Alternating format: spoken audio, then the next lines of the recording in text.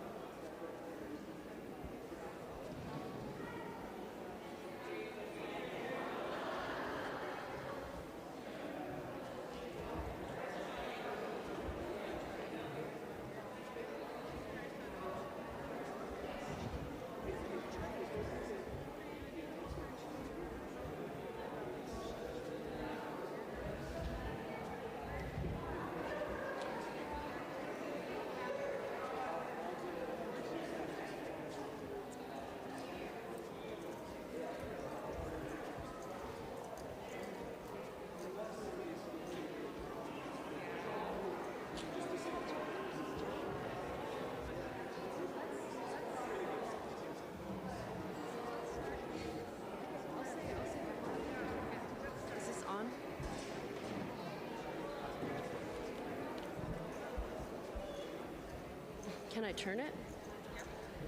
Like this? Oh, okay, cool.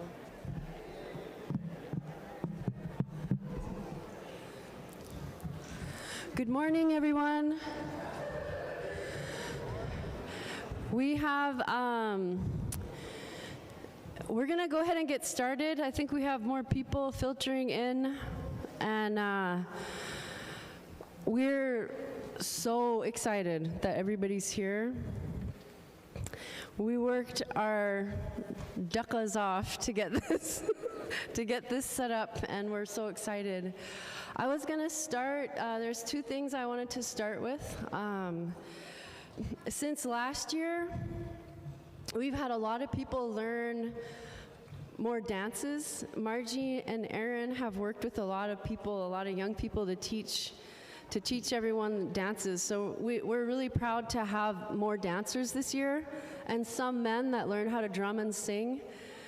So I was gonna have Gayla and Christina come up. Christina, Andrew, she's, okay, there you are.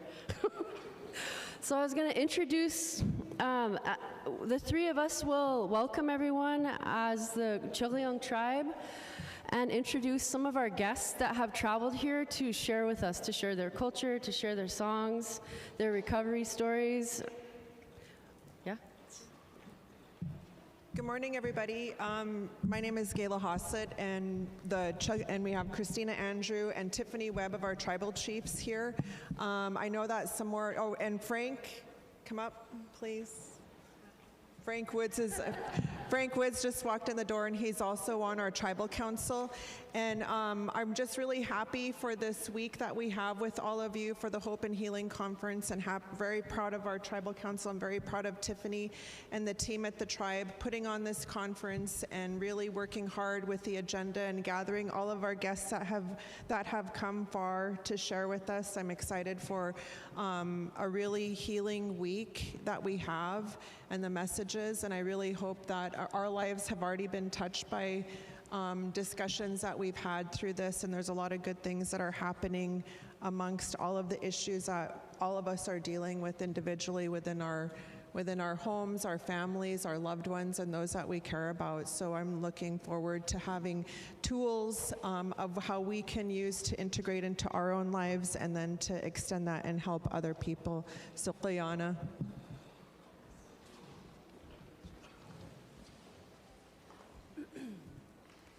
So, you want to say anything?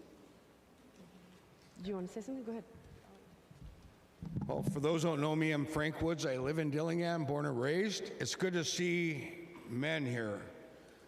We, growing up, I I had 8 aunts, 3 uncles, and raised by my grandmother. I'm ecstatic that, number one, we used to leave all the healing and all the women's stuff up to the women's, right? I had a real strong grandmother. She took care of us. But as men, I'm excited that now we're joining and doing the healing, but also part of these kind of workshops. This is a great welcome to Dillingham on a great sunshiny day. Enjoying the next 3 days. Thank you.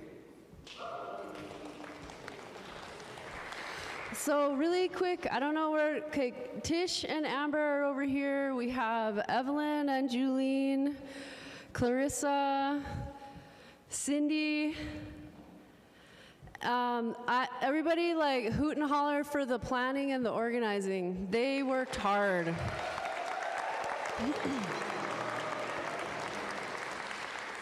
And I want to introduce Cody Dumac Pequeño. He's, you want to come up, Cody? He is we're super excited to have Cody here.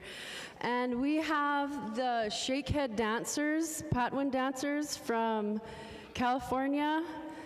We're our special guests. And then we have, over here at this table, we have Teresa John, Liz Sunnyboy, and Jim and Susan LaBelle. And all week, we'll be sharing all kinds of different things. Some of the things that we're going to talk about are going to be really intense, really heavy. But we're going to have a lot of yuhak, we're going to have a lot of celebrating, and we're also going to incorporate a lot of language work throughout the 3 days. I don't know, Otkik I saw somewhere. There she is, she's going to dance, she's going to yuhak with us. Okay, so I wanted to thank our guests for coming here, like a very, very sincere thank you. You traveled a long way. So I think we should yuhak. Let's start.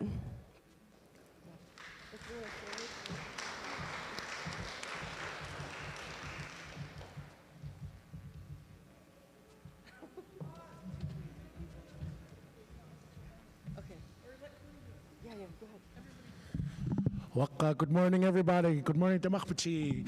If you guys would like to join us, you are more than welcome to join us. If you know the song, or even if you don't know it and just want to come and dance with us, our drums and songs heal each other, and we're here to heal this week, so come up and join us if you'd like.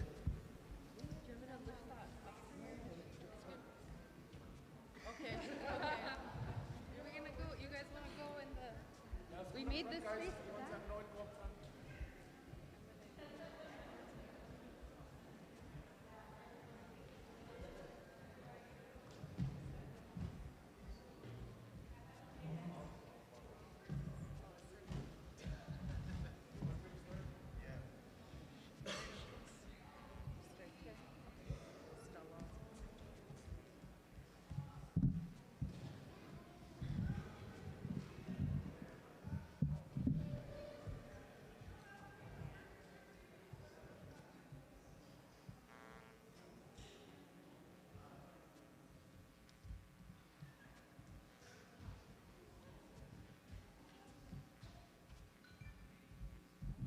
This first song we're going to do is Kuya Longa, and it was composed by my Appa, Joseph Ayagak Jr.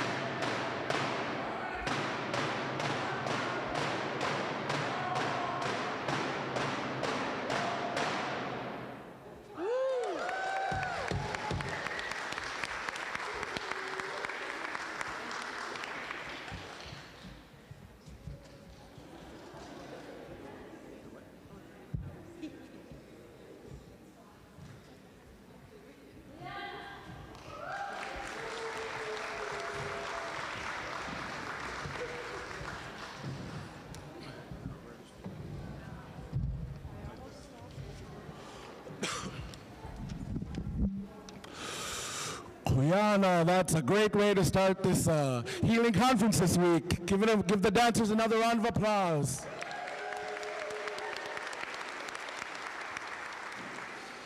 Before we get started, just a couple of housekeeping reminders.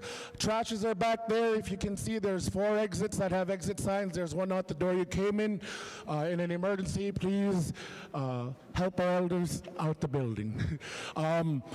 The children here, you kids, you cannot be playing in the hallways. You have to be in the gym, sitting down. No playing out there in the hallways. And then also for the cigarette smokers, you are not able to smoke on a school campus. It's a federal law.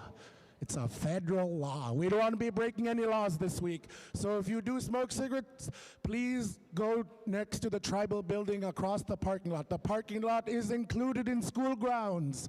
Please do not smoke on school grounds.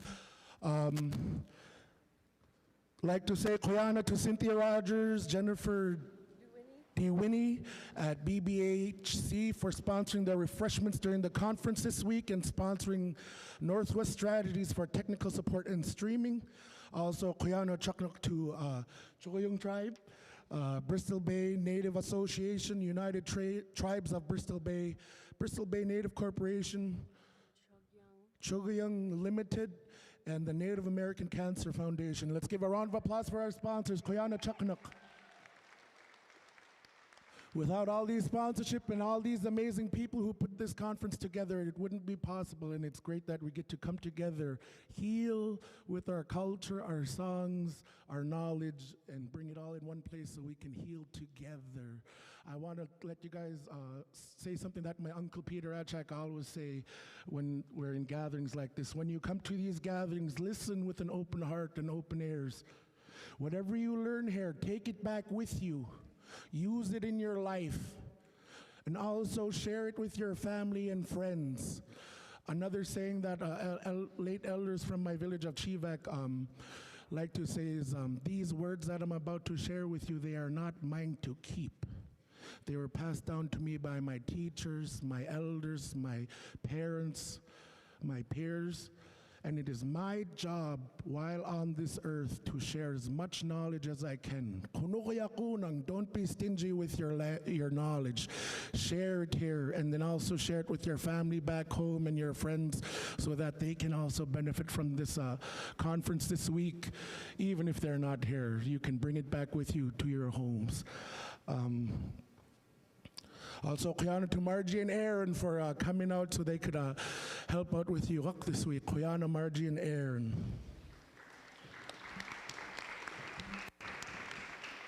You want me to introduce the 9 o'clock one? What's that? The 9 o'clock one? Yeah, let's, hold on, ask Amber to come up with her belt really quick. Amber, can you come up with your belt? And then we'll have EJ start. Okay. Yeah, I was just looking at Amber's belt just earlier. It's really beautiful, and she put a lot of hard work and effort into it, and it's just so beautiful. Just to let everyone know, if you set your mind to something, you can make something as beautiful as this too. It just takes patience and time. So I've never made a belt before, but I know we used to have dance belts here. I've never seen anybody in this area wear one, so I thought we need to start having dance belts again. And it's a little different than maybe a traditional one, but I prayed a lot when I made this, and I wanted to make something that like cuts the path between the past and the future. We have the trauma that we've experienced that's touched all of us, and then we have the future, the joy, all of the things we want our kids and our grandkids to have, and that's why we do what we do. So I put all those prayers into this, and William caught me, my husband caught me pike skin. He caught me pike, and I tanned it and skinned it, and so I put pike inside of these big hands with no thumb, and I don't know what they're called in Yupik. Maybe somebody else knows and they can educate me, but because pike eats sickness, and I wanted the pike skin to be there to eat the sickness of greed, because all we have is each other. Really, at the end of the day, all we have is our relationships with each other. So this belt that I made, really, it's supposed to signify one big, long day. And the symbolism of that is that colonization and trauma was such a short window in our history. It was really short. We've been here since time immemorial, and we had 200, 300, 400 years of trauma, but we have all this love and all this resilience that existed before and that still exists in our bodies. So that's the story of the belt, and I'm hoping other people will wear it and dance it. I think this is the second time I've danced it, or maybe the third, so it's really new.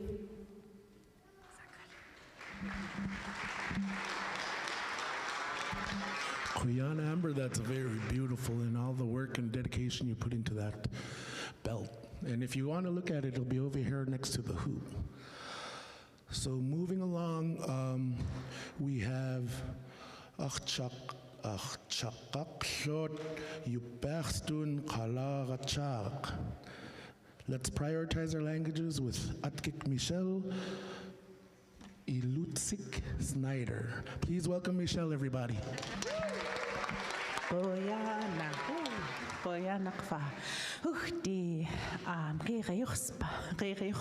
From all that yurak.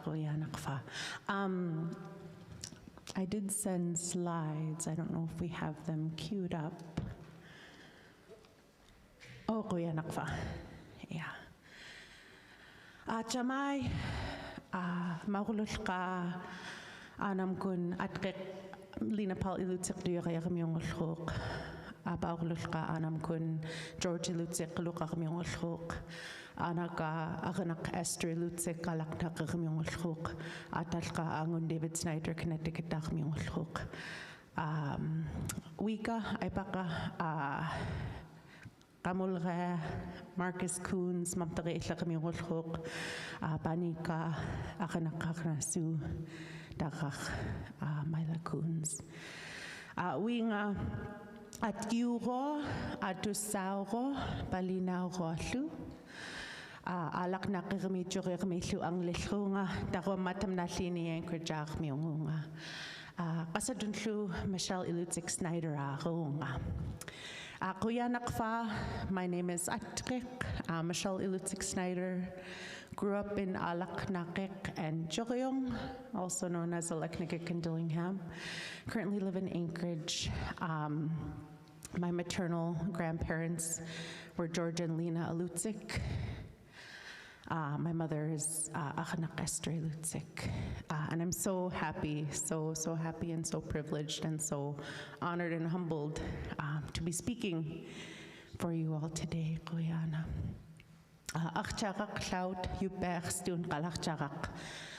Let's prioritize our languages. Let's prioritize our ways of speaking. Let's prioritize our ways of being as Yupek or as Native peoples.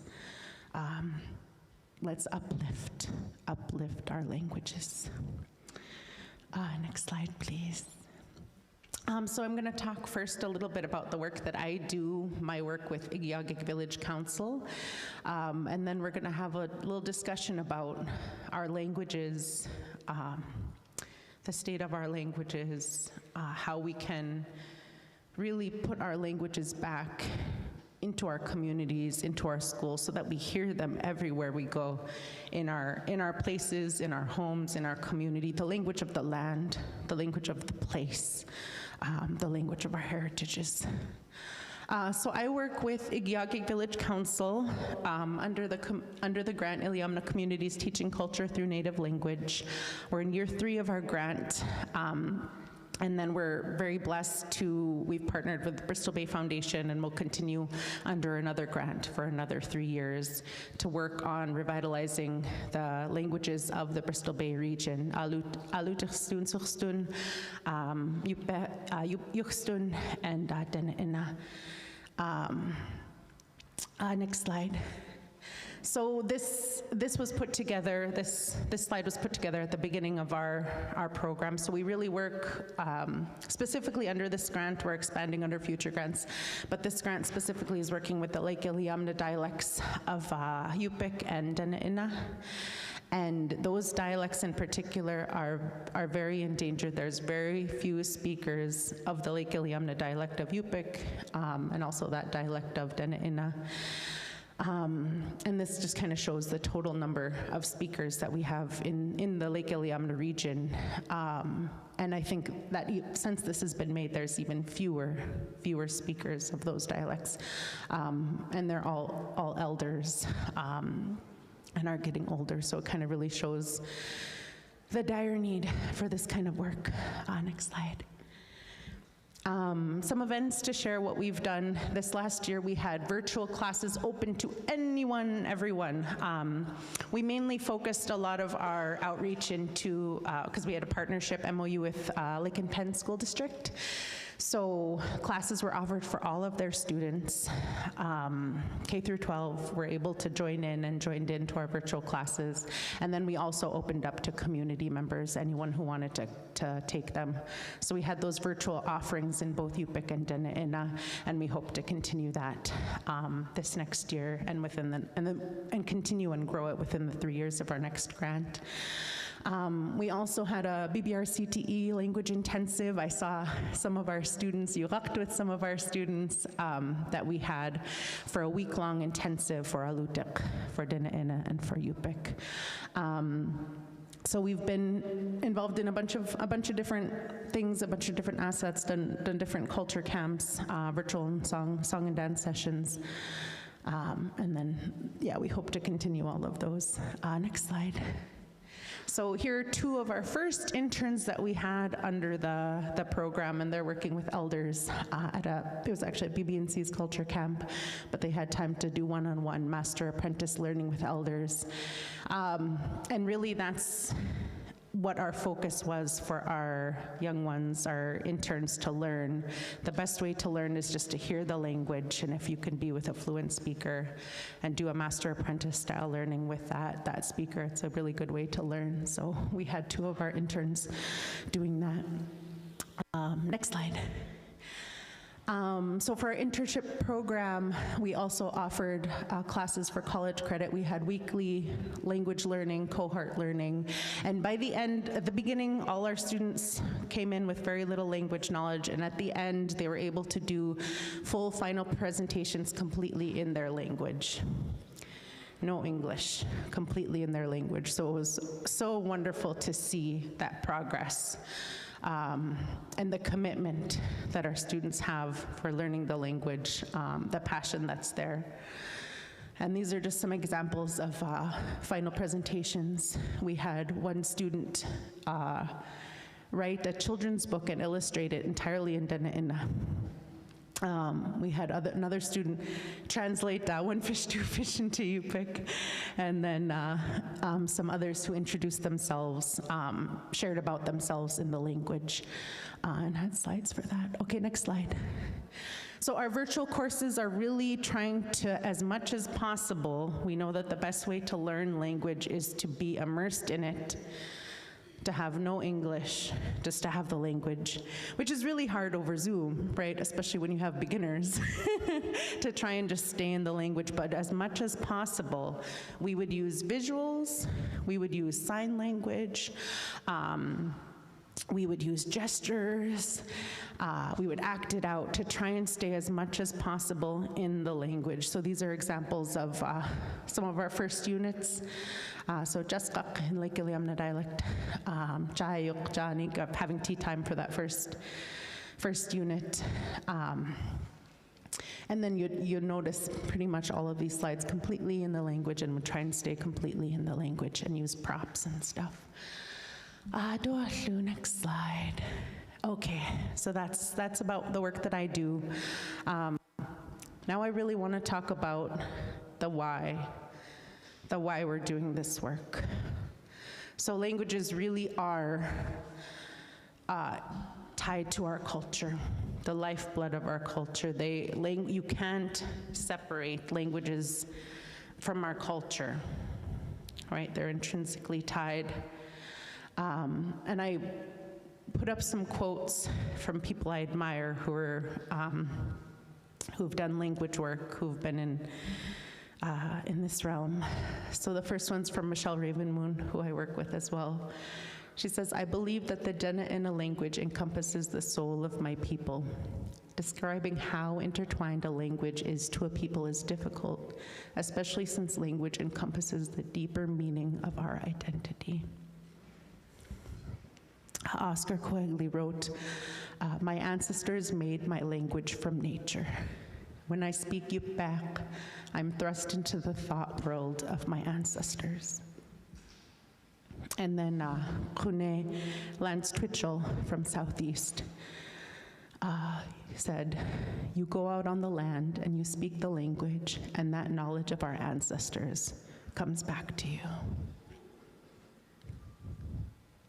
And I really do believe that our languages have that knowledge of the land, that our languages hold a lot of our histories, our stories, our deeper meanings, our beliefs. All of that is embedded in the language. And it's hard to fully appreciate if you just learn about it in English. It's hard to fully have that richness of meaning, right? Something's always lost in translation without our languages. There's that richness and beauty and connection to our land and our ancestors that's in our languages.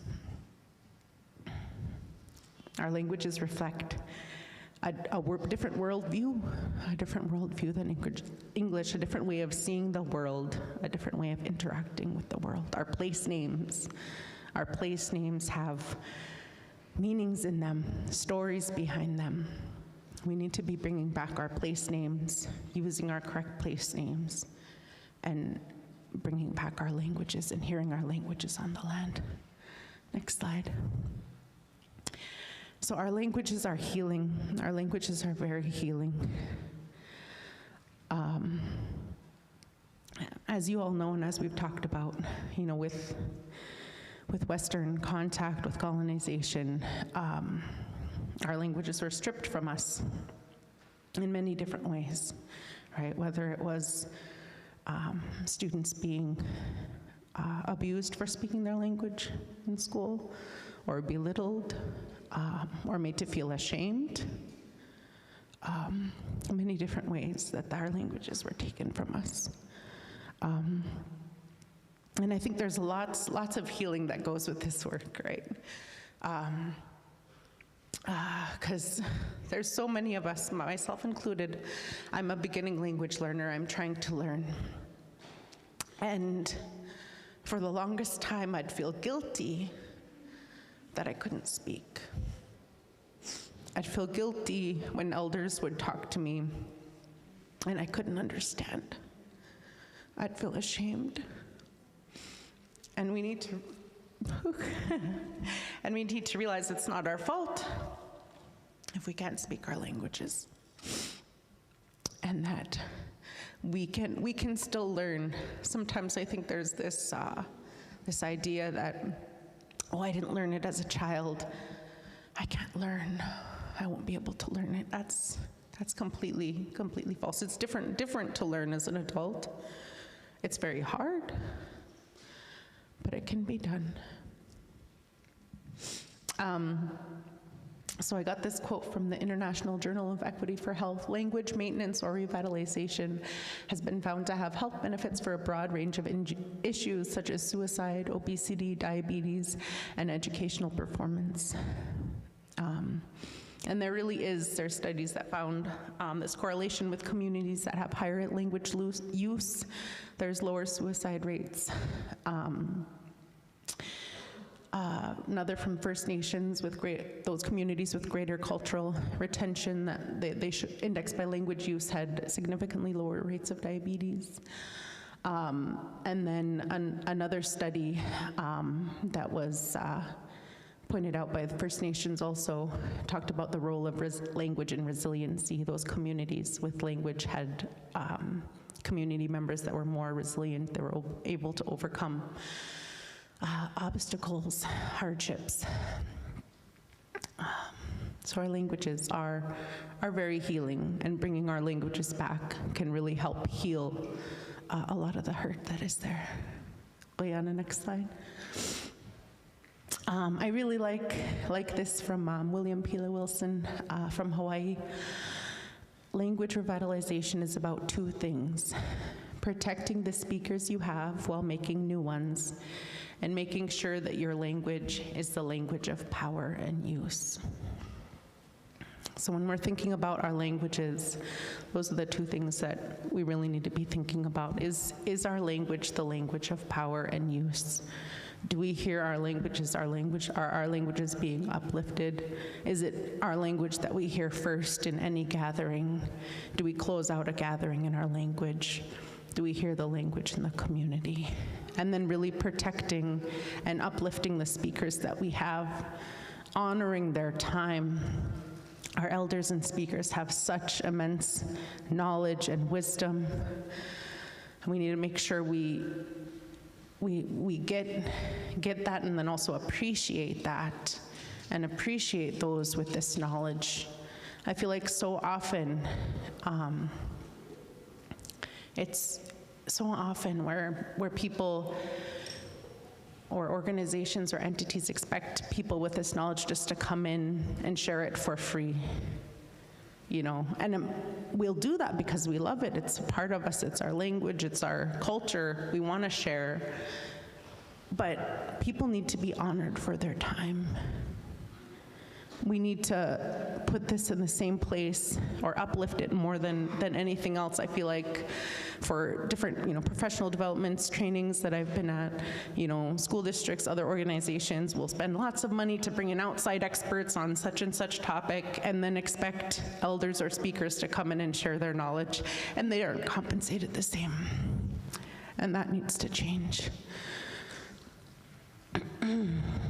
So what I wanted to do now, we'll do the next slide, is take a little moment to have a conversation at your table about what ways can we support our languages, and what ideas you might have for uplifting our languages. So we'll just take, I know we're a little bit behind in time, maybe just 5 minutes, just have a little discussion, and then we'll bring it back. Goyana.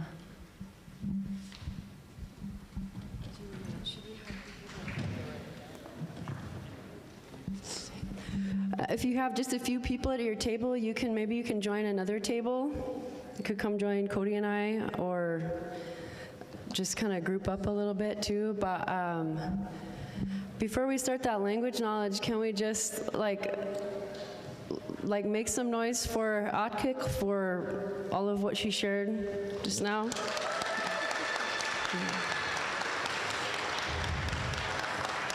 And then just kind of bunch together. I know there's people that speak different languages. One thing I'll say really quickly about lived experience, there's a document. I know that we're working really hard to decolonize how we do things, but there's a document that the Department of Health and Human Services put out recently about lived experience and equating lived experience to any other type of expertise and paying people equitably, paying people the same amount of money for their knowledge about language and culture as you would pay a doctor or a dentist for their expertise. And I think that takes a little adjusting. It's hard for people to get used to that. So I just wanted to share that there's a, like the government even has acknowledged this, that we need equity when we're sharing knowledge. And we need to pay people equitably for what they do and their lived experience. All right, I'll be quiet.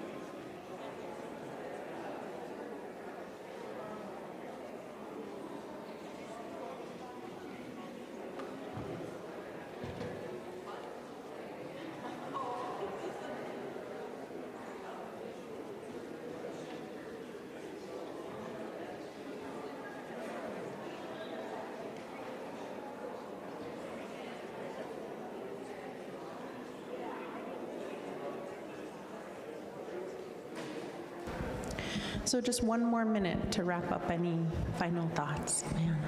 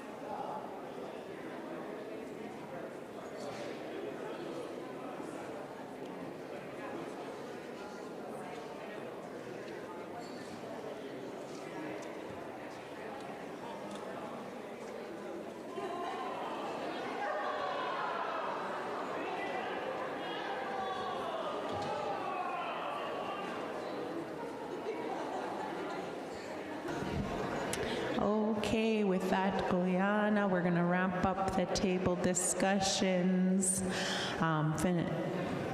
Yeah, everyone should finish their final sentence, final thought, and we'll bring it back.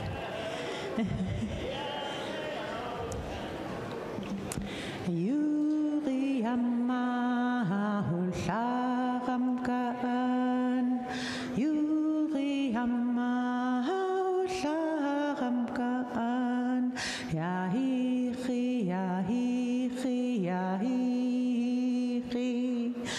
Yuri Amahul Sharamkaan, Yuri Amahul Sharamkaan, Yahichi, Yahichi, Yahichi. Liana. Most effective way to bring everyone back. Yuriama Sharamkan, Chuna McIntyre shared that song with us. Come to present myself to you, my whole self, my whole spirit, my whole person. Dotlu wanted to see if there were any tables that might want to share any of the conversation that they had, anything that really stood out to them. And maybe I'll start by sharing something that came to my mind. So we taught, as I said, we taught that virtual language class, Yuchtun and Dana language class. And we had to offer it during the school day for the LPSD students during their school day. But other community members were invited, and we had a number of people reach out asking if it was going to be offered at another time, if it could be offered in the evening because of work, because people have to work. And that really got me thinking that what are our organizations, businesses, schools in our region doing to support our language? I feel like it should be a part of every organization, every training for employees, for teachers, for people in our community. It should be a part of that, to learn our language. It should be a part of onboarding for an organization. It should be part of teacher orientation. Our languages should be a part of every business, every organization. And so when people, reach out who are, and I know there's, different scheduling conflicts and such like that, but I feel like that should be a priority for businesses to allow people to take the time to learn the language and find ways, if those times that are available aren't working, to find ways to bring it into the organization. And another thought I just had, I won't say which school district, but it was a school district in Alaska.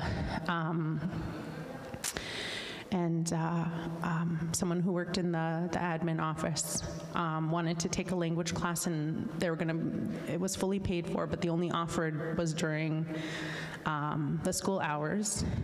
which she could make work, but she had to clock out in order to do that. It's like we should be encouraging our employees and as much as possible making the space for our languages, and we should be hearing our languages everywhere. We need to really uplift, prioritize, put immense value in languages. Those who can speak our languages, they should be compensated more for speaking our language. There should be that honor that's placed upon our speakers. Because I know for a lot of speakers, they often get asked, you know, I guess depending on where they work, but they get asked outside of their job duties to, oh, can you translate this? Oh, we want to incorporate this language into such and such. Can you do this real quick? As if it's ever really quick. I'm like, or you know, if you're working at a store and someone who comes in we should be able to speak our languages in the stores. We should be able to speak our languages everywhere. Anyway, okay. Anyone else want to share anything that they came up with during this table discussion?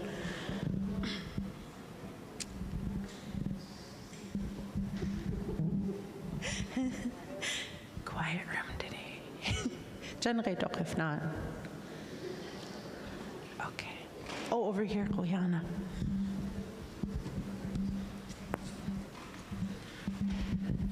So the discussion we kind of had was, you know, there's a lot of different tribes who are re-immersing themselves in language and learning. And like you said earlier, it's a little easier when you're younger to pick it up, but as you get older, you know, even some of the different people say words different because we speak different. But I think as long as people remember what language is meant to communicate. It's not meant to say, oh, you said that wrong, and I feel like nowadays when we're learning, we're too busy correcting and not understanding the beginning of languages to communicate. Instead of using it as a tool to say, I guess it's the colonized mind that we still have to correct and say, oh, it's wrong. But to remember that language was meant to communicate, and instead of correcting, let's just keep talking. Let's keep the conversation going. And I think so that was kind of something that we talked about, that I guess to remember what our language was used for. And it was to do this, to communicate to one another so that we can have dialect and conversation. So, yeah. Yeah, and that's something that we come across, sorry, I really come across too as a language learner and as a language teacher, the hesitancy for people to speak because they're worried about saying it wrong, and that we need to get past that. We need to be vulnerable and open to making mistakes, because that's how we learn. And it's really hard because I feel like for so many of us, there's this feeling that this is my language, this is my ancestors' language. I should know it, I should be able to speak it, I should sound right when I say it. And so you have that thought and you have that pressure and you don't want to say it wrong. And I think that really stops a lot of people who otherwise might speak. And I think we have to remember that, you know, when little ones are learning to speak, little toddlers, they'll make some semblance of a word, right? Ba, that's a ba. Oh yeah, that is a ball. Yes, you're right, good job. Instead of, no, it's ball, you know? And we need to give ourselves the same grace and give the learners the same grace. And be okay, you know, be okay with that. And as teachers too, need to realize it'll take a while until people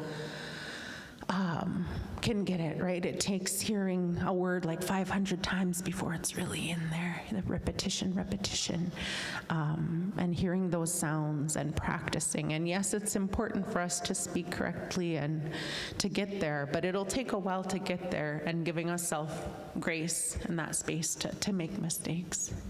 Yeah, so Oyana for bringing that up.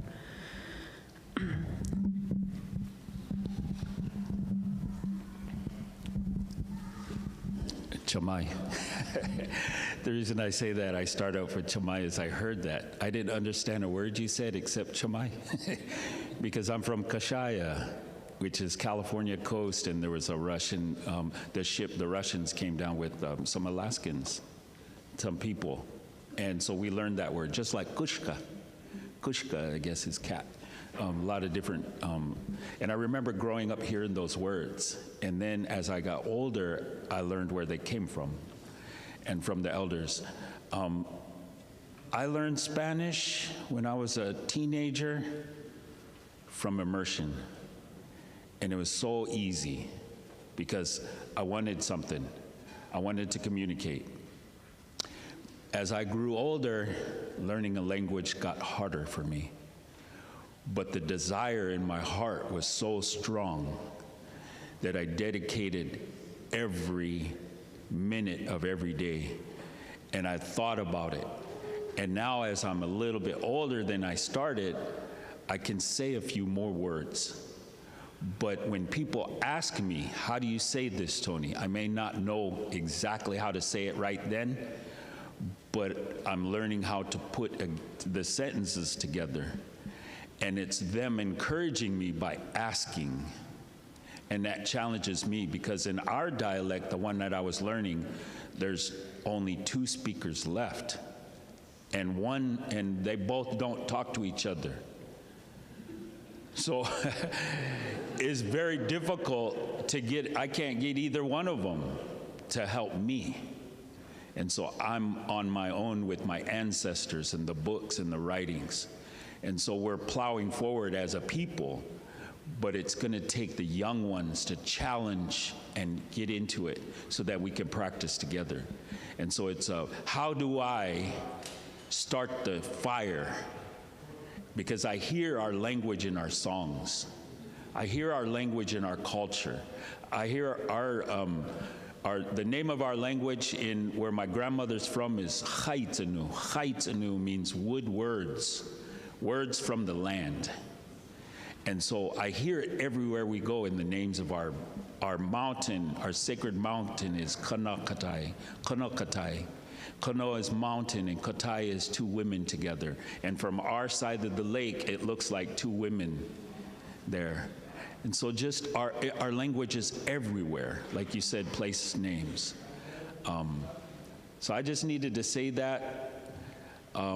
Learning language is hard.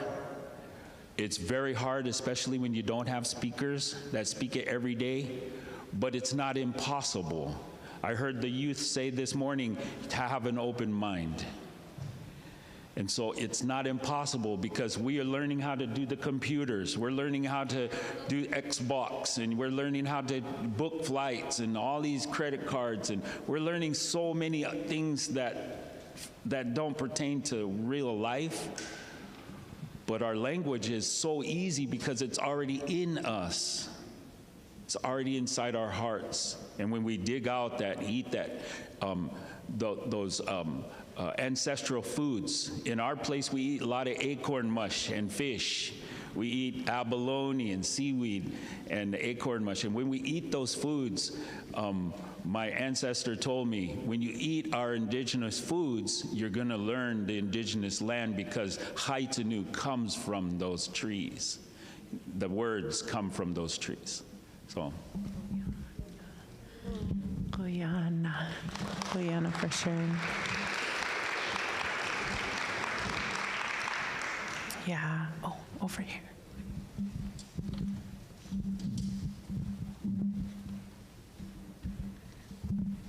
One of the conversations we had, it kind of goes along with what you were saying about, the person not being able to use work time to learn the language. We have our people in positions on committees, councils, boards, and they can use those positions to affect change in positive ways that incorporate our languages into our businesses, our schools, and it's another way to uplift. Guyana.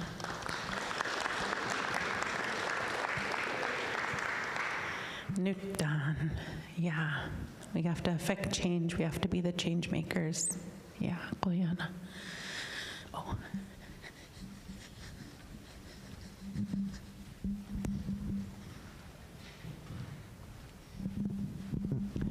We had a discussion on our table, Dillingham and Clark's Point, that is located 15 miles downriver. In our community, we have a language program through the Southwest Regional School District, and it's all done telephonically. I look at the children that are learning the dance and language, and thanks to the Village Council and other programs available, they're learning to dance. And it gives me great pride in seeing that, because I did not learn that as a child. In fact, I received my first native name, which is Chiqiraq. It means to give, 32 years ago when my mother passed away. My dad, when he married my mother, and she was from Chilean here, spoke the native language to her with not a word of English for 3 years, and she learned, and then she spoke it fluently. Unfortunate for some of us that went away to boarding schools, we didn't learn the language. We were moved from our homes from the age of 12 to 17 or 18, so we did not really learn the culture. In Dillingham, the language is not offered as a class, and I encourage the two youth to go to the school board meeting and ask them to put that as a secondary language in school so that they too could learn the language. I feel that equity too should be something made available, whether it's through the tribes, the corporations, the different nonprofit organizations, for their people to be compensated for speaking languages. Like I said, I never learned the language, but it gives me great pride in seeing children starting to speak. I have grandchildren, 16 in fact. The two youngest live with me. They're 4.5 and 7.5, and they're learning the language. They're from Michigan. And it gives me great pride in seeing them learning the dance and the culture of our people. I get very emotional when I see children speaking and dancing, because it comes from my heart, something that I've never learned and that I want to be learned. And someday I hope to be immersed in that. As an elder, I encourage all the youth in our community to keep learning the language and the dance. And it's always nice to see that little spark of hope from the children, because they're being recognized.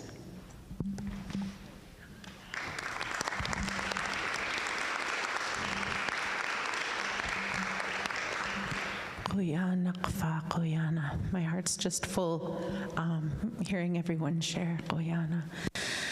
And as you were sharing too, I was thinking about our project director for the grant that I'm under. She's Yuchi. She lives down in Oklahoma, and growing up, when she was young, when she was high school, she made a commitment. She was learning Yuchi. She learned it as a second language. And she made a commitment when she was in high school to learn her language, and that her children, she was only ever going to speak to her children in their language. And she has 4 children, and she's only ever spoken to them in Yuchi. So you can make that commitment. It makes me think of myself too, because I have a 2-year-old who I also need to commit to speaking more. English is such a bully language. It's so easy just to start speaking in English. English is everywhere. We hear English everywhere. So we need to make a commitment to be speaking in our languages. And with that, we'll go to the next slide. I know I'm over time, but we also, is it okay if I go on for just a little bit longer?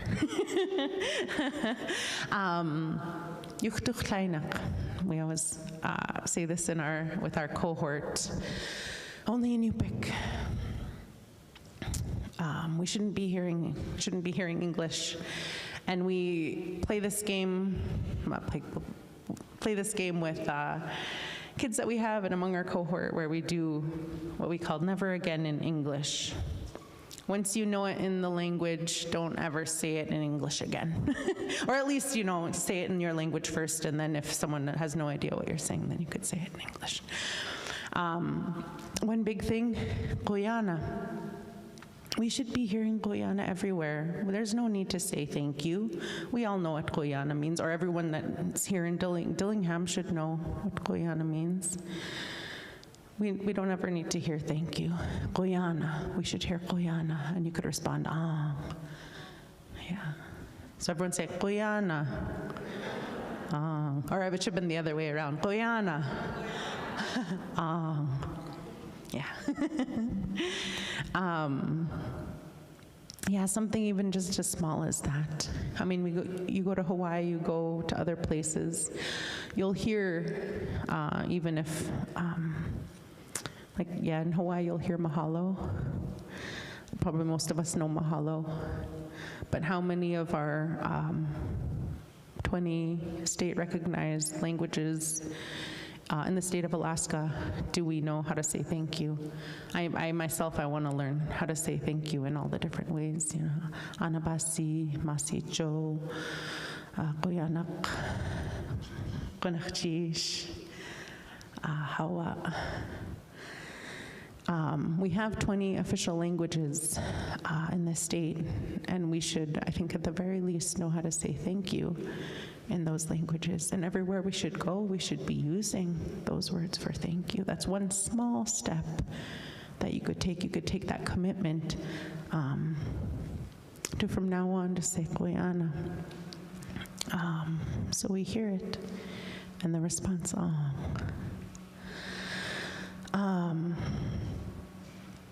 okay.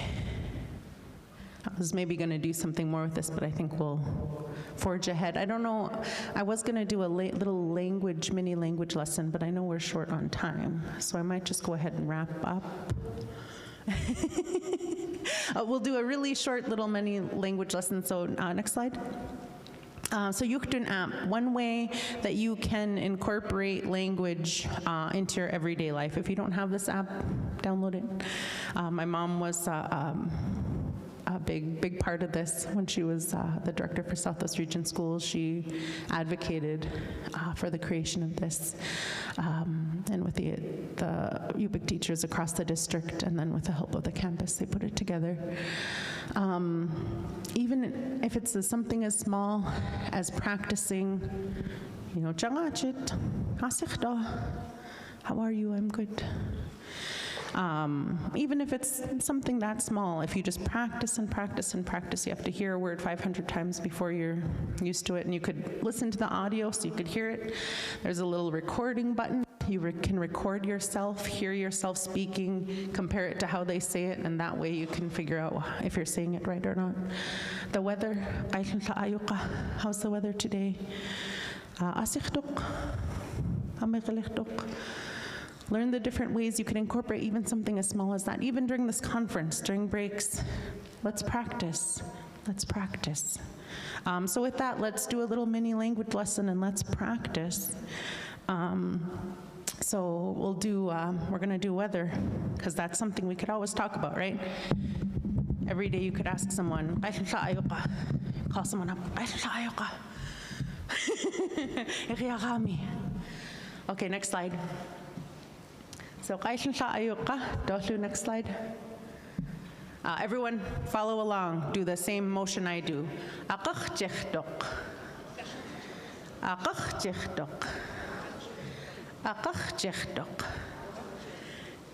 Next slide.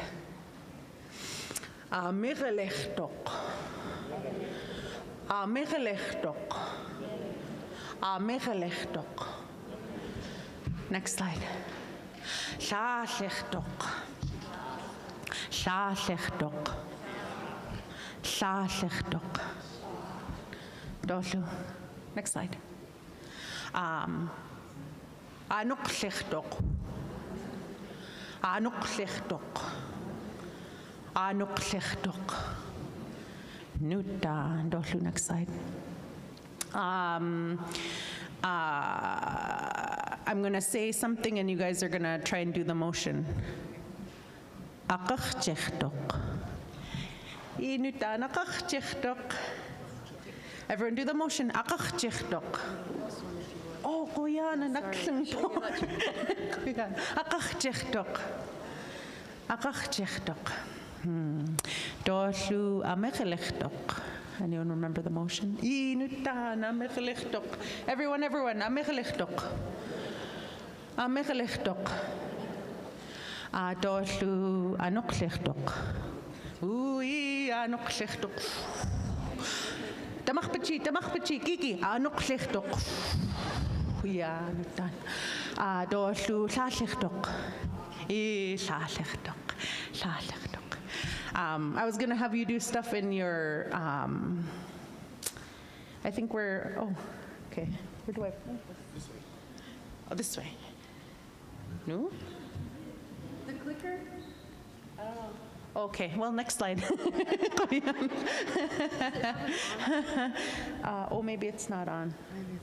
So we were going to do this, but I think in just keeping cognizant of time, during your breaks, find someone to practice with. If you don't know how to pronounce, download that Yuchtun app. If you don't have it, it has all the pronunciation. You could practice the lesson on whether and there's different ones too that you could learn. And then I would encourage those speakers that can speak during the breaks, let's hear the language in the room too. Guyana. With that, we'll go ahead and next slide. I think that's all I have. Oh yeah, just again, I wanted to quickly say this quote: "Believe that our language is a gift from our Creator. If we don't use it, we are not fulfilling our responsibility. If we don't give life to it, we are neglecting to perform our duties. Our Creator has created from us the world through language. So if we don't speak it, there is no world."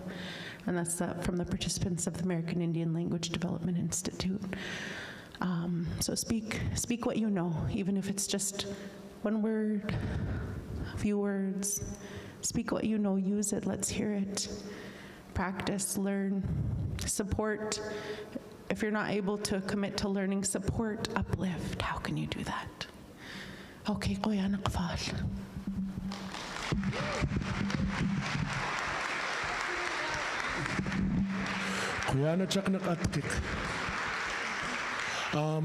If you guys have your tickets, we're going to do a few door prizes before we go on a quick break.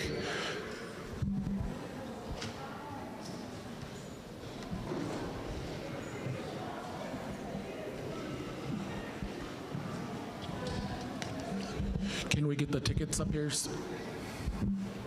Yeah. We need someone to pick a ticket. Pick 3. All right, we got a couple of berry picking buckets with some swag. Looks like a sweater in there from United Tribes of Bristol Bay. And then also we got this real awesome water bottle from the hospital. Okay, let's randomly pick someone to, don't look. You can't pick your ticket.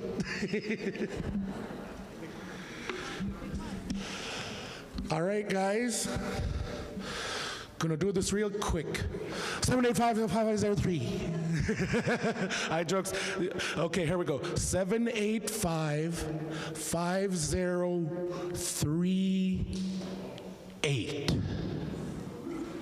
5038. Oh.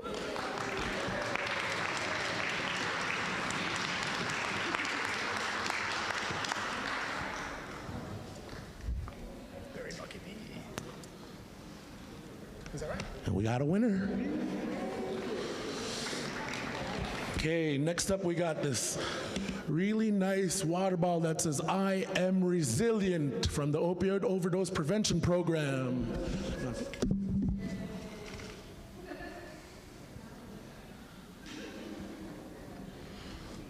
Okay. 785-5053. 5053.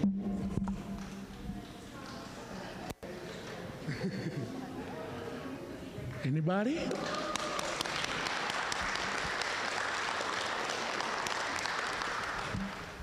We have a winner. All right, last one until later. We'll have more door prizes, so don't throw away your tickets. This one's for the other berry picking bucket. Whoever wins it better go, if you want to donate your berries to me. I jokes, I'll go pick my own. I'm young. Okay, last one until later. 785-5095. 5095.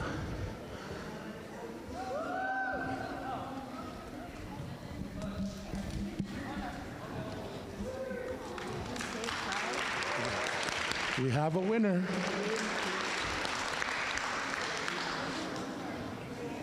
Oh, look, we can do one more. So pull your tickets back out.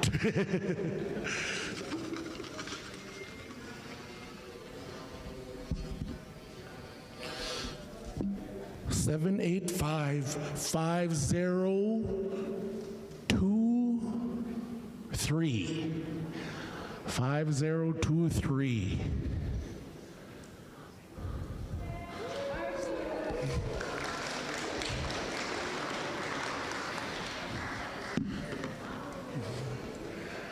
All right, save your guys' tickets. Before we go on break, I wanted, hello? Okay. Before we go on break, I know I forgot to introduce myself to you guys. I am Cody Pequeño. I'm originally from Chivac. My Chupik name is Dumaktak. I am the son of Mabel and Richard Pequeño of Chivac. Oh, and I also forgot to say my other Chupik name is Nauchiralga, who is Chikirak over here. She is my namesake wife. And I forgot to mention, we met, I believe, 8 years ago at Elders and Youth Conference. That's where I met her and realized that we're married. She's named after my great-grandmother, one great, not two, my great-grandmother, the late Mary Friday, and I'm also named after my great-grandfather, the late Joseph Friday, Apangak. So it was good. I recognized your name when you said Chikirak, so there's my wife over there. But just a heads up, bathrooms are in the hallway to the right, and if you guys need to use them, there's still more refreshments in the back. There will be lunch provided later on, and we have in 5 minutes. A 5-minute break.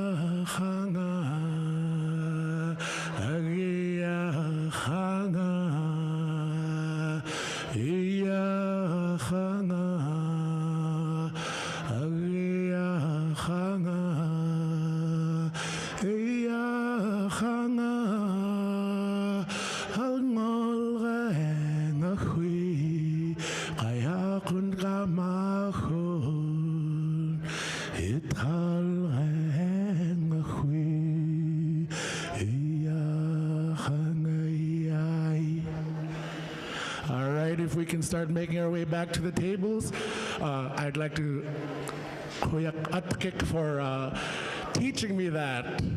That's a really great way to get everybody back to their tables and back on the program, is just start singing.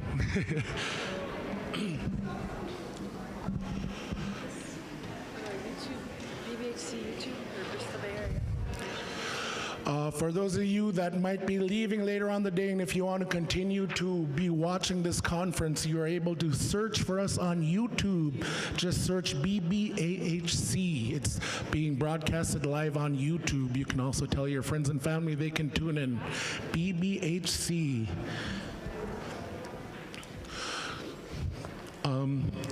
Just want to give a heads up, if anybody wants to dagavak, to smudge, to cleanse themselves, we have some ayuk over here, and we just stepped outside in the back to smudge. So if anybody would like to smudge, here in Alaska, in our region, the Yupik area, we use ayuk, Labrador tea, to smudge ourselves. And when you do that, you do it with good intentions, and you just wash away all your sickness, sadness, the bad energy, and welcome the good energy. So there's ayuk over here if anybody wants to smudge. If anybody has hot water, you can have ayuk tea. But yeah, if anybody wants, it's there for your for you to use. We had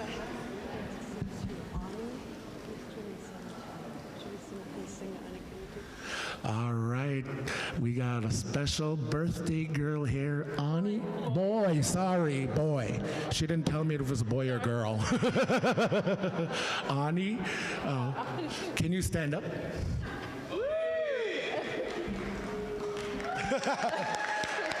All right. Ready? You want to start? We're gonna sing Happy Birthday in Yuchtun. I don't really want to hold the microphone to sing the, yeah, you, yeah. Ang nekanutik espanun, ang nekanutik espanun, ang nekanutik ayunani, ang nekanutik espanun. Ang situten espet, ang situten espet, ang situten, ang situten, ang situten nani. Kuyana, I'm very glad you could spend your birthday with us today. You want more? Oh, I was like, we can sing more. We got other people who can sing. Let me get my schedule.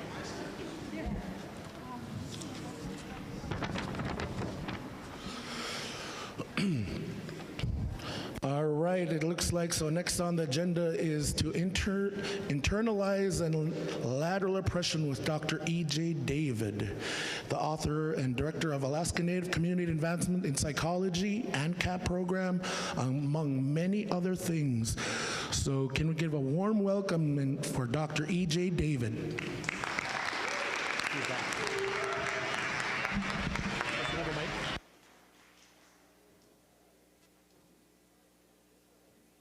You want me to bring it over there? I got it. I'll hold it. I'll hold it. Okay? Yeah, you got it. Hello, hello. Good morning, everybody. Let's see.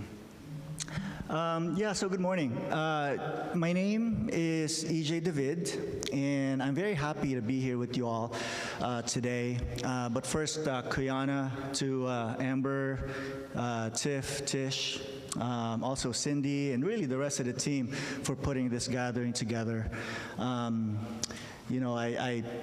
I really am enjoying my time here in Dillingham.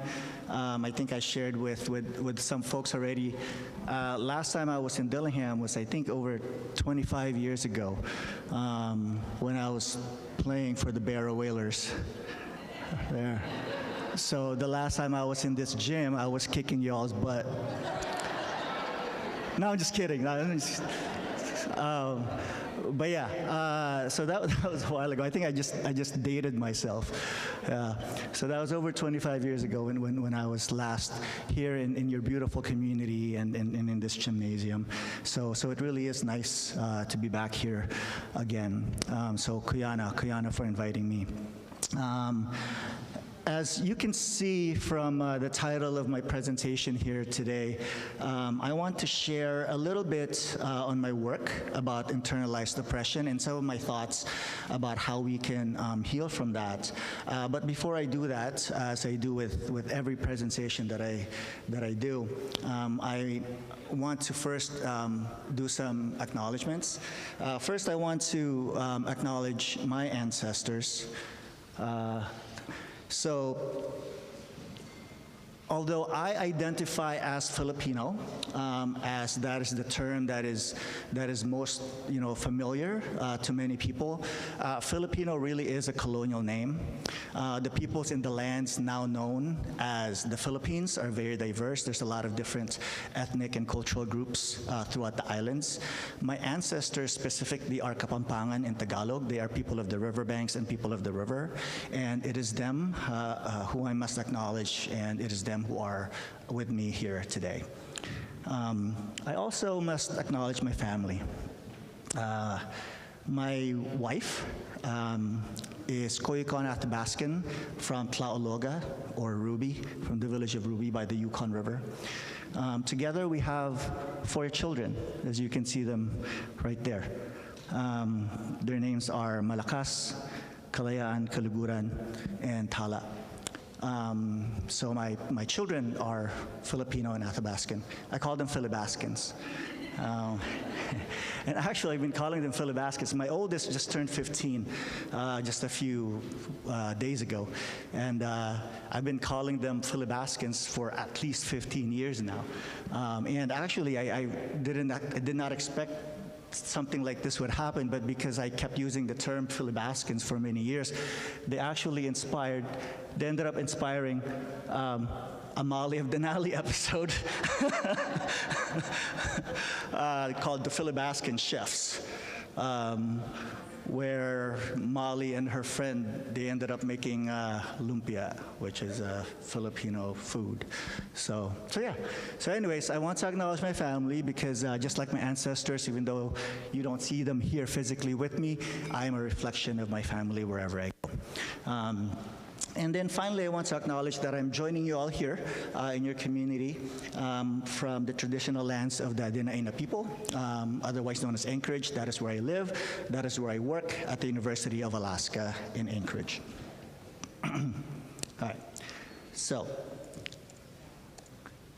All right, so in my time here with you all, I want to share some of my thoughts for how we can heal from the damages of a sick world. Can you all see from over here? Okay. So there are many changes that need to happen. There are many ideas, and the brilliant people who will be sharing their knowledge and their wisdom and their experiences with you all in the next few days will have their own ideas for how we can heal. So these are just really my humble attempt to share from my own work, from my own experiences, and to supplement, what many other people are also going to share with you all. So these are not definitive. I am not I don't consider myself an expert or an authority figure. I see our healing really as an ongoing process. It's an active process and hopefully a collaborative one that hopefully we can all figure out together. Also, I want to just preface my presentation here with a disclaimer, I guess, that my training is in psychology. Specifically, I'm a psychological scientist, and I look at the mental health effects of colonialism and more modern forms of oppression among different groups of people. And so my presentation here is going to be influenced by that, but not just that. My presentation here, what I will share with you all today, is also impacted or influenced by my personal experiences. My experiences as a Filipino-American immigrant man who are not indigenous to these lands, but with a family who are indigenous to Alaska. And so my perspective are shaped by all of those factors. Okay, so as you can probably guess right here, right, with this title, I want to share some of my thoughts about how healing from a sick world can happen. Now, before I get to talking about that healing though, right, I want to first talk about what the damages are that we're trying to heal from, okay?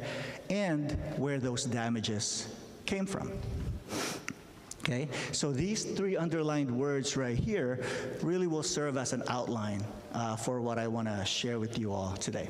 So let's start with what I mean by a sick world. Real quick, you know, I know that we've heard the term colonialism many times.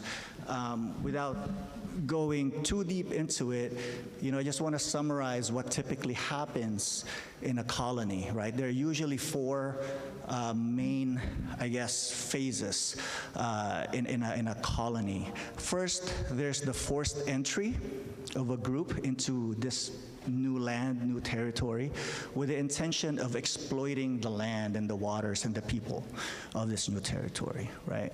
And for them to be able to do that, right, they need to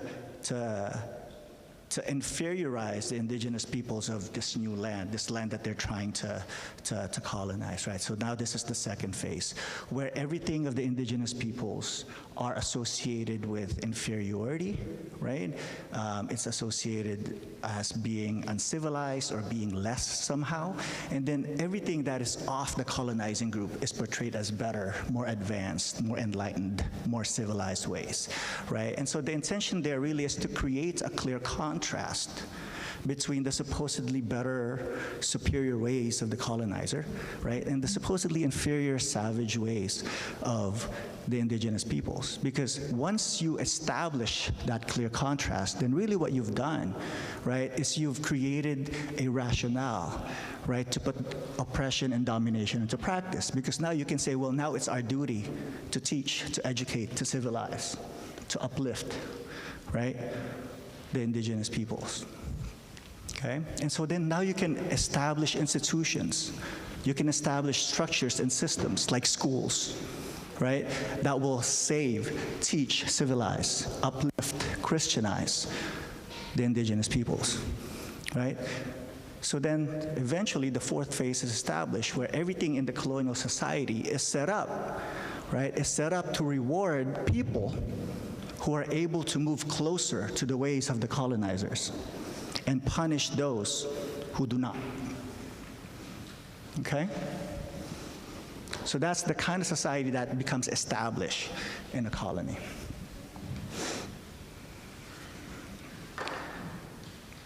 I heard Tiff earlier in the opening say we're going to be talking about heavy stuff. We're going to be talking about heavy stuff now. All right. So let me tell you a little bit more about myself, right? So I was born in the Philippines. So even my name, EJ, you all know what EJ stands for? Probably not. It stands for Eric John. You know why? Because my mom, when I was born, my mom had a big crush on Eric Estrada. Some of you may know who Eric Estrada is, but some may not, so the younger people may not. But like back in the 70s, 80s, there was a very popular TV show called CHIPS, California Highway Patrol. And Eric Estrada was one of the police actors acting as the police, right? And so my mom had a huge crush on Eric Estrada, and so when she had her firstborn child, she named me after a Hollywood actor, Eric. And then John, so the J in my name, John is after Pope John Paul II, because my mom was also very Catholic, right? And so I share this with you all because my name, Eric John, is literally a reflection of my people's colonial experiences, right? Eric is after a famous Hollywood actor. It's a reflection of really US colonialism on my people. And then John, Pope John Paul II, after the Pope, is literally a reflection of Spanish colonialism on my people. So I am an embodiment of colonialism right here in my name, okay? And I grew up in a context, really, where light skin, right, was admired, and English was valued, and indigenous peoples of the islands were regarded as backwards, okay? The education I received in the Philippines, right, reinforced and perpetuated these inferiorizing messages, right? I grew up in a context where English and one's ability to speak and understand English fluency and proficiency is regarded as an indicator of intelligence, okay? And where people who cannot speak English or who cannot speak English without an accent are regarded as lower class and stupid, okay? It is a context where everything that was quote unquote made in the USA was regarded as of better quality and for the rich, and everything that was local and made in the Philippines was of poor quality, right? Valued less and only for the poor, okay? I grew up surrounded by many friends, relatives, elders, teachers, right? Authority figures who constantly talked about different ways to lighten their skin, okay? Many would use, as you can see right here, these are skin whitening products, bleach, soap, right? Even tablets, right? And now you can actually get IV drips to whiten your skin, okay? I grew up in a context where, and again, this is the Philippines. This is like a land of over 7,000 islands in the middle of the Pacific Ocean, close to the equator, where the sun is out all the time. But I grew up in a context where people lived like they were afraid of the sun because they did not want to get dark.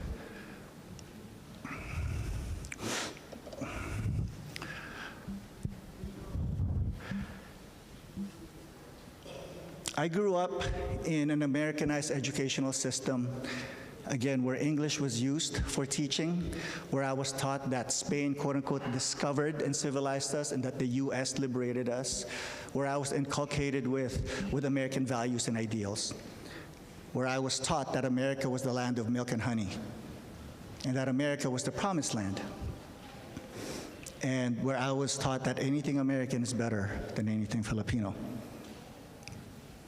And just like what they did in North America, the United States established a public school system in the Philippines to miseducate my people.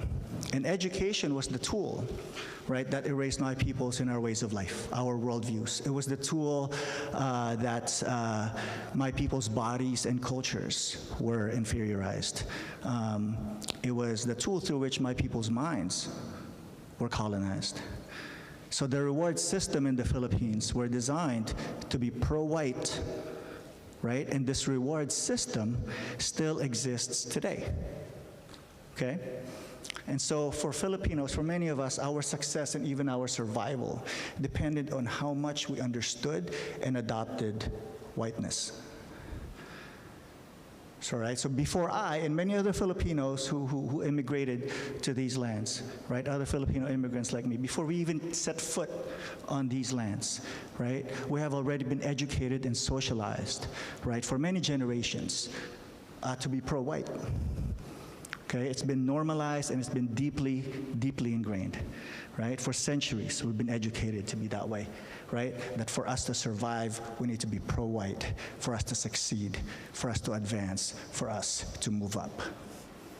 So what I'm showing to you all here are political cartoons during colonial times in the Philippines. And I don't want to go into too much detail into many of them, but I do want to highlight a couple. This is President William McKinley giving the Filipino savage child its first bath, right, with the waters of civilization. Yeah. And so then I came to the United States. So this is me, circa 1994, when I moved to the United States. And that's my little brother. So this was the time when I was regarded as an alien, officially an alien. And my education here in the United States did not challenge the miseducation that I received in the Philippines, which is not surprising, right? The United States was founded on stolen indigenous lands, right? It was built on the backs of enslaved black people, right? This country was built on the myth of white supremacy. It's not surprising that the institutions in this country, right, the educational institutions, for example, will reflect white supremacy, right? It's the air that this country breathes, right? So it's not surprising then that the people who are trying to be part of this country like me, right, and other immigrants like me, right, end up breathing this air of white supremacy. It's inevitable because we need it to survive, right? We need to be pro-white, okay? And so I say all of these things because my experiences and my people's experiences are not unique, right? There are other peoples throughout the world who have had similar oppressive and colonial experiences, right? Communities who were forced to assimilate and to be pro-white to survive.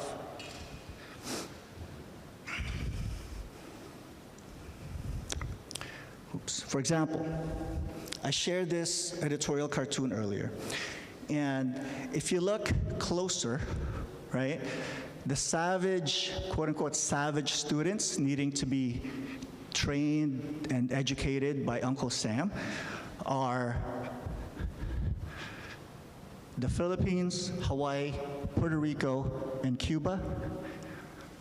And then back here in the back of the classroom, you have a native man back there, okay? So here you see the colonial and oppressive links, right, between different communities of people.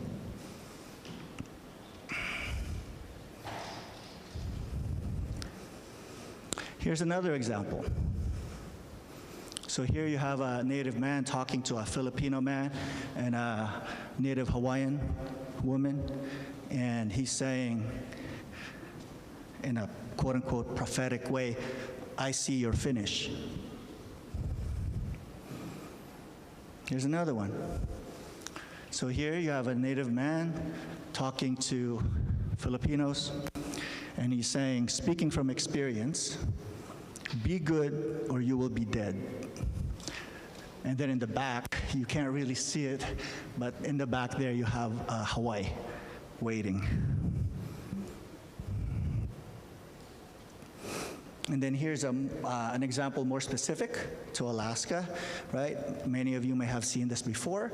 It's a picture of a boarding school with Alaskan Native children. This was around 1914, and if you look closely at the sign on the wall, it says, "Please do not speak Eskimo."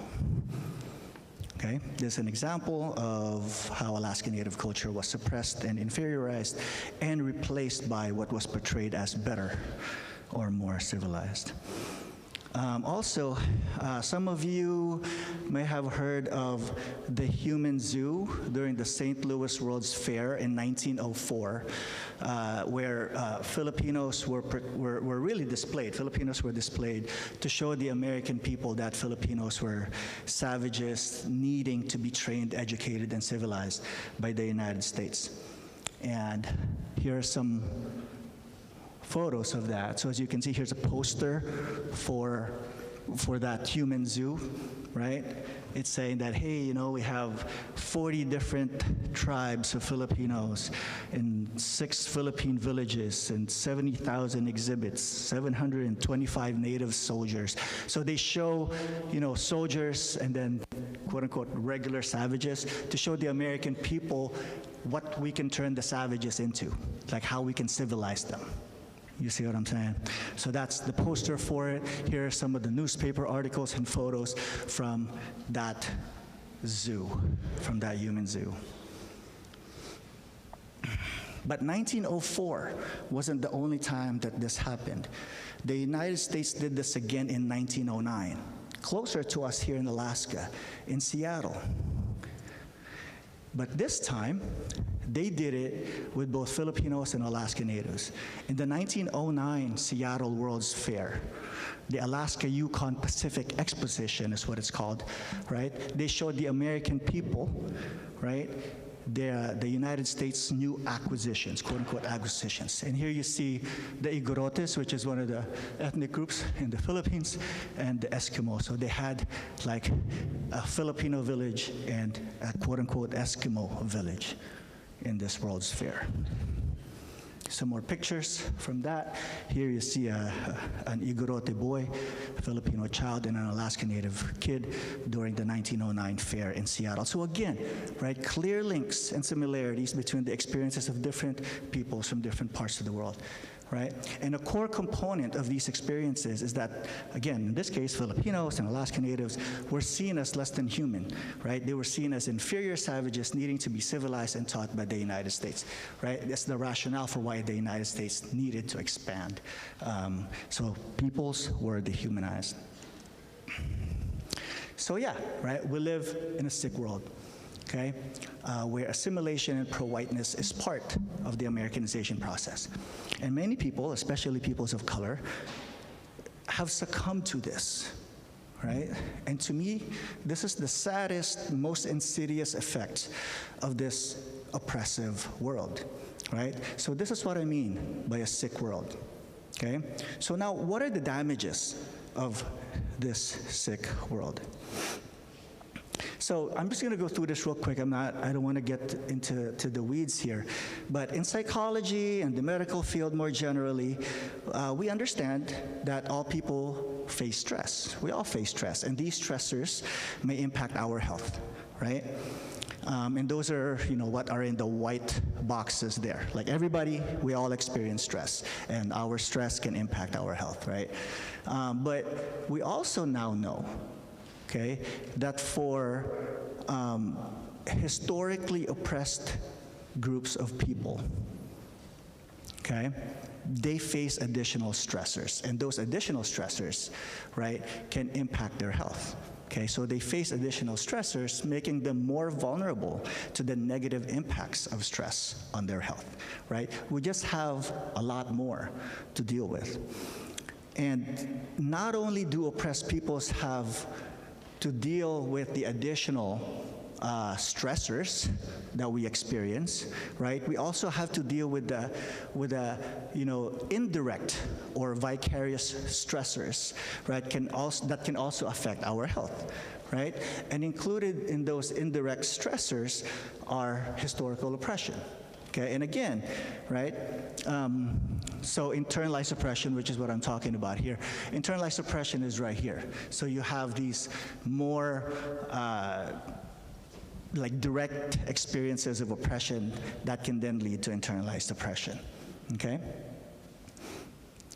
And so then the research on how oppression affects people of color and other oppressed groups, the research has been pretty clear, right? It can lead to poor mental health, it can lead to trauma, poor self-esteem, lower life satisfaction, substance use, suicidal ideation, right?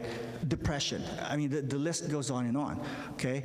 But as I mentioned earlier, oppressed peoples don't just deal with the racism that they directly experience, we also deal with the experiences of racism that our friends and our family face, right? But not only that, we also deal with the racism that other people who we may not even know or who we are not even related to, but they look like us, right? And we are affected by that too. Okay? So if we see someone who looked like us treated badly, that vicarious oppression affects our health too, right? When we see maltreatments of our people on TV, when we see on TV how our people are dehumanized and othered and inferiorized or terrorized or murdered, we feel that too. It activates our flight or fight systems too, right? It makes us anxious, stressed out, maybe even scared, maybe even depressed too, okay? We lost sleep because of that too, okay? So we don't need to directly experience oppression, right, to be negatively affected by it.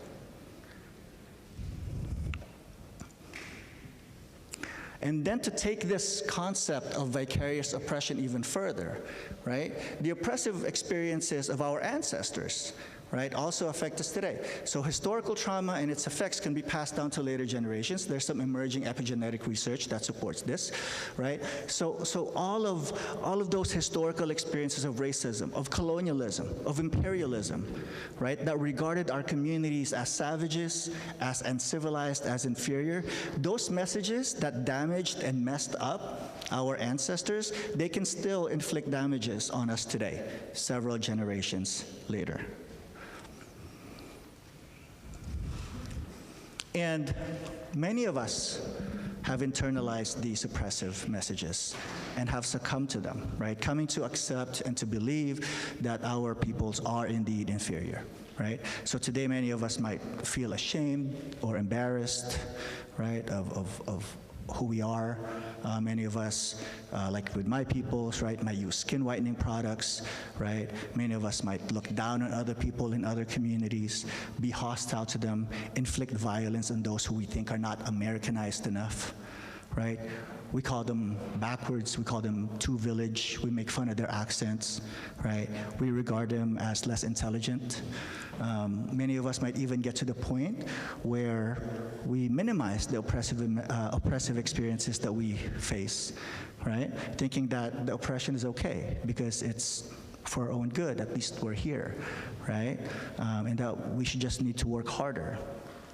Just work harder on our accents, work harder on our math homework, work harder on our jobs, work harder on being American, just work harder on becoming white so that we can avoid racism. This is what many people refer to as lateral oppression, right? And many of us have become convinced that the closer we are to whiteness, then the better off we will be.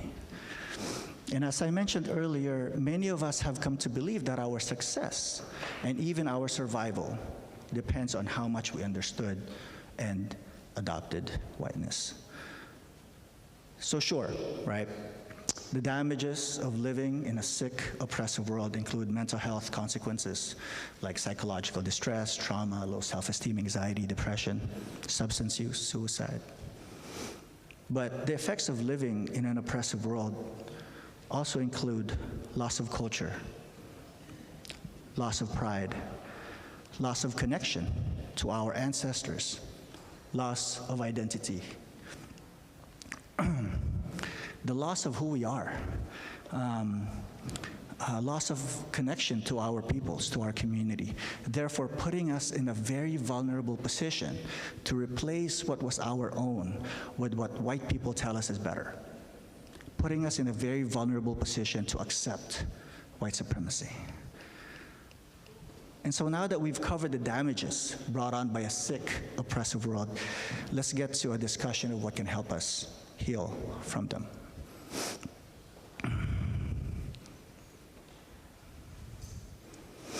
So to me, for healing to happen, we need systems and structures like our schools and the institutions that we have, right, that corrects for the injustices and harms done, right, including the harms done by the education system, by the justice system, by the health system, all of the systems in this Western-dominated society, right? The theme of our gathering is reclaiming our ancestral community structure, right, to facilitate hope and healing.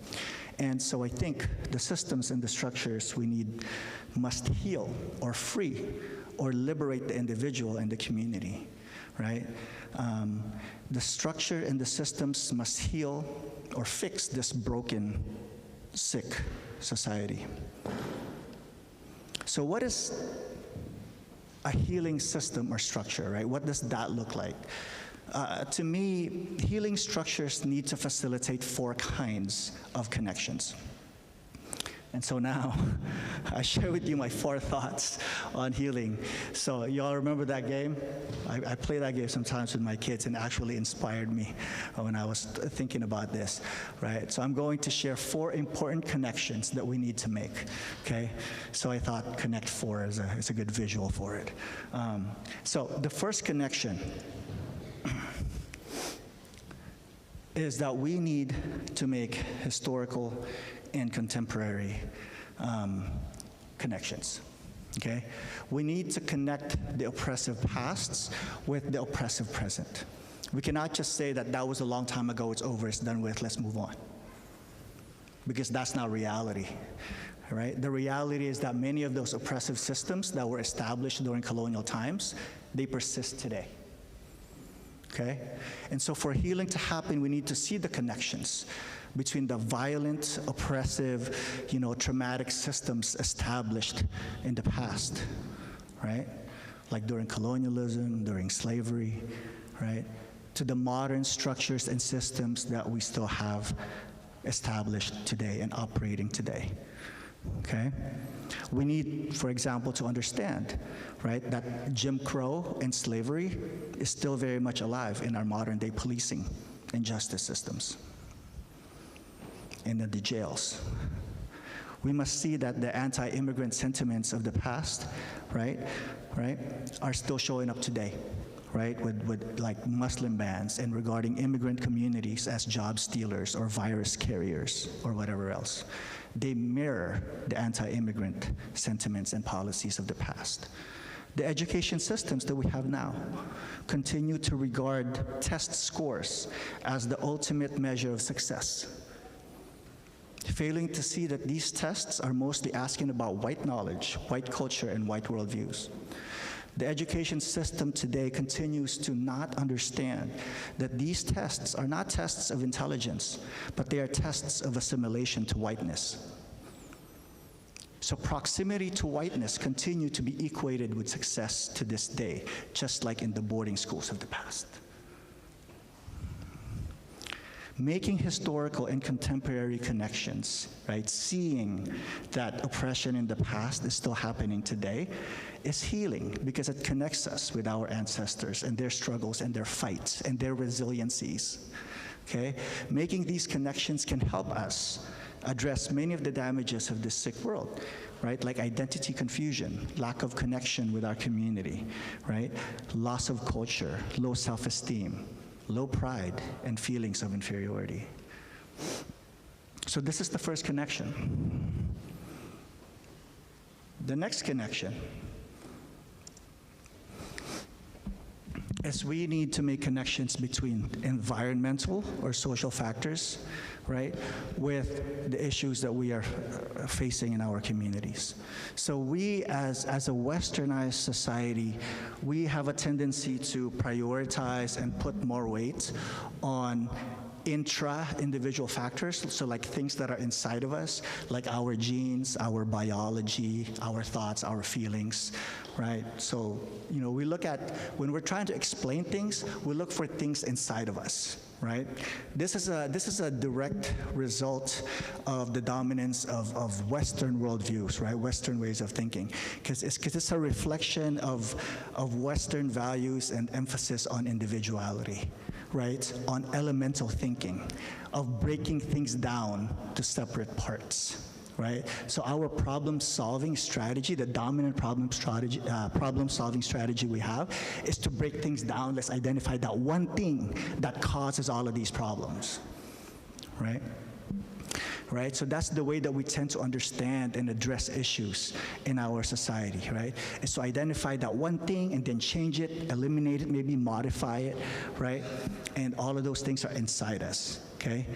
But that is not the case many times, right?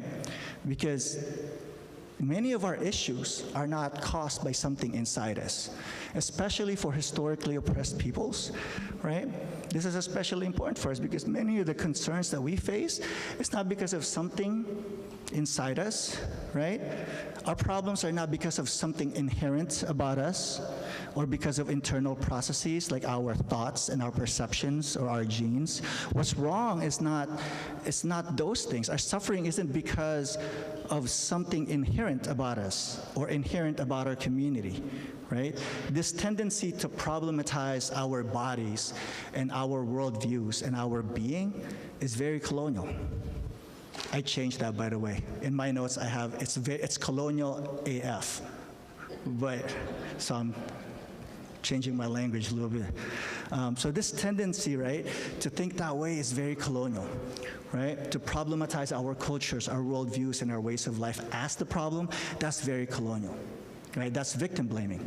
Okay, our problems and our struggles exist because of oppressive environments, right? So we must look at factors outside of us, right? Historical factors, colonialism, neo-colonialism, racism, and other forms of oppression. We must go beyond our westernized ways of thinking and our focus on individual thoughts, right? And individual factors, right? And shift our focus toward oppressive systems.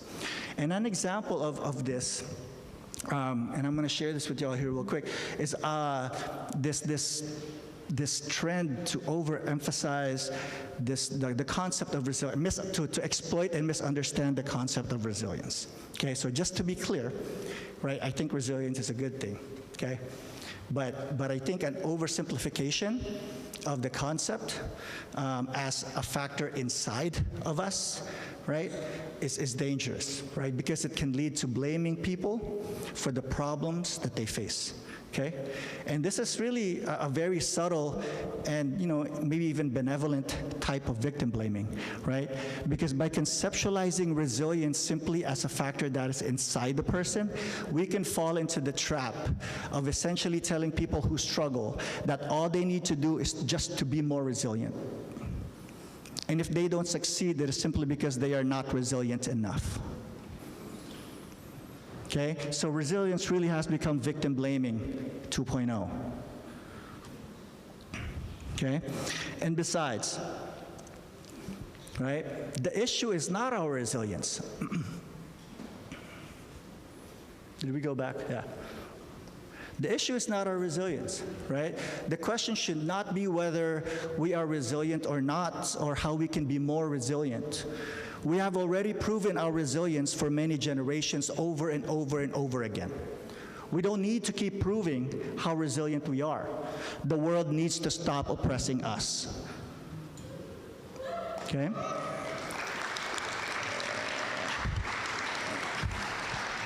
And so the problem is not our resilience, right? The problem is a world that constantly requires our resilience, right? Our resilience is not permission for our continued oppression, okay? So internal factors aren't the problem, oppression is. And to me, we need systems that help people rid themselves of self-blame. Healing systems help people see that the true source of their difficulties and struggles do not reside inside them, right? It is not simply because they are not working hard enough, not intelligent enough, not gritty enough, not hustling enough, or not resilient enough, right? It is not them. Okay, healing systems, right, are systems that help people identify and name historical and contemporary oppression as the problem. So making this oppression well-being connection will help address many of the damages of this sick world, right? Like self-blame and victim blaming, as well as feelings of inferiority, right? And low self-esteem. But not only these, right? Making this connection also challenges existing systems, as it clearly and accurately points towards systems as the roots of many problems. Okay? And making this kind of connection also directs us to see beyond ourselves, okay? And also see other people who are like us, right? And this leads me to connection number 3. So we must connect, right, our individual experiences to the experiences of other people in our community, right? To help us realize that we're not weird, that, that this is not just our imagination, it's not just something that we made up, right? That this is real, that our experiences are valid and they're legit, okay? And that, more importantly, that we're not alone, okay? It helps us see our connection with other people in our own group who might be struggling with the same issues, right? With their identity and self-doubt and feelings of inferiority, right?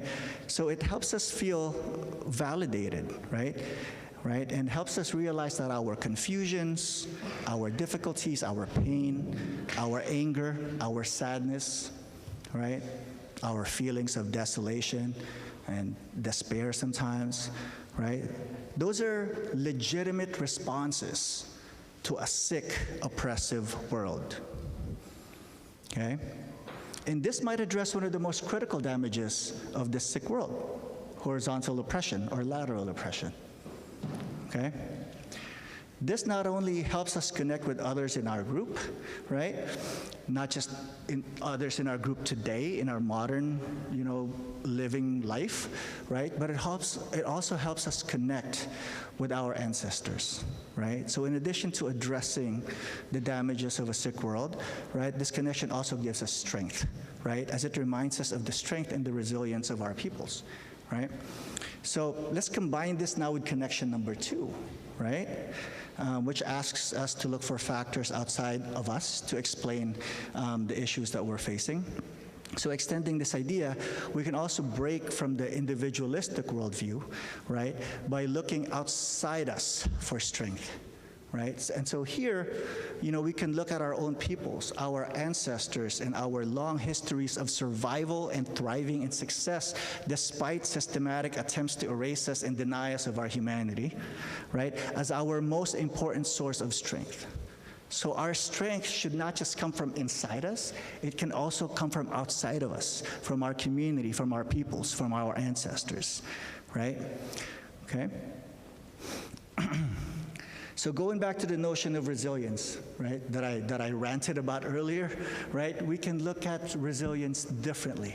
It's not just something inside us. We can also get resilience from our community, from our people. And so we need education that will facilitate that kind of shift, that kind of thinking, okay?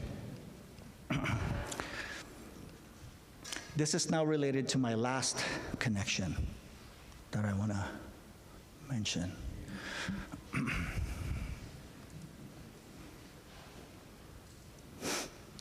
We need to make connections between our community's experiences to those of other communities, right? So this is similar to number 3, but here we go beyond our own groups, beyond our own community to also connect with other communities, right? And so if we gain strength and bravery from making connections with other people in our community, what we gain from connecting with other groups is power, right? So I spent some time earlier touching on the similarities between the colonial and oppressive experiences of different peoples throughout the world, okay? And so we need to see those connections with each other. Between group connections, they make the movement, right, towards systemic level changes, they make the movement formidable. Okay? By coming together and seeing our connections with each other, we defeat internalized oppression's effect of horizontal violence and hostility. We defeat oppression's attempts to pit us against each other and divide us and conquer us. Making between group connections allow us to more accurately diagnose the problem of oppression as a complex, multifaceted sickness and attack it more accordingly and more effectively. As Assata Shakur stated, any community seriously concerned with its own freedom has to be concerned about other people's freedom as well. The victory of oppressed people anywhere in the world is a victory for all oppressed people. Each time one of imperialism's tentacles is cut off, we are closer to liberation. And I think this part is the key right here. Imperialism is an international system of exploitation, and we as revolutionaries need to be internationalists to defeat it.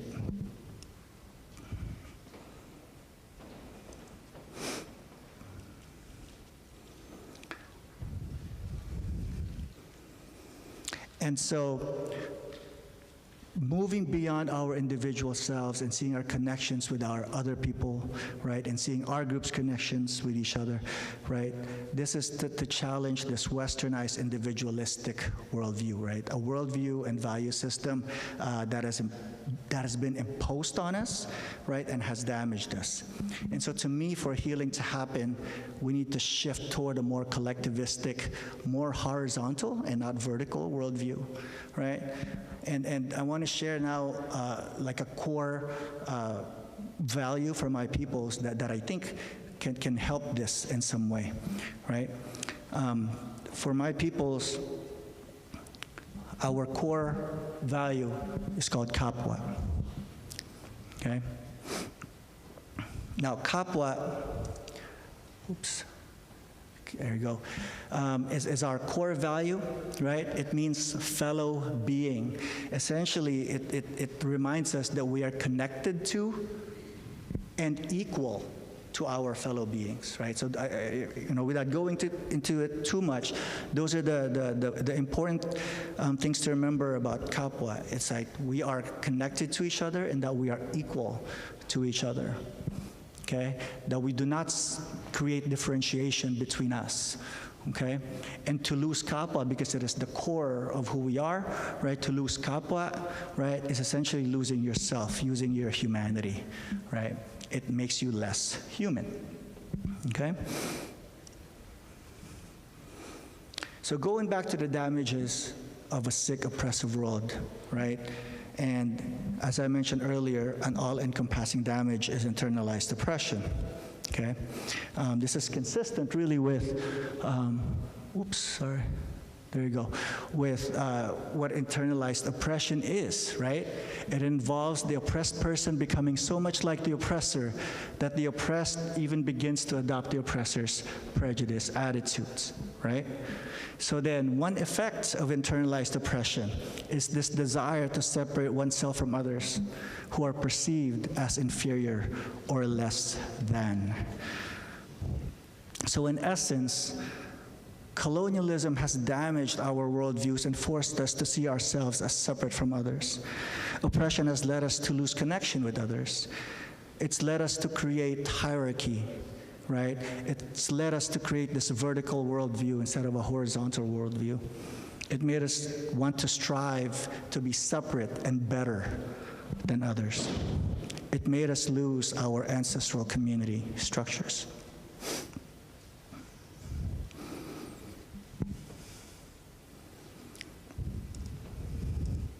And so to put all of these connections together, connections number 3 and 4, but also 1 and 2, right?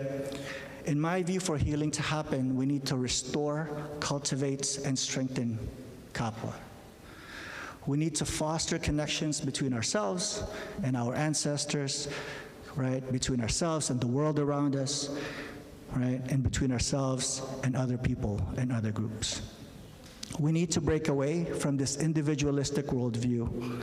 We need to stop seeing ourselves as separate from others. We need to resist the false education that trains us to believe that we need to be superior to other people, that we need to be above them, or that we need to defeat them, or to compete with them. We need to resist the worldview that teaches us that we need to have control over resources and control over people. A worldview that teaches us how to exploit them for profit or how to capitalize on them. We need to fight a worldview that tries to socialize us into believing that we are more special or exceptional than other people. Instead, we need a worldview that will help us create, maintain, and strengthen our bonds with other people. A worldview that will help us understand that other people's success is our success, and that our success is their success. That we are not well if others are not well. That we are not healthy if this world is not healthy. That we are not healed if our community is not healed. And that we are not free from oppression if others are not free from oppression.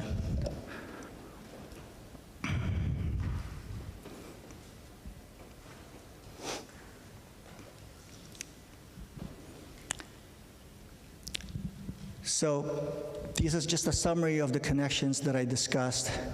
And I want to conclude now by acknowledging that many of the things that I talked about here today are difficult to talk about, difficult to verbalize, right? And difficult to make happen, okay?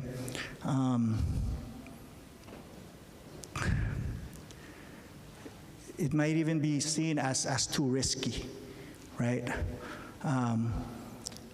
You know, like it's a lot might be on the line, right, for people to be able to say these things. They might want to say it, they might be feeling it, but they're like, I can't say that in front of my boss. Or I can't say that in front of my teachers, right? And so I want to acknowledge how difficult this is, okay? So many of us here, you know, if not all of us, you know, are highly knowledgeable people. Many of the things that I talked about here today is probably not new to many of you, right? So we are knowledgeable people. We are well informed, right? So we have a lot of knowledge and information already, right? But we have to remember that having knowledge doesn't necessarily correlate with action. Okay? And this is one of my favorite quotes here by James Baldwin. And he said, "Many of them indeed know better, but as you will discover, many people find it very difficult to act on what they know." Why? Because to act is to be committed, and to be committed is to be in danger. And so I think many of us here know better. And many of the people that we know who are not here know better, right? And so now it's just a matter of acting on what we know. Okay? I understand many of us here may feel powerless, right? We might feel vulnerable. Many of us here are just trying to survive on a daily basis, right? Many of us here are not in positions of privilege. We are not in positions of power, right? And so acting on what we know might be hard and too risky, and we are putting ourselves in danger, right? Many of us might feel like we don't have a choice but to play the game right now, right? Just to survive it. And hopefully later, you know, maybe if we get to a point in our lives where we have more power, right, then maybe we can act on what we know. You know, I hear that, right? And I feel that, I understand that, right? And so then I want to call on those people with power, those people who are in positions of privilege, in positions of power, right? Right? Systemic change, a lot of it falls on you. I encourage you to risk your power and to risk your privilege to act on what you know is better, right? And for all of you, please know and remember that if you commit to act on what you know, if you take a risk and put yourself in danger to do what you know is right, please know and remember that there are many of us with you. You are not alone. Thank you so much.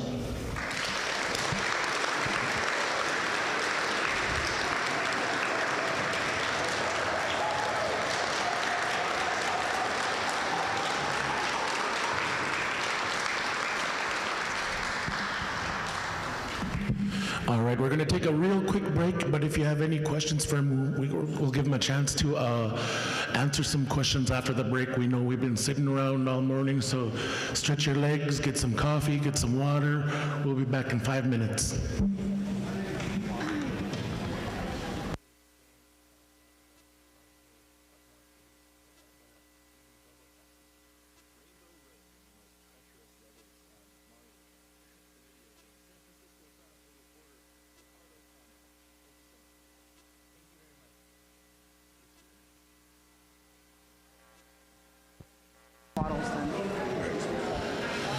If you guys need to refill your water bottles, there's a water fountain in the hallway to refill water.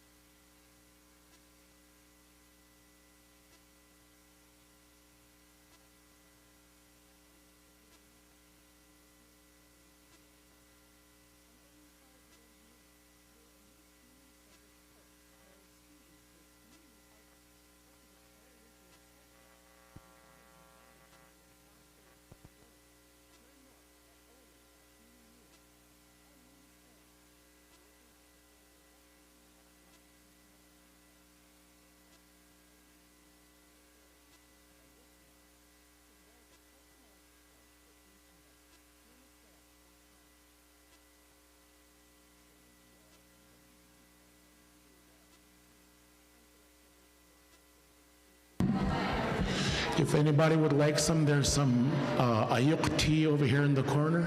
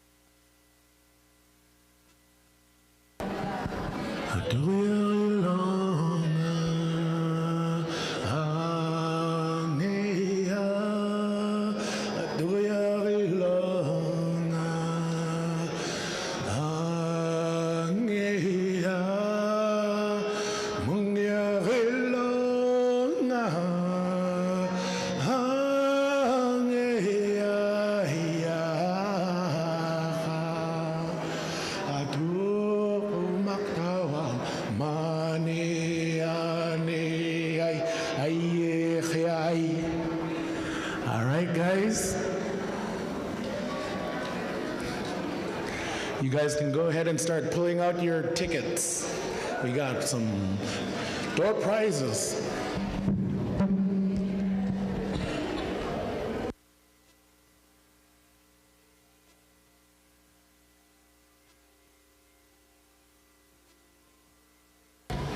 many are there? 3.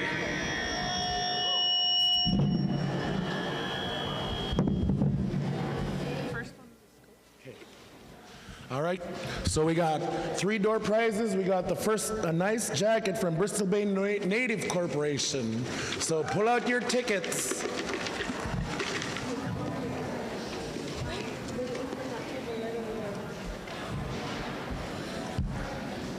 Okay, I'm just gonna do the last 4 numbers, last 4. 5, 1, 4, 3. 5, 1, 4, 3.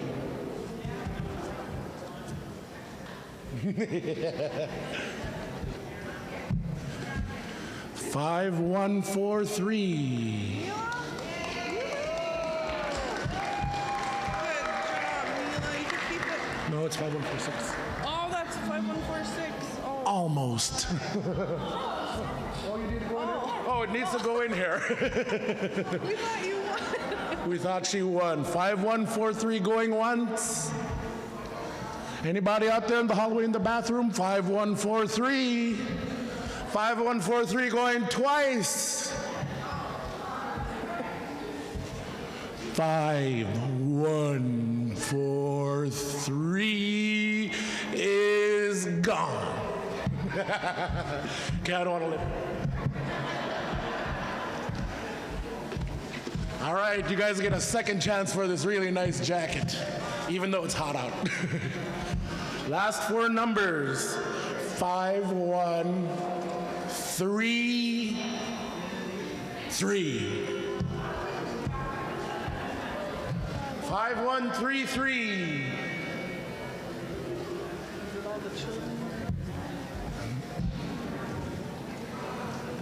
5, 1, 3, 3. You kids, make sure you check your numbers. 5, 1, 3, 3. 5, 1, 3, 3 going once. 5, 1, 3, 3 going twice. Make sure you guys give your tickets to your friends before you leave. If you decide to leave, give your tickets to your friends or family or a random person. 5, 1, 3, 3 is gone. You pick, because you're you pick. I'm actually not. Oh, even better. Even better. Okay, 5, 0, 4, 6. 5, 0, 4, 6. Nobody wants this really nice jacket?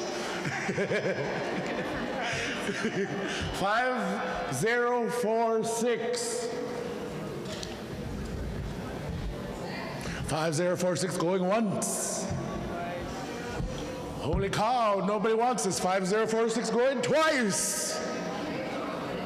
Anybody have 5, 0, 4, 6, 5, 0, 4, 6? Anybody got it there? 5, 0, 4, 6, 5, 0, 4, 6 is gone.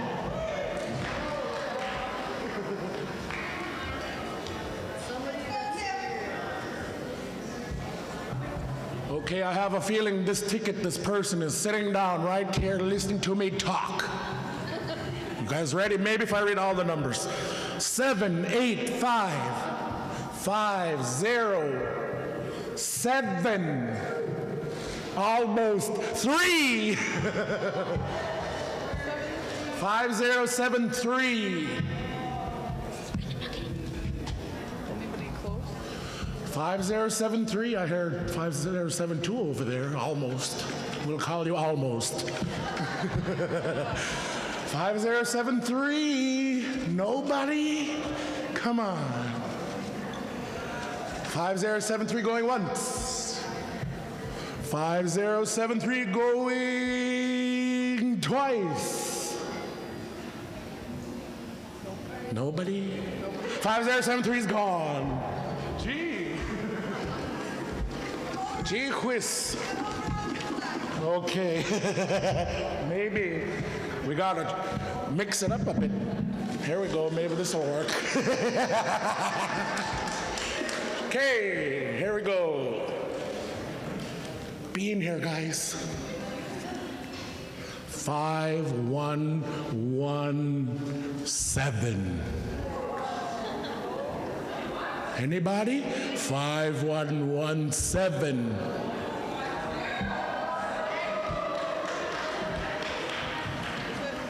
Oh, you okay? Which one is going here? 5148. Nope, this is not. Is this it? Finally! Good idea. We move on this side or do we pick one? Okay, next is a speaker. A speaker before we listen to speakers. Okay, here we go. Cross your fingers, cross your ticky toes. 5108.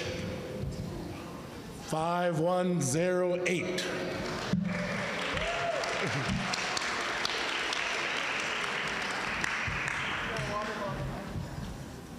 We have a winner. Okay. Water bottle.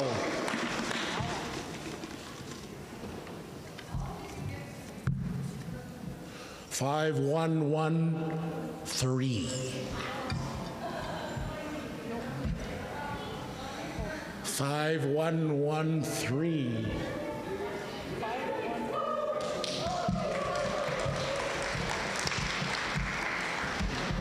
We have a winner. Last one, a berry picking bucket.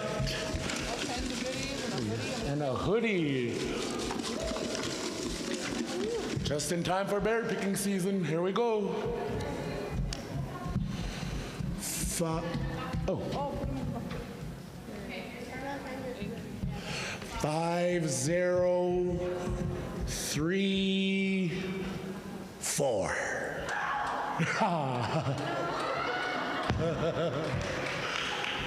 5034. Anybody out there have 5034?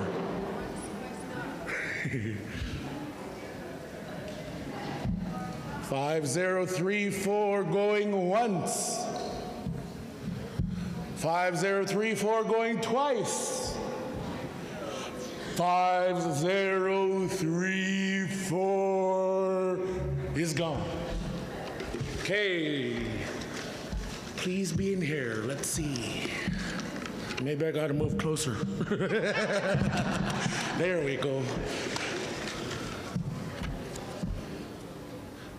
5116.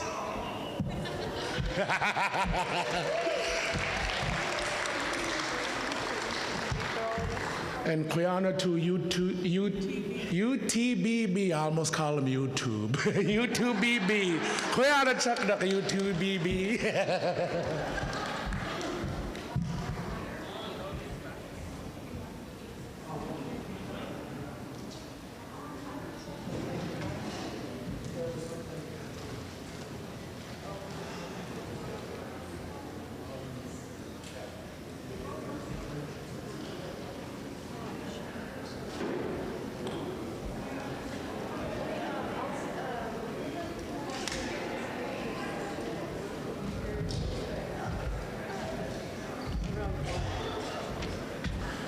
So just to let you guys know, if you guys are still hungry, we still have some breakfast. I believe there's apples. If you want ayuk tea, there's ayuk tea over here.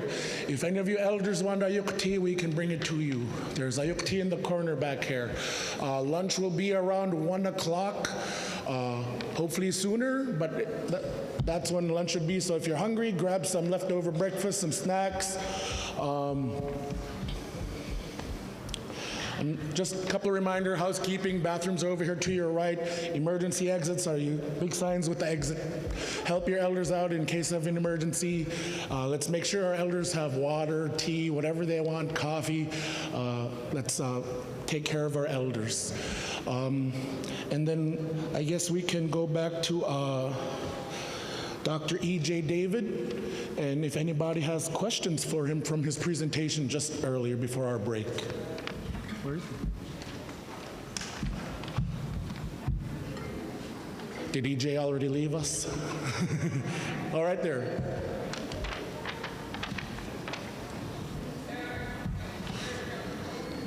Mr. EJ. So if any of you guys have questions for him, now's the time to ask the questions on his presentation. And after that, we can continue along with the program.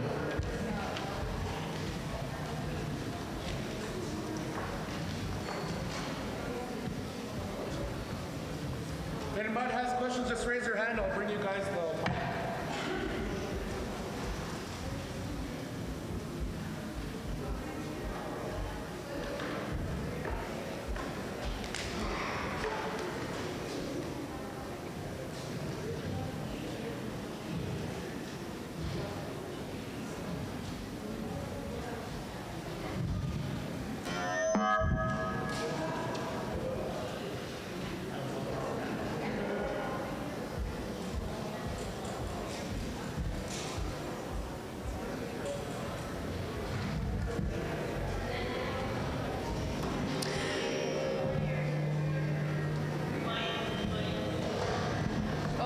Close.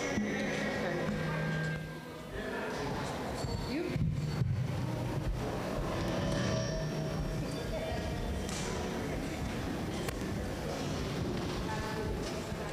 Guyana.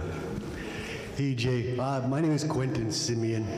I'm from the Kuskokwim River, Guyana. For your presentation, I really appreciated you giving us a context in which we can discuss some of these harder issues, and you gave us a good broad perspective.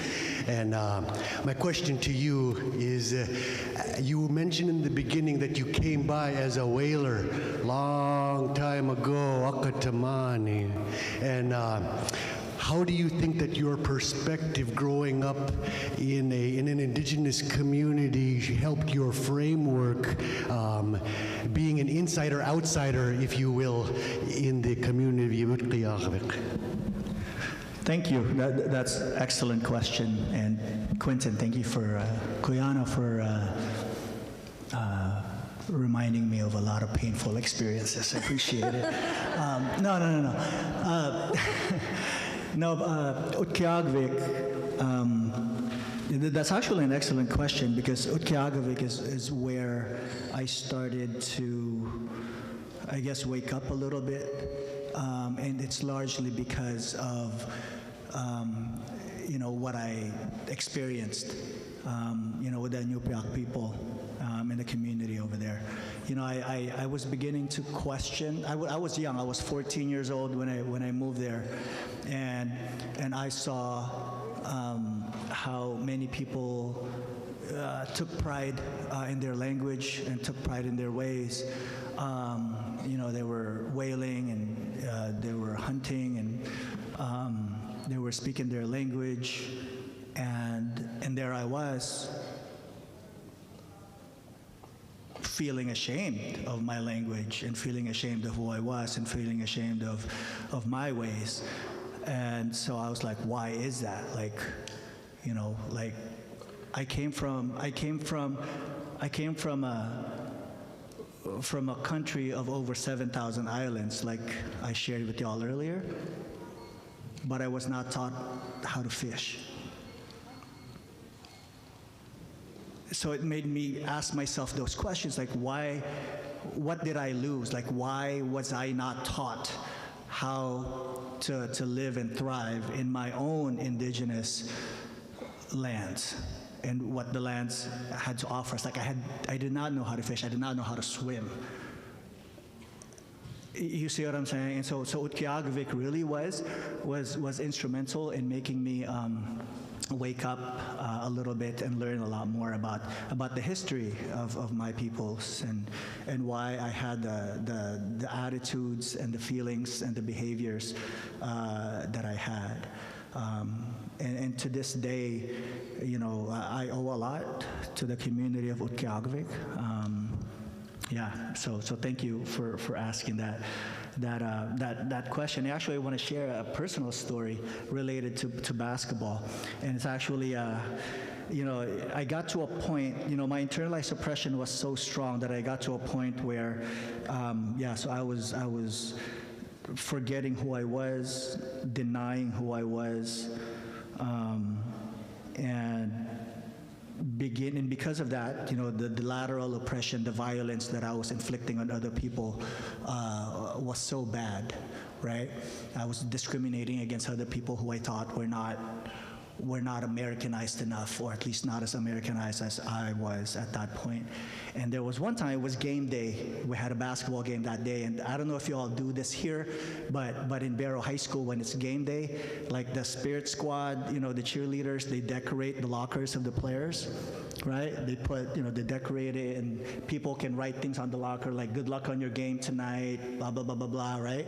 And so my locker was decorated, you know, because it was game day, and between one of my classes, I went to my locker and I was reading through the messages, and one of the messages on my locker was, "You're Filipino, act like it."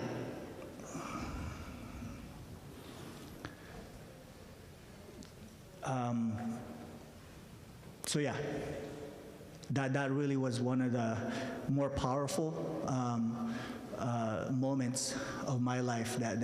So when really I started thinking about, what does that mean? How have I been acting? You know, and have I been acting, you know, violently enough or problematically enough for somebody to feel so strongly about it to write that on my locker? So that's when I really started asking questions. What does being Filipino mean, and how have I been acting, and blah, blah, blah, blah. So thanks, Quentin. Appreciate that question.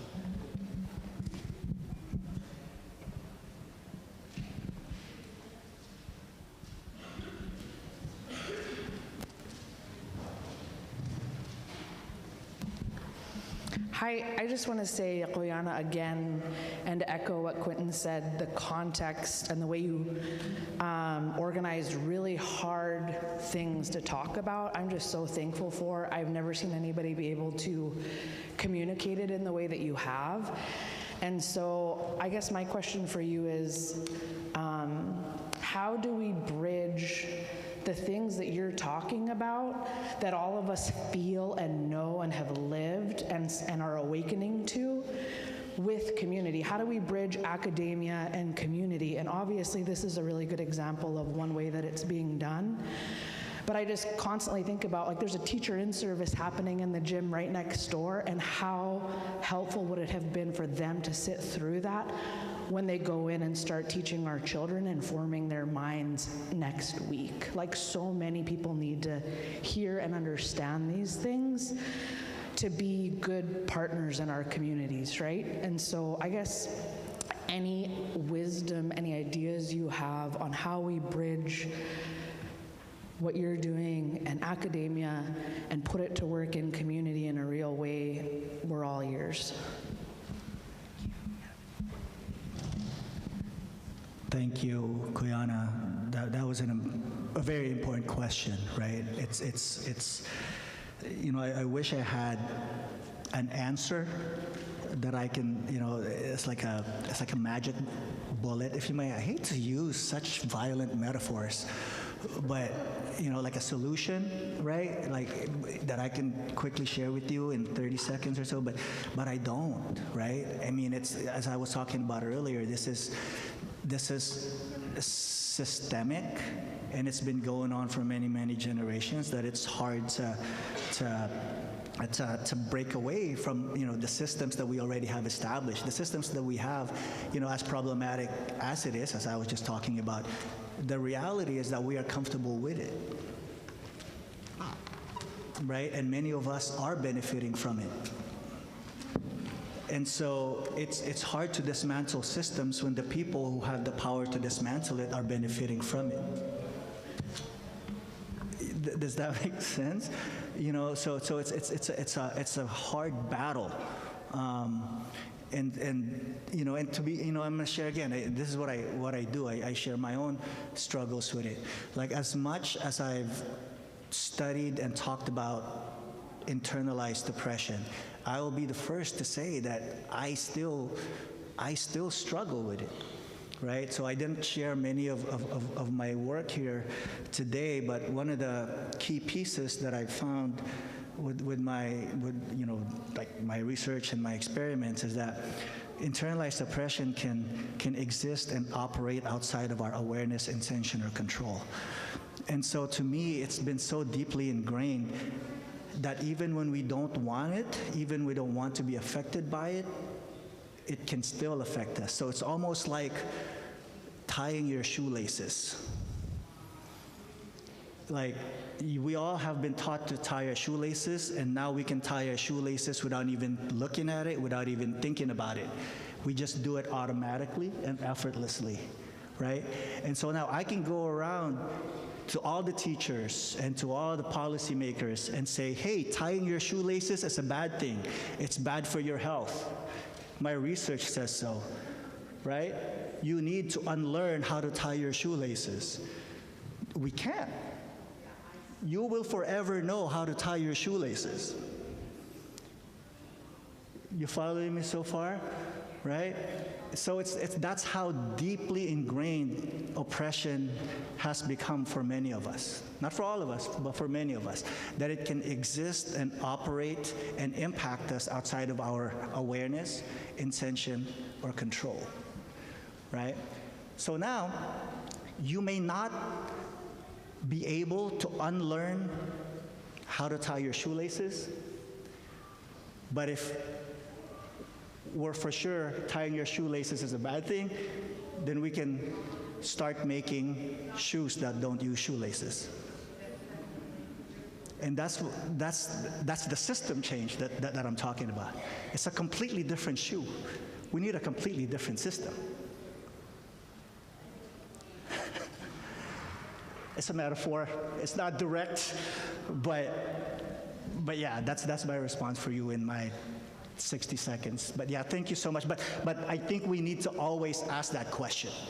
We need to always ask the question that you asked, which is, how are we going to use the knowledge, right, that we have, right, and actually change systems with it, or build new systems with it, right? So you can start wearing shoes without shoelaces, or you can just make shoes that don't need shoelaces. Now we're talking about shoelaces. Are we good? Do we have more time?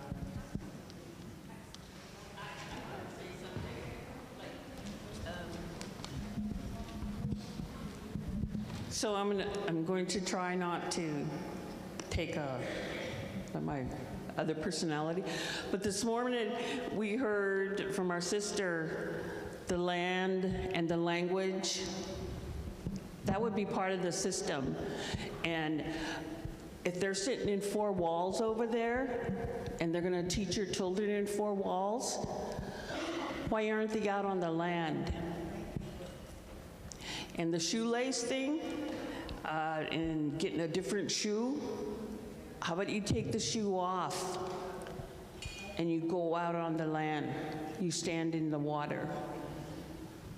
Because that is also what the strength of this community is. Because far as I didn't see this, I didn't see nobody fishing and whaling in here or hunting. So some of it is not, it's not earth science, we don't have to have a template, is simply leave this. Leave the four walls. How do you go outside to access? And I like acronyms and collective connections. So this is what I wrote down. Okay, part of the healing. Ancestral connections, that's part of the healing. Authentic community experiences, because the colonial ones are not authentic. They're not real. And what we do with our teachers, hey, we don't do things to them, you know, but we get their permission. Our own people became the leadership. But also, we have our language classes as, I heard that solution this morning from that table, I think, from the youth. How come our language is not taught in the school? So that's a solution that was organic to the community.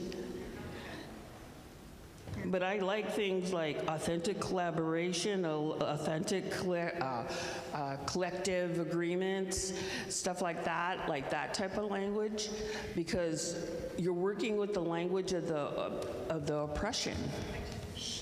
But this is a good thing about the colonizer. They were adaptable, just like that fruit flies that are bothering everyone.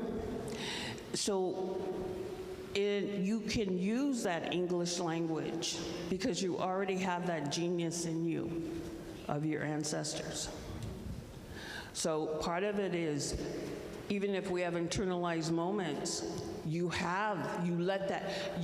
the dance this morning, that's not my people's dance, but I felt uplifted because you were real. I was around real people. Be your real selves. That's part of the solution. And man systems can be unmade. That's my other, you know. So maybe not today or in the unless we go over there and they come over here. I don't know. Hard to give up an agenda. But I would say that that's what I felt. And from your presentation, they experimented on my people, so then they came up to, because you all received a refined system. And those are the things we do on a daily basis. But the one thing that needs to stop, or we could collectively work on, is the averse, continual colonial experiences that happen every day. You guys don't get pulled over because of the color of your skin, because you don't get enough road, or maybe you do, but that's one of ours. And so we educate people, and not everyone wants to be your allies, but you go on. But I heard some solutions from the youth this morning, like, I hope next year when I come back, no rush or pressure, but you know, they're saying, our first language class. Or if those teachers could learn one word, I mean, we heard that this morning. So I heard some solutions come from the room this morning, but also I just really appreciate, you know, like what you shared this morning. Because I have this whole thing about turning the ACEs. This is how I look at them. Adverse colonial experience predates the adverse childhood experience. And the adverse community experience and the continual adverse colonial experience is what we're dealing with. So you just, you know, I like to play word games too. So, but that's kind of my comment. I did hear it today. The language, you know, so that's all I want to say, because there was a lot rattling around in my head from your thing, so thank you. Thank you, Lori. Oh, that's a fanning. I thought that was a hand. Is there any other questions for EJ? I would like to add one quick thing. When you asked your question, Alana, the word that came, or like the term that I thought of was dishonest harmony. Christina Love, she's from Igigik. We work with her quite a bit. She didn't grow up in Igigik. She didn't grow up here in the region, but she's from here. And can you put that James Baldwin quote back up? Is that possible? Do you have the clicker? Or is your computer, Can I do it on this one? Did I turn it off? It's all Sean. I know everybody's hungry. They're getting lunch ready. Okay. So, just for me, I want to talk about dishonest harmony because we work in these systems. All of those things that you described, we uphold that better than anybody. As Native people, we uphold white supremacy better than anybody. So this quote, to act is to be committed, and to be committed is to be in danger. How do I say this? So I've risked like my employment, and I've lost my employment. I've risked my different roles that I've stood in by saying, I don't think this is right. I don't agree with this. And it disrupted the dishonest harmony. So the dishonest harmony is when we don't say anything and we're complacent. And that's okay too, though, because that's still survival. Like sometimes you just gotta survive the day. You don't have to fight every day. But what for me, in the last couple months, I have felt this. I've felt this a lot. Because I've spoke up more and more. So I think one of the things that happened was I lost somebody. I lost somebody like about it's 8 years ago now. And when I lost that person, I looked at everything that was around, all the things that were available to him. And we had all this funding and we had all this staff. And not one of his needs were met. You know, now he's gone. And I always rested comfortably in the dishonest harmony. I didn't speak up. I didn't say, hey, this is BS. Like this, none of this fits us. And when I heard you say this, like to be committed, and like it does put you in a dangerous position.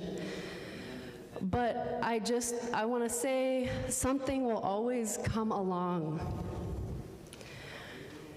If you say something and you speak up and you get kicked off of a committee, you get kicked off of a board, whatever, you lose your position in whatever way, then it needed to be shaken up.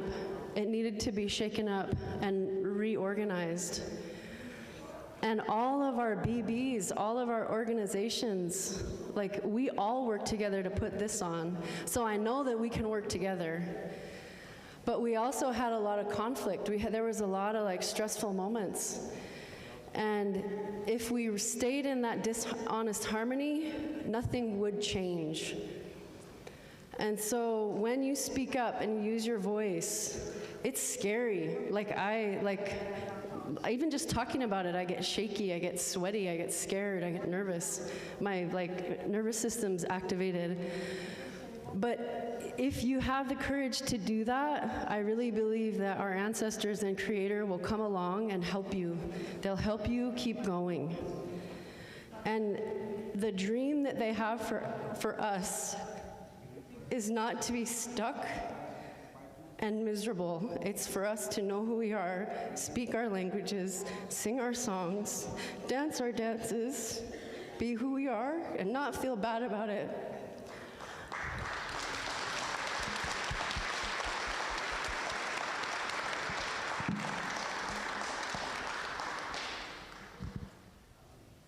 Koyana, thank you very much, Koyana Chuknak.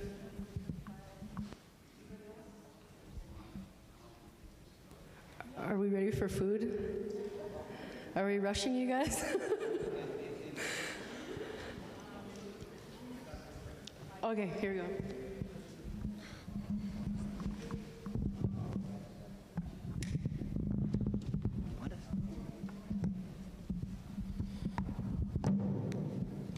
So I know we've been sitting around all morning. I'm going to ask Everyone, but the elders, you can dance in your seat. We're gonna all yuwak. We're gonna all dance. The elders, you can dance in your seat if you have bad knees or if you can't stand up too long.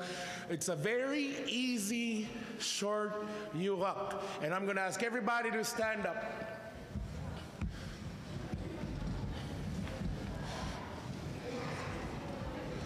So there are 5 parts to this song.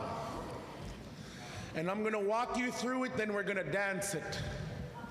The first part is also, for those of you that don't know, when I hit my drum, we either bounce to it, but then we're not bouncing yet.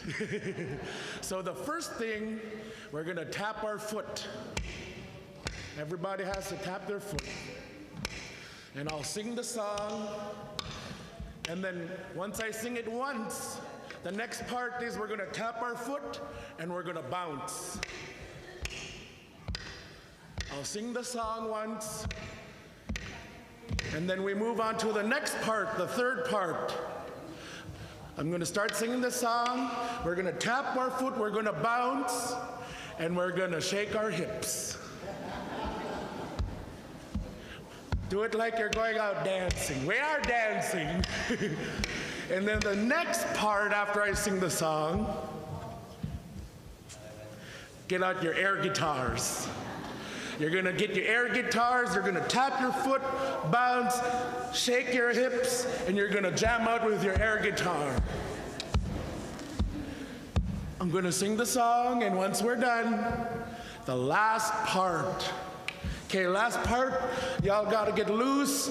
You guys gotta be like the crane. You know how the cranes walk? They're all like,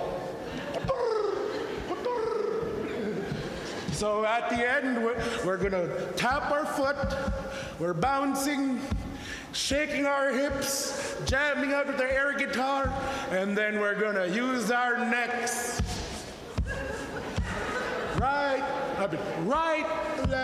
Right, left. So let's try to do it all together, and then I'll add the song. So tap your foot, you bounce, you shake your hips, shake it like your crush is watching you. And then you're gonna do your air guitar, and then your head. Are you guys ready? You guys look ready. Okay, remember, I'm gonna sing the song and we do it one at a time. So the first one, we're tapping our foot. You guys ready? Here we go.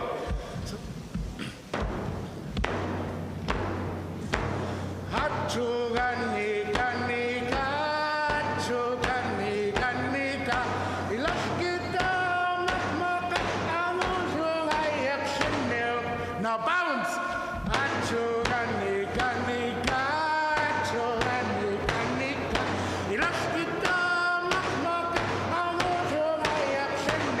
Now your hips.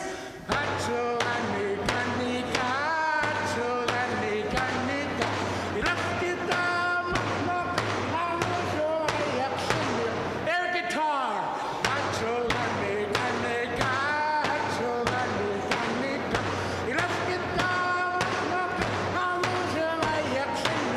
Now your head like a crane.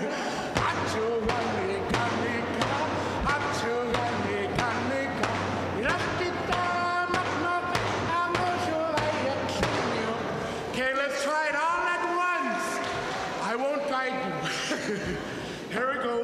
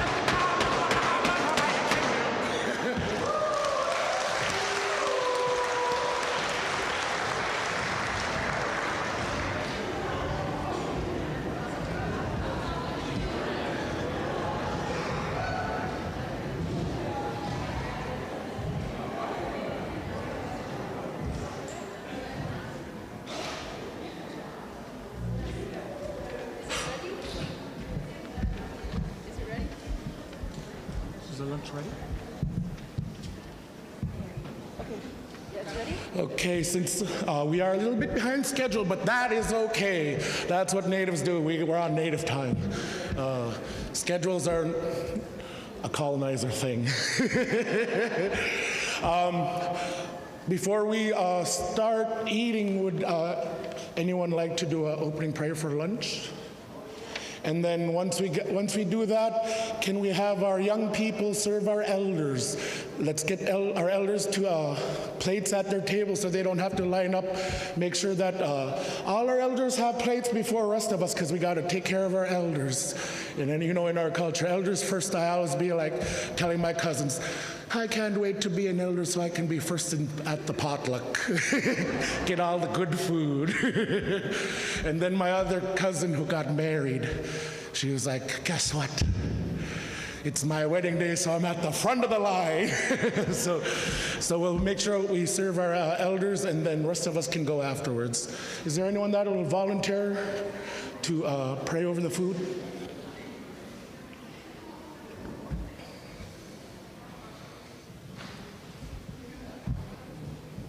Ask the elder.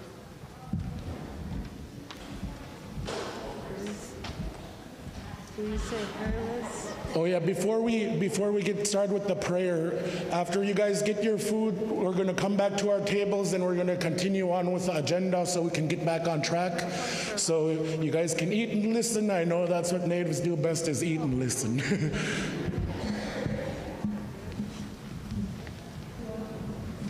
It's on. Yeah. It's on? Yeah.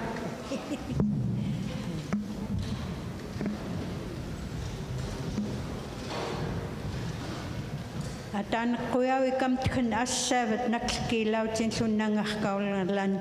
Our Father, who art in heaven, hallowed be thy name. Thy kingdom come, thy will be done on earth as it is in heaven. Give us this day our daily bread, and forgive us our trespasses, as we forgive those who trespass against us. And lead us not into temptation, but deliver us from evil. For thine is the kingdom, the power, and the glory forever and ever. Amen. Your turn. All right, we'll get you guys foods.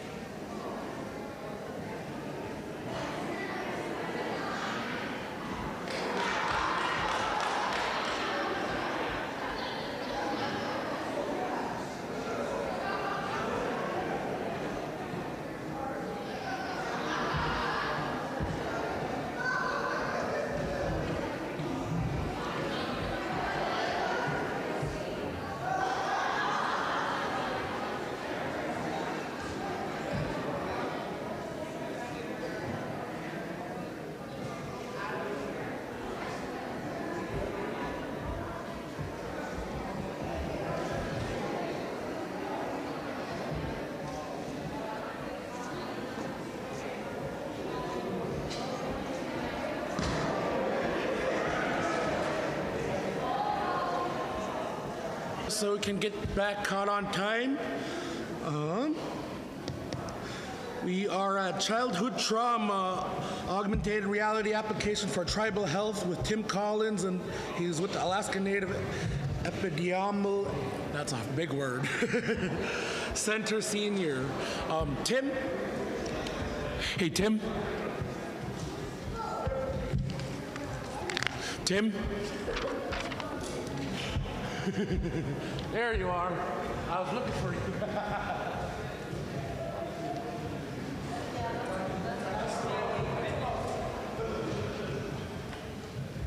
Yeah.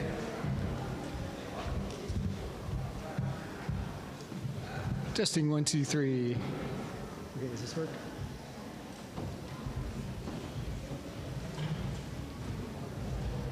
Get it loaded.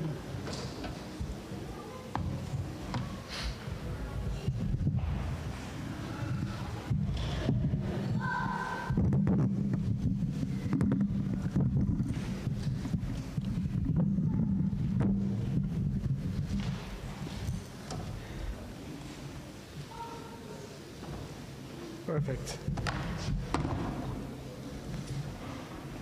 Ani kinagawa, Tim Collins Indigenous, Bauteng and Dojaba, Bauteng, Michigan. Indigo, Asa Samaju Joni Awagosh, Ndodem Gize, Minwan Nadokiwin, Ndida Anchorajong, Alaska Native Epidemiology Center. My name is Tim Collins. I am an epidemiologist and biostatistician at the Alaska Native Epidemiology Center in Anchorage, and we provide data and public health support to the tribal health, or 37 tribal health organizations in Alaska. My family is from the Sault Ste. Marie tribe in Sault Ste. Marie, Michigan, Sault Ste. Marie Chippewa, Ojibwe also. My family's Dodem is Mgiza, the eagle, and my spirit name is fox on the side of gray fox on the side of a hill. Today we have kind of something cool. If you're still eating lunch, don't worry, we'll have like dinner and a show.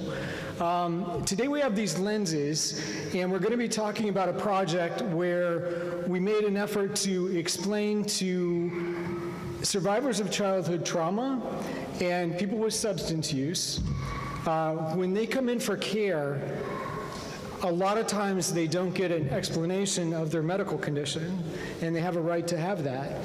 And both childhood trauma and substance use, opioids, focusing on opioids because they're unique, those effects can cause both childhood trauma and substance use, permanent structural changes to a person's brain and how the person's brain works. And those changes can undercut your ability to stay in recovery. And for survivors of childhood trauma, they can get them in trouble later in life. So what we did, and I'll just up front, just to give you a scene setter. So what we did is there's this new technology. In my life, my entire career has been encoding information and getting it to people who need it. I was a cryptographer for the Air Force. I advised foreign governments for a number of years. And this I just love because technology now lets us do things that we could not do otherwise. So we'll show you what we did. And this is actually a screenshot. This is a screenshot of somebody using the device. This isn't photoshopped. When I have on lenses, I see the same thing. If everybody has on lenses, they see the same thing. And on your desk, we have sets of lenses today, and we'll walk through and try to give people a chance to use the technology. So, childhood trauma is not just something that, it's something bad that happens to you, and then, you can shake it off. Childhood trauma is associated with a number of health conditions, medical conditions. It increases your risk of heart disease, liver, diabetes, obesity, learning issues, alcohol use, even incarceration. You're more likely to be incarcerated, a person who has had childhood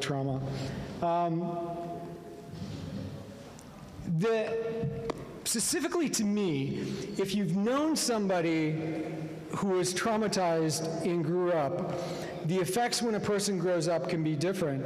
But we chose to focus on one effect that we thought that patients should know, and that's behavioral regulation. And if you know somebody who survived childhood trauma, they grew up, and sometimes they're really defensive, they're maybe not nice, they maybe end up in jail, they have difficulties, and they blame themselves their entire lives for that. If you've known somebody in that area. So what happens is, the brain, when somebody is traumatized as a kid, it's like the brain says, there's a part of your brain that is supposed to regulate your behavior. So like if I see Tiffany or Amber, I go up and my behavior is, oh, this situation, I go up and give them a hug. If I'm outside of Alaska, walking down the street, somebody punches me in the face, maybe I need to defend myself. With childhood trauma, what happens though is this part of the brain, we're going to focus on the anterior cingulate cortex. Don't worry about it if you're not familiar with it.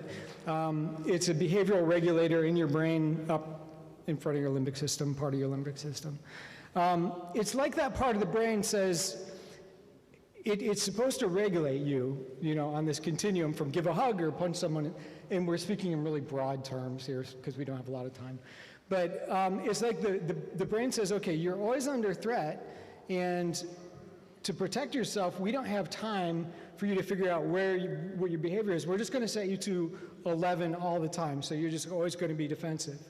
And the person, when they grow up, they may have a brain that is like that, and they have a right to know that because it can cause issues, and that's a medical condition.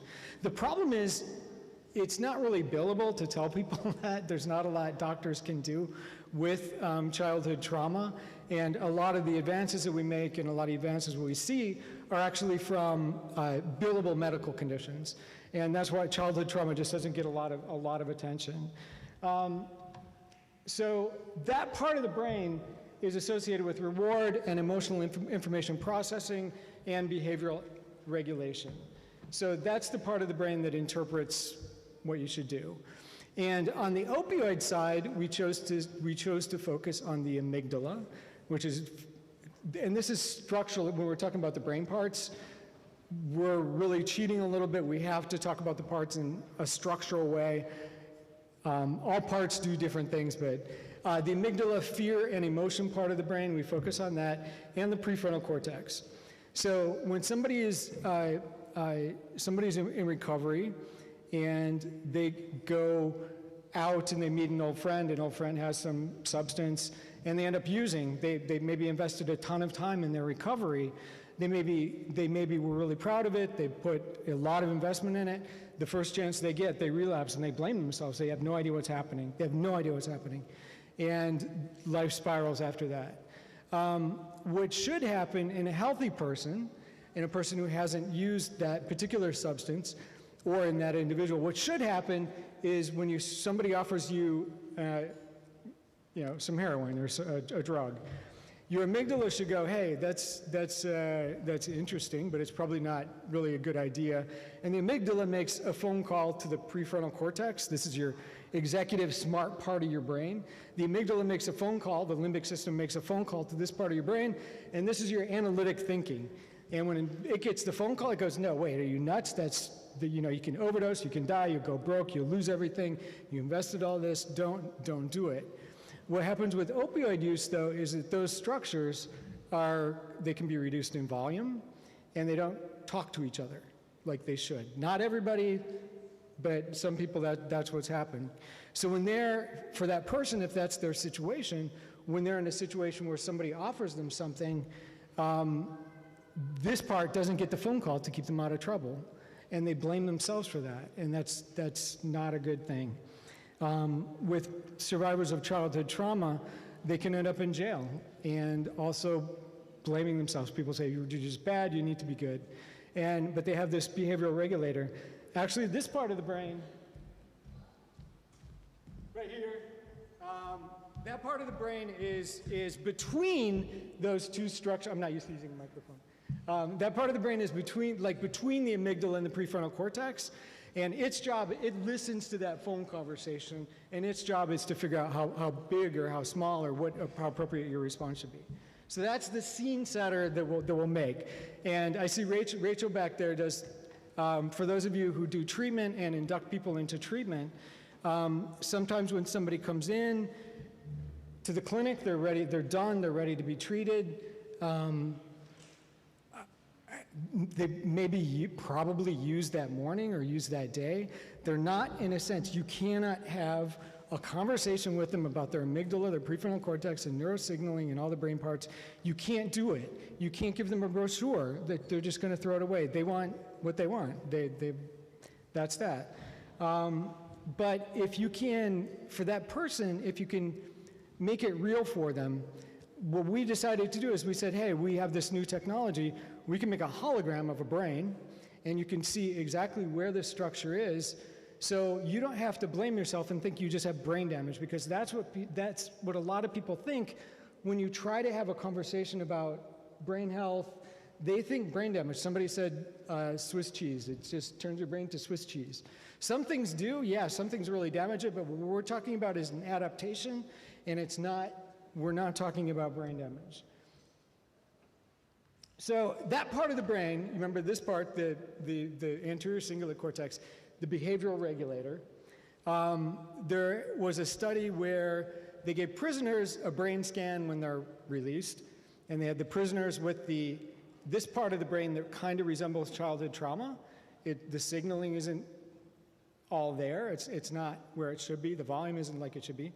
And then the other prisoners with the normal or the standard non-affected anterior cingulate cortex. The ones with the one that looked like childhood trauma were twice as likely to reoffend and be rearrested. So that brain structure that a lot of people with childhood trauma has, that is associated with an increased risk of incarceration. And Alaska Native people, Alaska Native and American and Indian people are overrepresented in the corrections. In Alaska, it's quite actually pronounced how that disparity is. So that's a hard conversation to have. And we know that childhood trauma is reported at rates among Alaska Native people higher than other rates in other people in Alaska, and that's a national with American Indian also.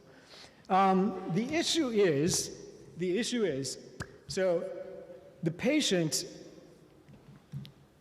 has a right to have their medical condition explained to them in a way that they understand, and the treatment options also in a way that they understand.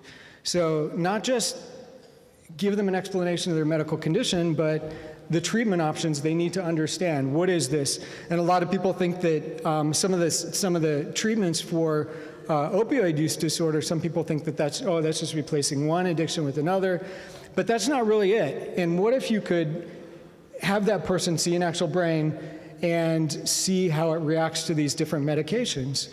And this is somebody who's maybe, the technology really allows us to simplify these things in ways that we could have never dreamed of doing before. And under the Affordable Care Act, legally patients have a right to have that explained. There are a lot of materials that are available for childhood trauma that do explain these brain effects. Here's one. It's awesome. It's completely awesome. If you give that to somebody in your office, though, or if you give that to somebody nobody's going to read it unless they're super motivated or like me. So what we did, we made this app for opioid use disorder a couple years ago. That's in use in clinics in Alaska now. And it went so well that we're making another one, and you'll be the first ones to see it today. It's in beta. But for the new one, what we found is that some of the doctors were saying, hey, our patients really like this, and we've made it a part of their treatment. So when they come in, this is like their informational activity and learning activity that they can do. So we said, well, what if we could expand it just a little bit? And we asked some of the Alaska behavioral health directors, well, we said, what co-occurring conditions for childhood trauma would you be most interested in addressing the brain effects in this environment? And they said learning, depression, disrupted social relations, which you can understand how that could occur, and increased risk of alcohol misuse. They said those are the things that we want to know. So that's what we decided to add. We saw I'm going to skip through this one. I'm just going to skip through it. We'll go back. So what we did, these are all Microsoft Paint drawings. So when we started, we said, okay, I figured out, when we sketched this out, we said, okay, this is how we want to do it. We want the person to feel comfortable. We want a lot of imagery that is familiar to us. So we sketched out what we thought would work. You see a bear, fear processing, response processing. We wanted to have a lot of positive imagery. We didn't want it to be all negative. We wanted it to be a little bit fun, even. So we sketched out a bunch of drawings. We hired some really cool artists and programmers. And I don't know if you can see this, but this is an actual photo of the bear that we took for a walk around the campus. Not photoshopped, that's taken with my lenses. And, I only included one, okay. You already saw that one. For me, as a former government communicator, I love this technology so much, where you can have three-dimensional objects. Somebody wears lenses, they can grab the objects and manipulate them. I love this environment so much because in our tribe, we have a history of being the visual communicators. And this is, we don't have a lot of the high-level, some of the artistic things that some other tribes in our area have. But as communicators, nobody can beat us. And this is serious data that is included in here. And what this is, what our tribe would do is when they would travel, go hunting, go out maybe to take care of some business, what they would do is when they passed through an area, they would sketch out for the next group, they would take some birch bark or some cedar, and they'd sketch out notes for the next group that came along. So what this says is, okay, so we were 3 groups of people, and the three canoes that was led by the woodpecker clan. We have snake clan, fish clan, bear clan. So we all went down this river, and we stayed for 2 days. We stayed for 2 days, and we ate really well, because you can see this right here, and that's how they stated we ate really well. We stayed there, and oh, do I need it? I'm really loud. Okay. Oh, for the recording, maybe. Okay, so so they say, okay, we stayed here for 2 days. We went down this river, but there were some Sioux guys. We ran into these Sioux, and we know that they're Sioux because they have these feathers on their heads, and our tribe doesn't have that. So okay, so we ran into these Sioux, and they were packing arms. You can see that they got guns. And they say, so we bounced, we left, and we went this way. You do what you want, but this is what happened to us. And to me, this is just the coolest thing in the world, because it not only gives useful information, but it doesn't, to me, the important thing is you're not telling someone what to do. And for me, the way to respect somebody is to give them the information, and it's their decision. You want to equip them. You don't want to me, I don't want to, push somebody or persuade them. I want them to understand and make their own decision. So this is why I love this so much.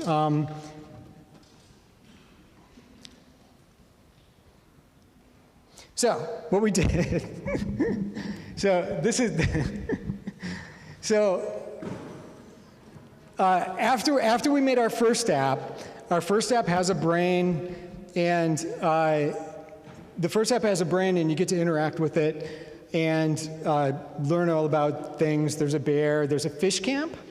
So you get to go through a fish camp to learn about the bear.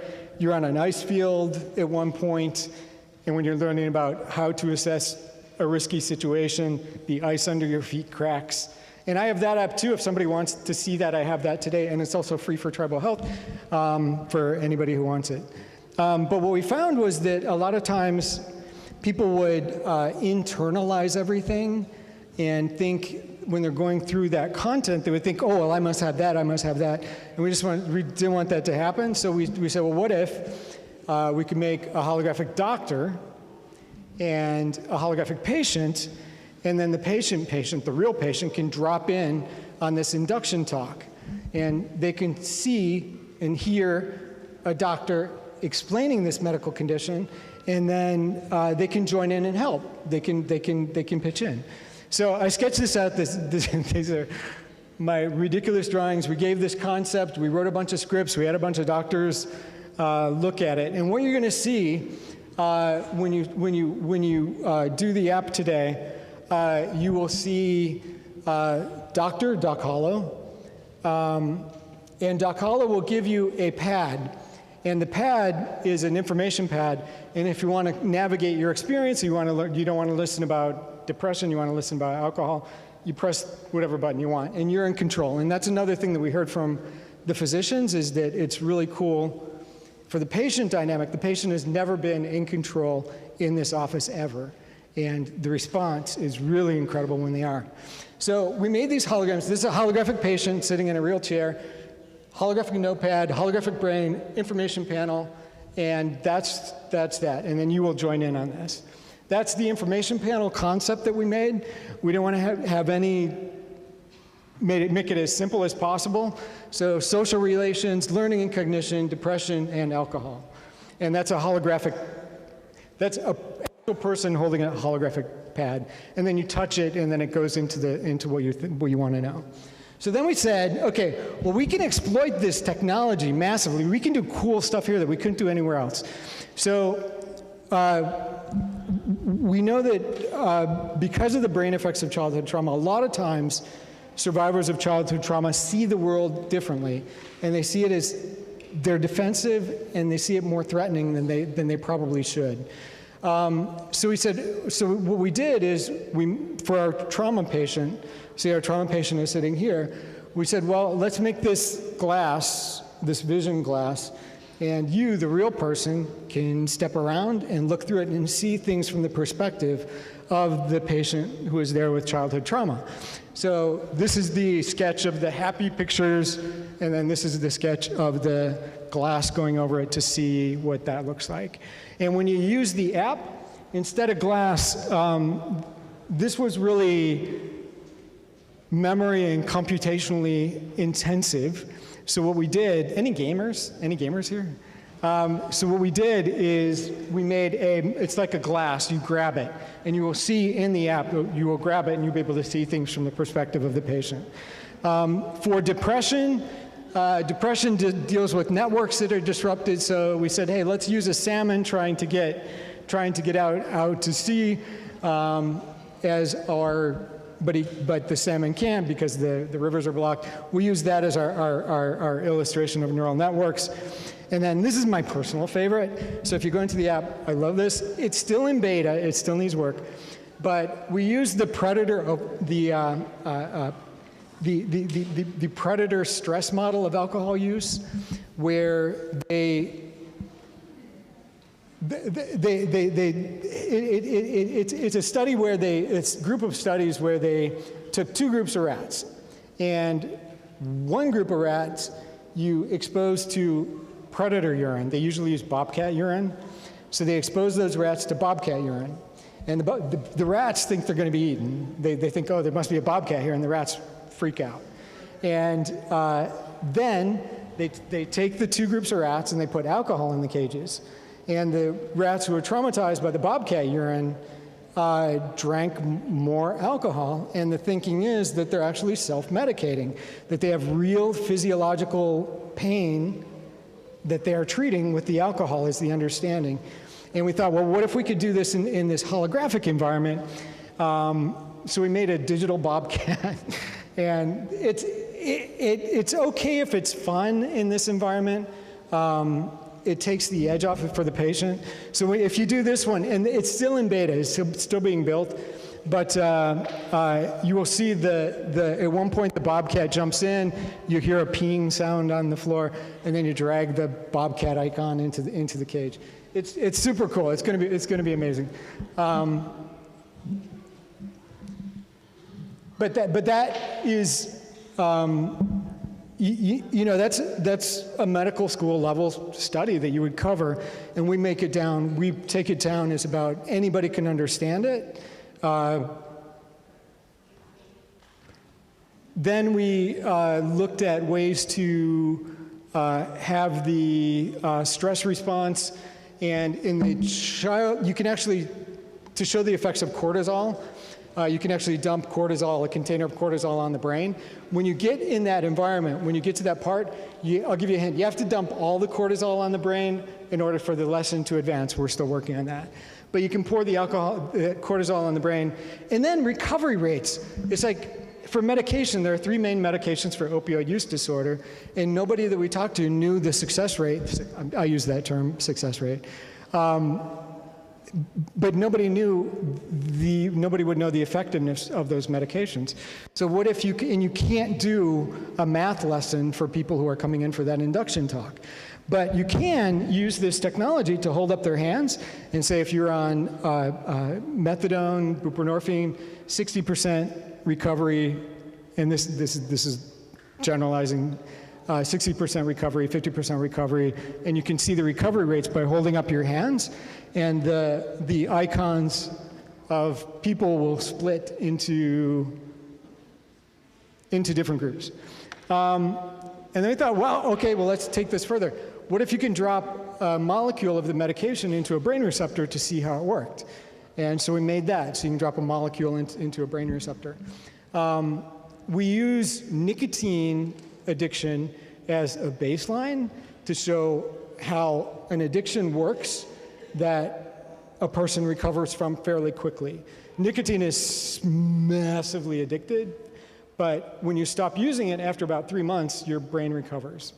What happens with nicotine is, and the lesson that we're working on here, when a person starts smoking, the nicotine goes into the receptor, and your brain goes, whoa, this is amazing. I think clearly, I love this. And you do it again, and your brain says, okay, all those receptors aren't supposed to be full. So your brain is like, okay, we're going to make more receptors because you need to have open receptors, because that's how your brain decides what to do.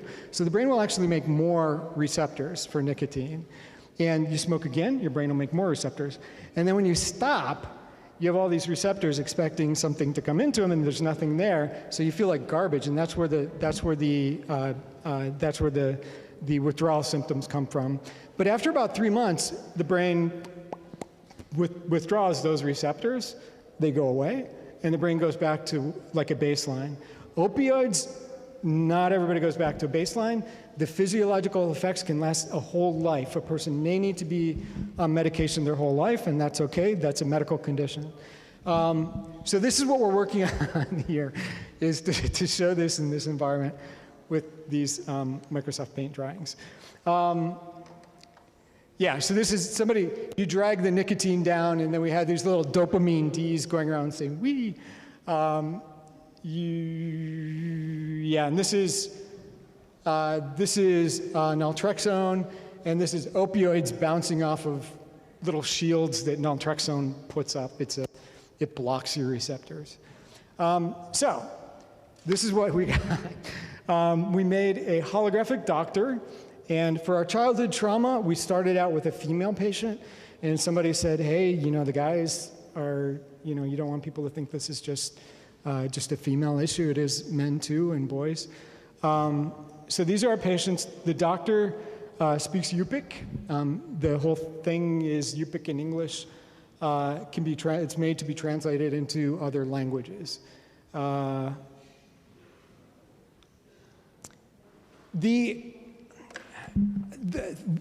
we set out to do this, communicating the information was the main thing.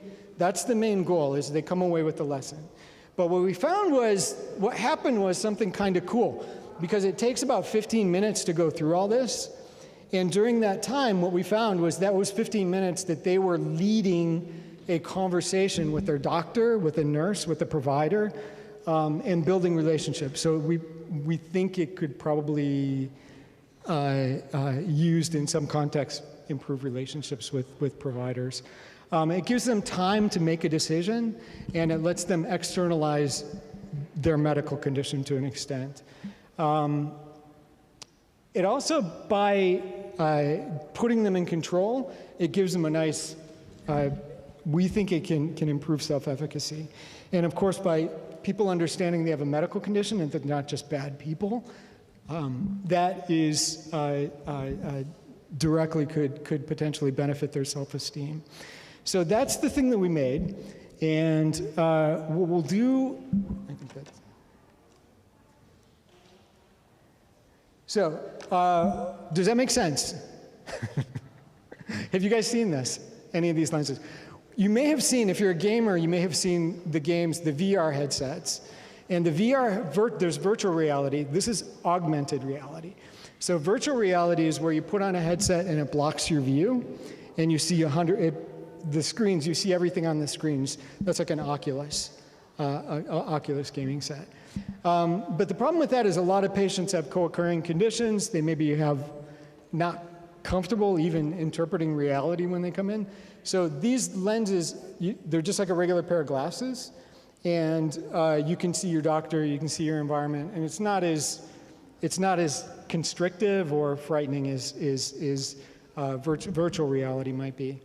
So what we're going to do now is I'm going to go back, and Sean's going to help me. We're going to live stream a view from this, and then I'll just give you a quick heads up on the lenses. When you get the lenses, we'll try to do it for everybody, and if we're not going to be able to do everybody today, but we'll try to, if it's okay, we'll keep them here and back, and if people can, throughout the conference, step back and try it out. And if you're from out of state, keep in mind this is free for Tribal Health. If you want it, it's free. And we even have a lens loaner program for people who don't want to buy the lenses. And that's it. Let me go ahead and see if I can get us hooked up. Give me 2 minutes. When you get the lenses, you're going to, this screw on the back is how you put it on your head. It closes it so it fits. If you have a bun in your hair, it's it's not easiest. There's an on button right here in the back. You just push that in one time until the lights light up. This flips up and down. You may have to adjust this in order to see fully the holograms. The volume is going to be on the right. I don't think you have to worry about the volume. One important thing when you're going through the app, and again, this is beta. We're still building it. You will see a continue button, but the continue button is going to be down here. So if everything stops, press the continue button down by your knees. Also, if you fish, usually most of the buttons, when you see a button, you can usually walk over, decisively stick your finger right through it. You can also drop a fishing line on it. And to do that, you hold out your hand, you make an L, and you'll see a fishing line come out of your hand. And the fishing line is going to drop a little dot on something. And then when the dot gets to where you want it, on the button you want to activate, that's it. You do this. Remember, it's an L and it's air tap. Yep. My boss kept doing this, like lobster claws, like crab claws, and she still can't get it. So let me go ahead and start streaming. We'll see if we can get this up. We'll stream for a few minutes, and then we'll invite the tables to go back, and we'll get you set up. You'll need some space to do it, so just hang on for 2 seconds while I get this hooked up with Sean. Thanks.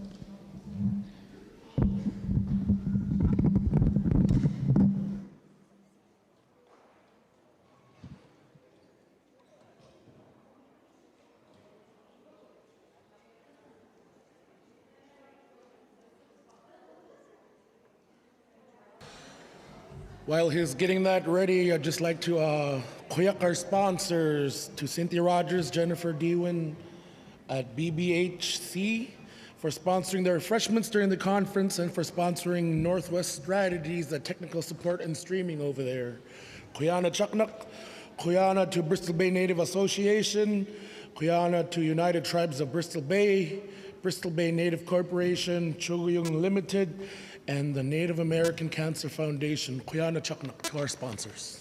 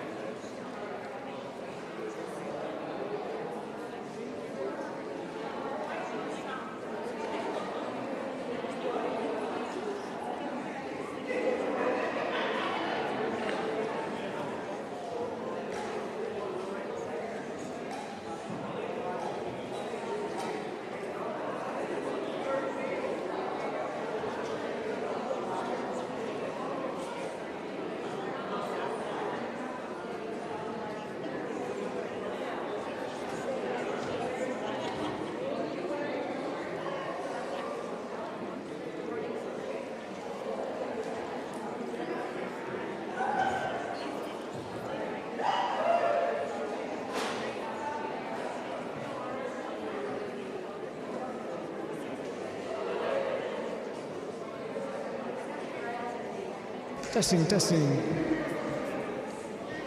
Okay, so now we're going to go ahead and fire this up. Thanks for your patience. We're cheating a lot of technology to get this to work out here today.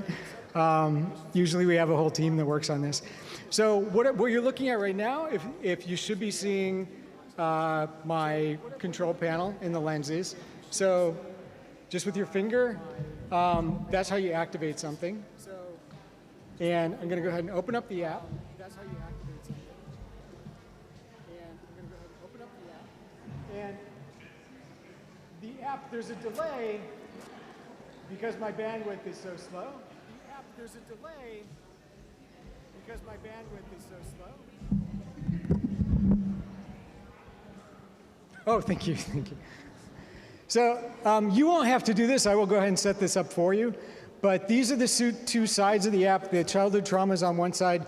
The opioid use disorder is on the other side. So I'm going to drop this, if you can see. I'm going to drop a fishing line on it. And then get air tap. And we'll see if we get some audio here. Oh, wait, 1 second. I have to...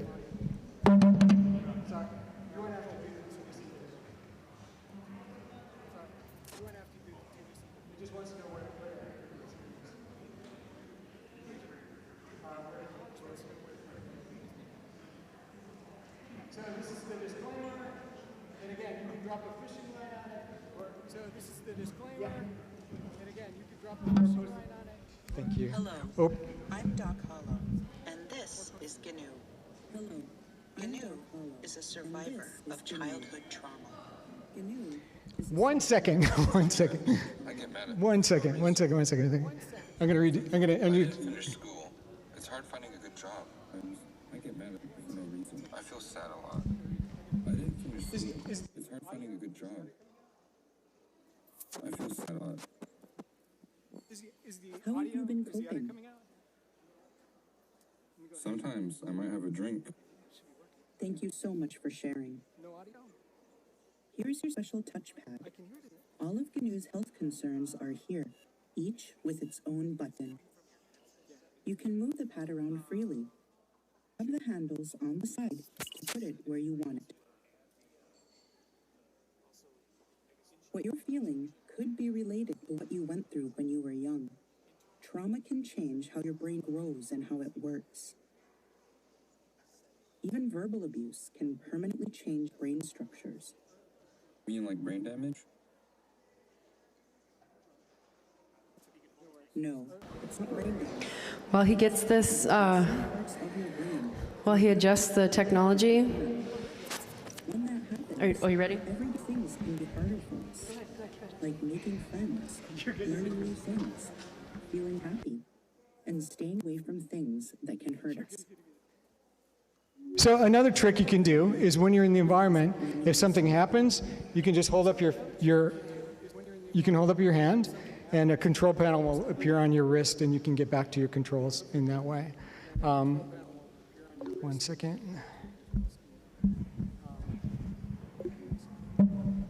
So the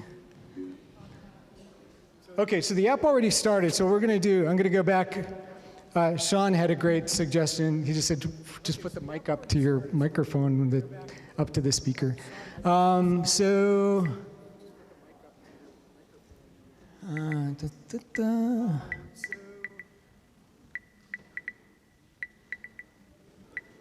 1 second. Reset this. Hang on. No. I'll just go through. You missed the first part, but I'm just going to go clicking through it. So here is our. Here, I'll try to get these guys in the frame. See if I can stream it.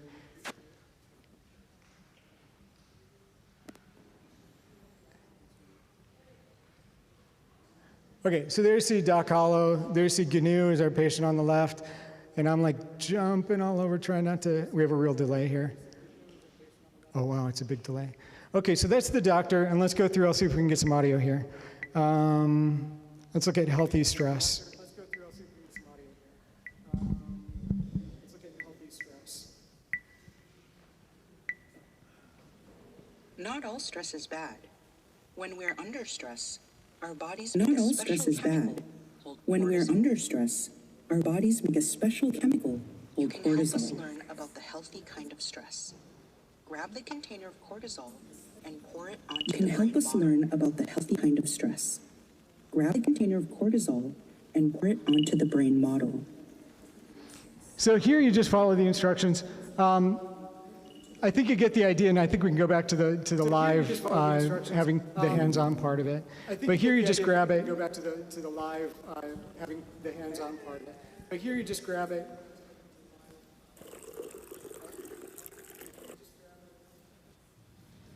Here's GNU, and you can see how it works. Here's GNU, and you can see how it works.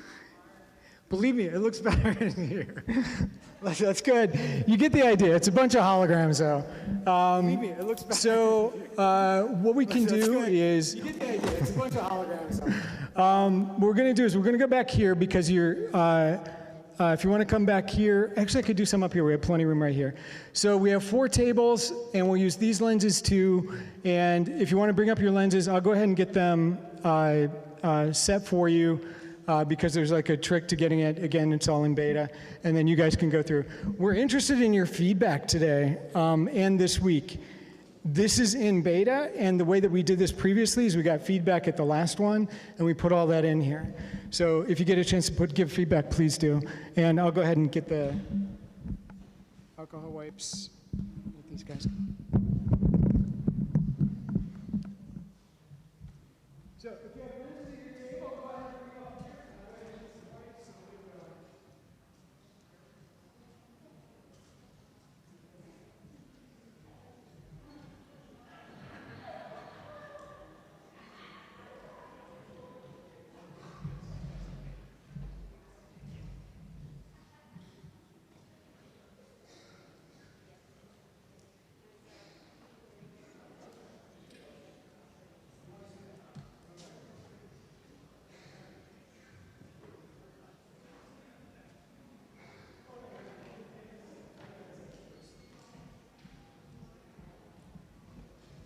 So while we're doing this, I'm not sure how much time we have or how we can.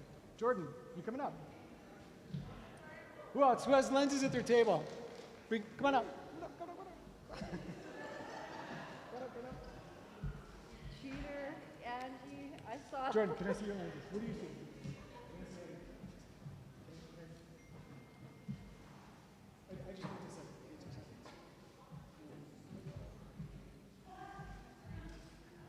So while he's having everybody come up with the lenses,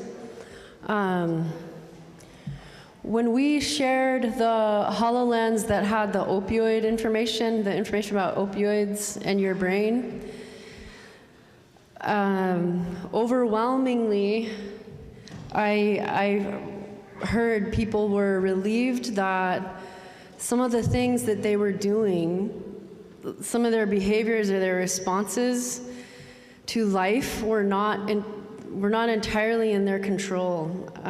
Sometimes there's a lot of stigma around addiction and mental health symptoms when people are struggling. And this helps destigmatize all of that. When your brain physiologically changes, that changes the way that you behave and the way that you think. And so I'm just like sharing my, yeah. So while he cleans the lenses and everybody gets them on, and you guys will get a chance to see that how it explains your brain and how your brain works.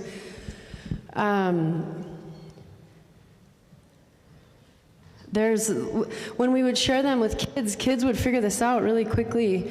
But a lot of the stigma around substance use, it really comes from this belief that we're somehow in control of all of our behavior when we're using.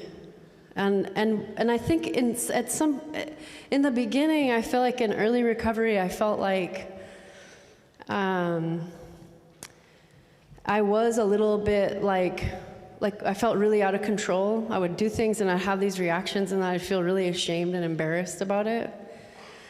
And I didn't learn about how substance use impacted my brain or how trauma impacted my brain until I was like old. But as I learned about how your brain changes, I think it's also equally true that your brain and your body have an infinite possibility to heal. Like, it's unlimited. So as you learn about this, like, I know that, like, as Indigenous people, as Native people, we all have our teachings around our body, our spirit, the way that we think, mind changers.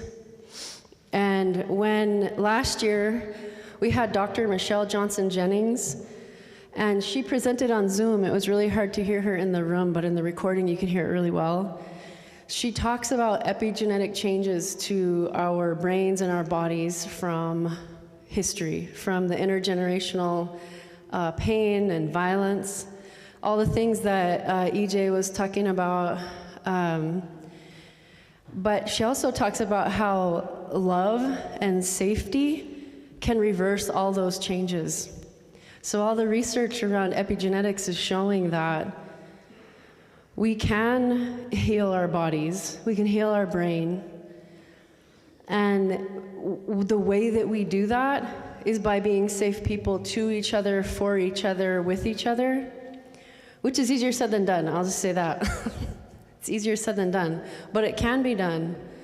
And so I wanted to bring some of the things that she shared and she talked about last year, Dr. Michelle Johnson Jennings. If you get a chance, go to the BBHC YouTube page and you can see her. She's at the end. I think she's towards the end of that last day. And it's amazing. She packs a lot of information in there. Like, I have had to watch it several times to kind of get it all. But I just wanted to share a little bit of that for some context. I think this is so powerful to be able to see that some of these things are just not in our control. And as a community, sometimes we put a lot of pressure and guilt and blame on people that really doesn't belong to them. These are powerful, powerful drugs. I have never met anybody who woke up and said, you know, like, I think today I would like to become addicted to heroin or anything else. Pills, fentanyl, any of it. If we really could choose it, if we really could choose that, I don't think anyone would choose that. And I like how this destigmatizes some of that, because it's a big thing. It's a big thing here. It's a big thing in the region. And it's not as easy to change as a lot of people kind of think it is. Well, you just change. It's not like that. My friend says, I've heard her say, if I had to choose between breathing air and having drugs, there's a point in my life I would have chose the drugs. And so these changes to your brain, we're going to see what it looks like, but what it feels like when you're experiencing it. I just want to emphasize that to everyone, that these changes are, when you're feeling it and you're living it, like, it's a lot. So I hope this helps us have more compassion for people that are maybe struggling and relapsing. Maybe you could have more compassion for yourself. When I talked to kids, when I traveled and I worked with youth, we did presentations with youth. A lot of the time the kids would talk about their parents using drugs, and I would explain, they still love you. Sometimes if they could stop, they would. The intensity of losing your parents or losing your children to this change in your brain, this physiological change. This is a treatable disease, though. These are all preventable. Like, all of these things are preventable, and that's why we have this. That's why we bring all these people here, and we want everybody in this room. That's what we want to talk about. Like, we can prevent these things. This doesn't have to be our story anymore. And I don't know, are you close? Yeah. Almost? Yeah. Sorry, that was my fault. It's pretty cool. You're one more set. Is there still a bear is there a bear or just a bobcat? There's a bobcat. Bobcat. I saw a bear last night on the flats across from the boat harbor. When you see the bobcat, when we got the bill for the bobcat, somebody in the county said, how much for the digital bobcat? What are you guys doing?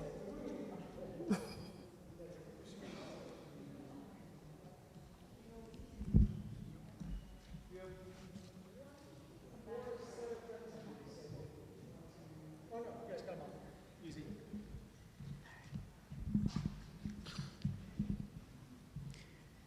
Are you making it okay? Do you see the screen? You don't see a screen. Can you come up? If you come this way, there should be a screen somewhere. No? Can you come this way and then look around? It's got to be there. Walk around. It's got to be there. I think it's, if you come all the way this way, and then look over here, there should be a screen somewhere. Okay, and then you can drop a fishing line on that accept, and then air tap like this. Is that it? Okay.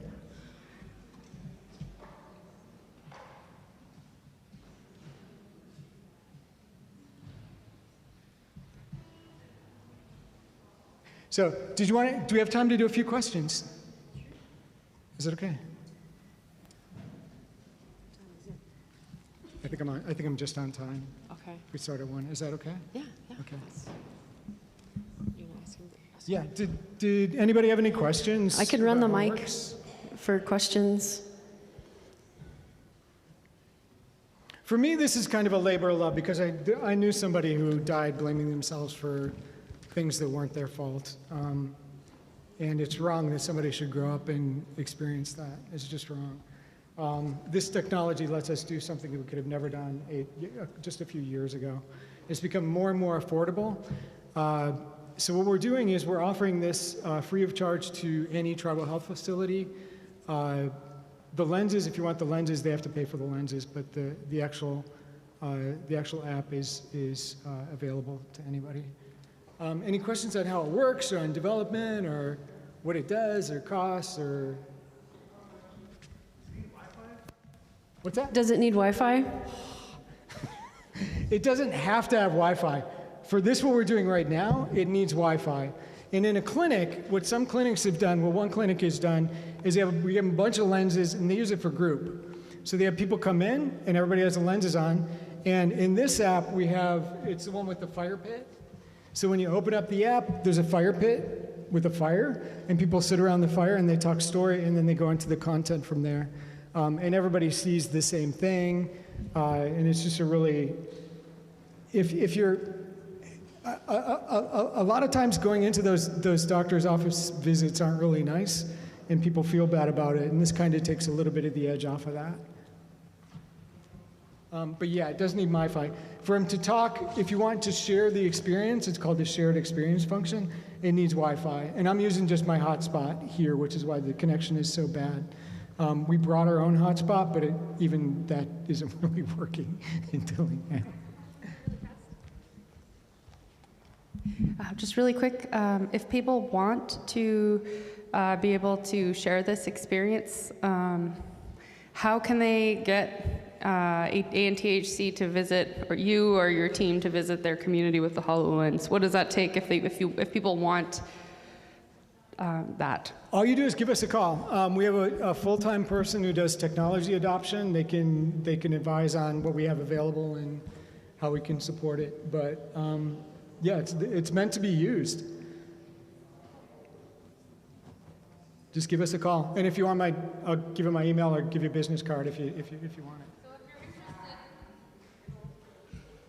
If you want it for California. And you'll be here, like you'll have these lenses, like you'll be here if people want to try them? Yeah. Yeah, okay. Are all the users doing okay? You doing okay back there?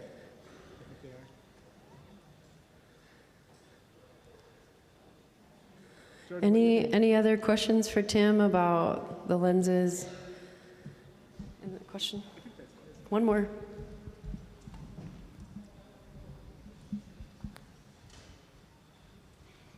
Yeah, the streaming was kind of horrible. I hope I didn't make anybody seasick. We also did one with mortality rates to show how many people died from something and what the rate of something is. Usually that's a table and it's a lot of math. And what we did for mortality rates from substance use in Alaska, we just had a map. We made a map of Alaska, and then our patient population, 170,000 icons come out of the map, and you can see and get your little math lesson one-to-one with those icons. Are you good?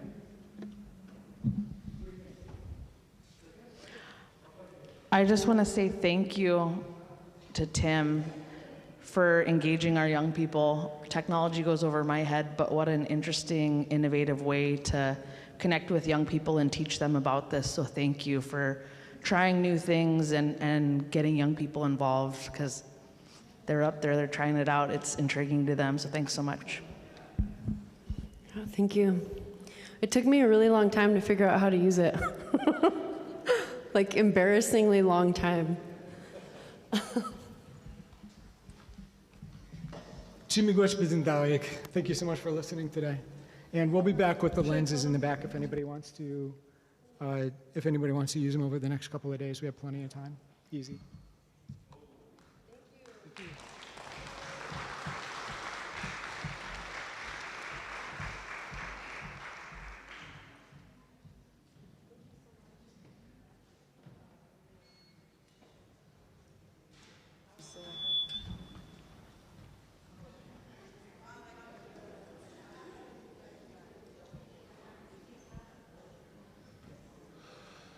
All right, before we move on with the agenda, I know we're all tired of sitting. We're going to do a quick walk, and then we will move on to the next presenter. So if we can have the dancers or anyone who wants to join us, come on over.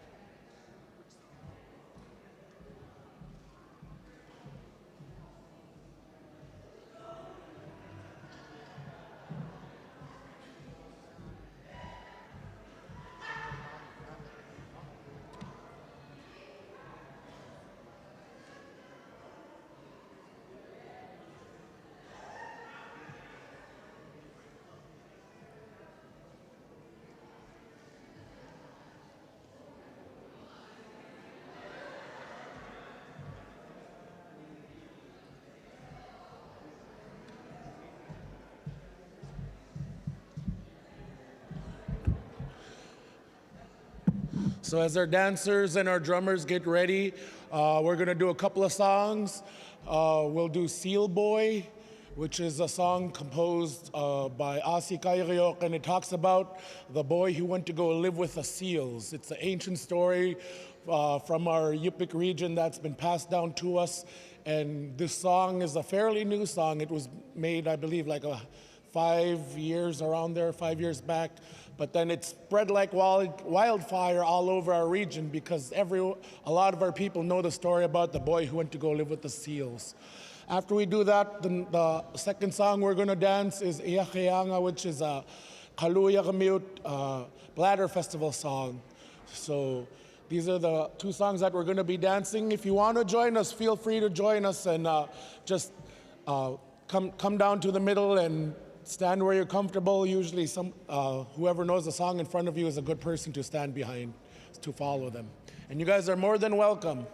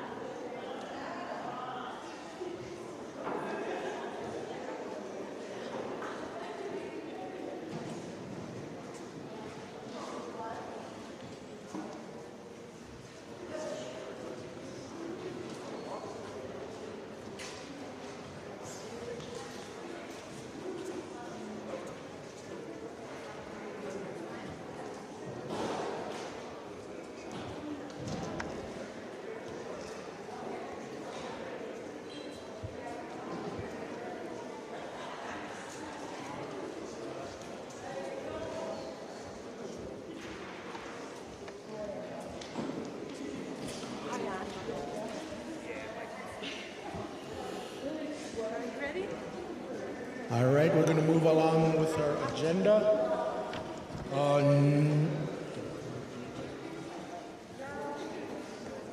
All right, we're gonna do 2 door prizes, guys. So bring out your tickets. Get your tickets out. If your cousin left, I hope you grab their tickets. Yeah. Ask the people up front. Oh, you want it already. Gotta think about this.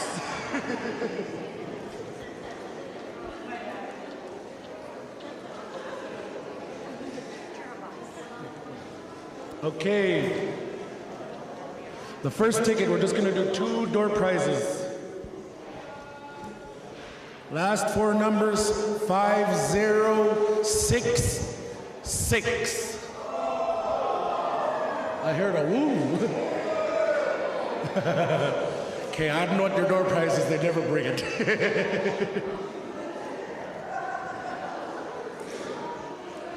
I have no idea.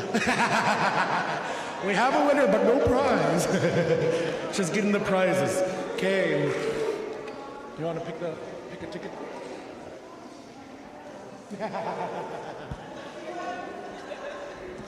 Okay, second ticket. 5174. 5174.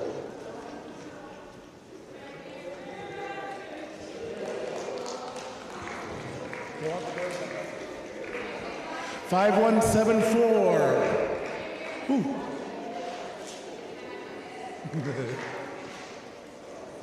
And we have a winner. Keep your tickets. We have a couple more prizes, I believe. Okay, next up is Power and Control Dynamics and Relationships with Becky Hammond.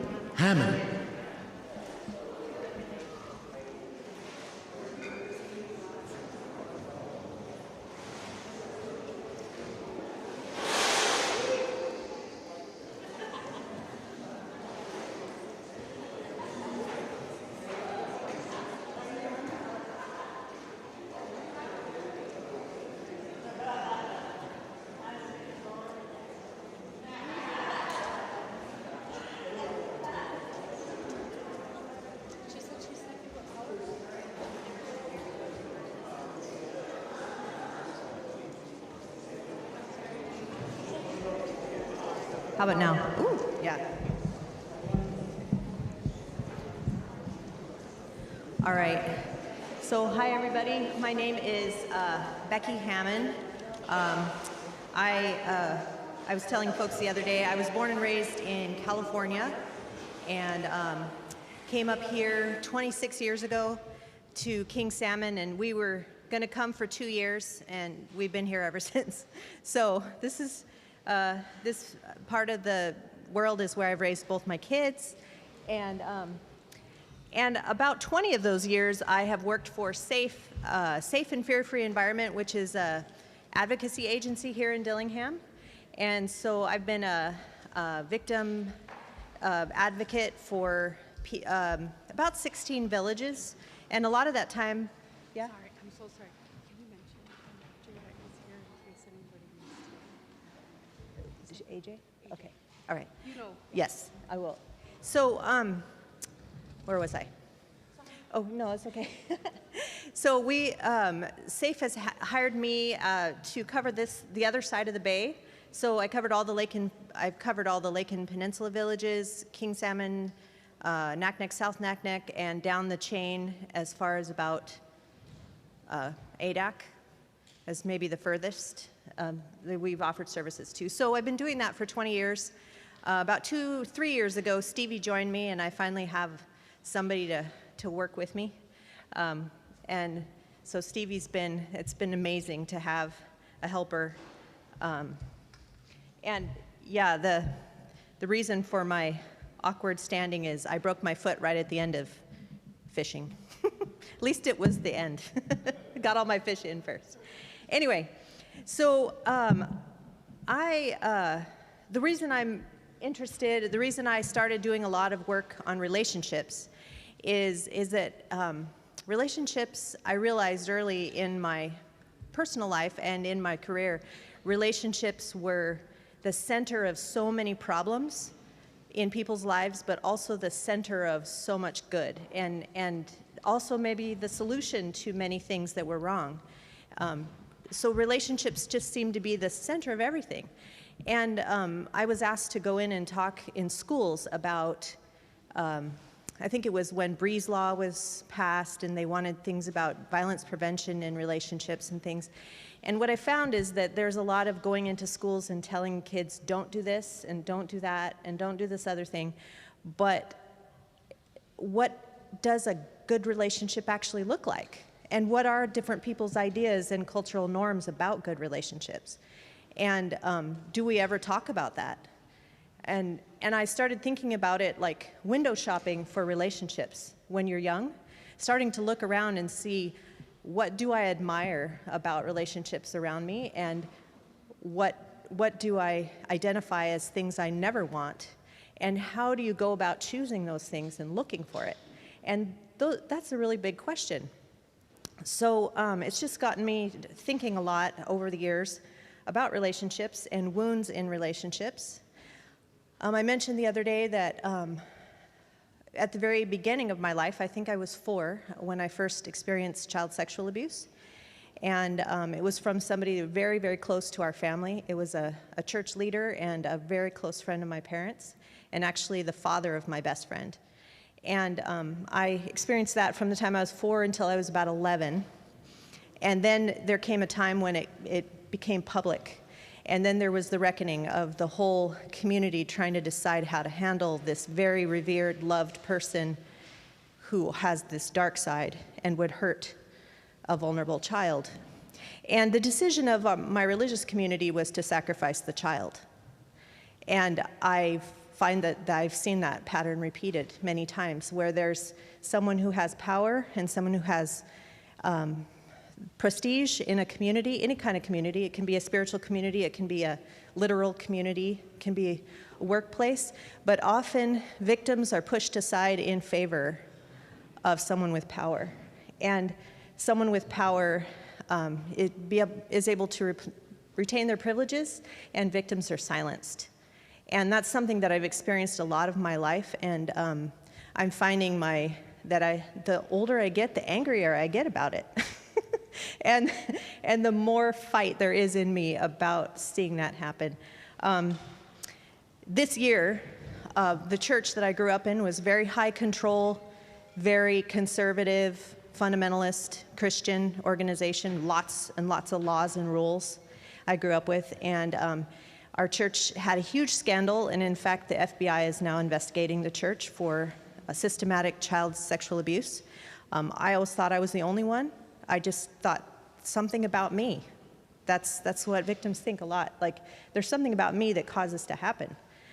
But it turns out that this was happening everywhere, and we were all silent. And we were not talking to each other. And now it's in the news, and the FBI is involved. And so this has been a huge year for me. And so if I get a little emotional sometimes, that's probably a little part of it. Anyway, I just want to go first, just before we go forward, I just want to say that wounding in relationships, it's one of the most difficult wounds to heal from, because relationships are so central to everything we are. And wounds in relationships shape our whole belief about ourselves and others and systems and community. It shapes a lot of things. So healing from a wound in a relationship is a long journey. So I just also wanted to, this has been my lifelong project out here in Alaska, raising my 2 little experiments. They're not so little anymore, my son and my daughter. And I can just say that I've probably learned more about relationship since being a mother than I ever understood in my life before. Because there's something about having these children in your life where you see the things that happen to you, and you want something so different for them than what you had.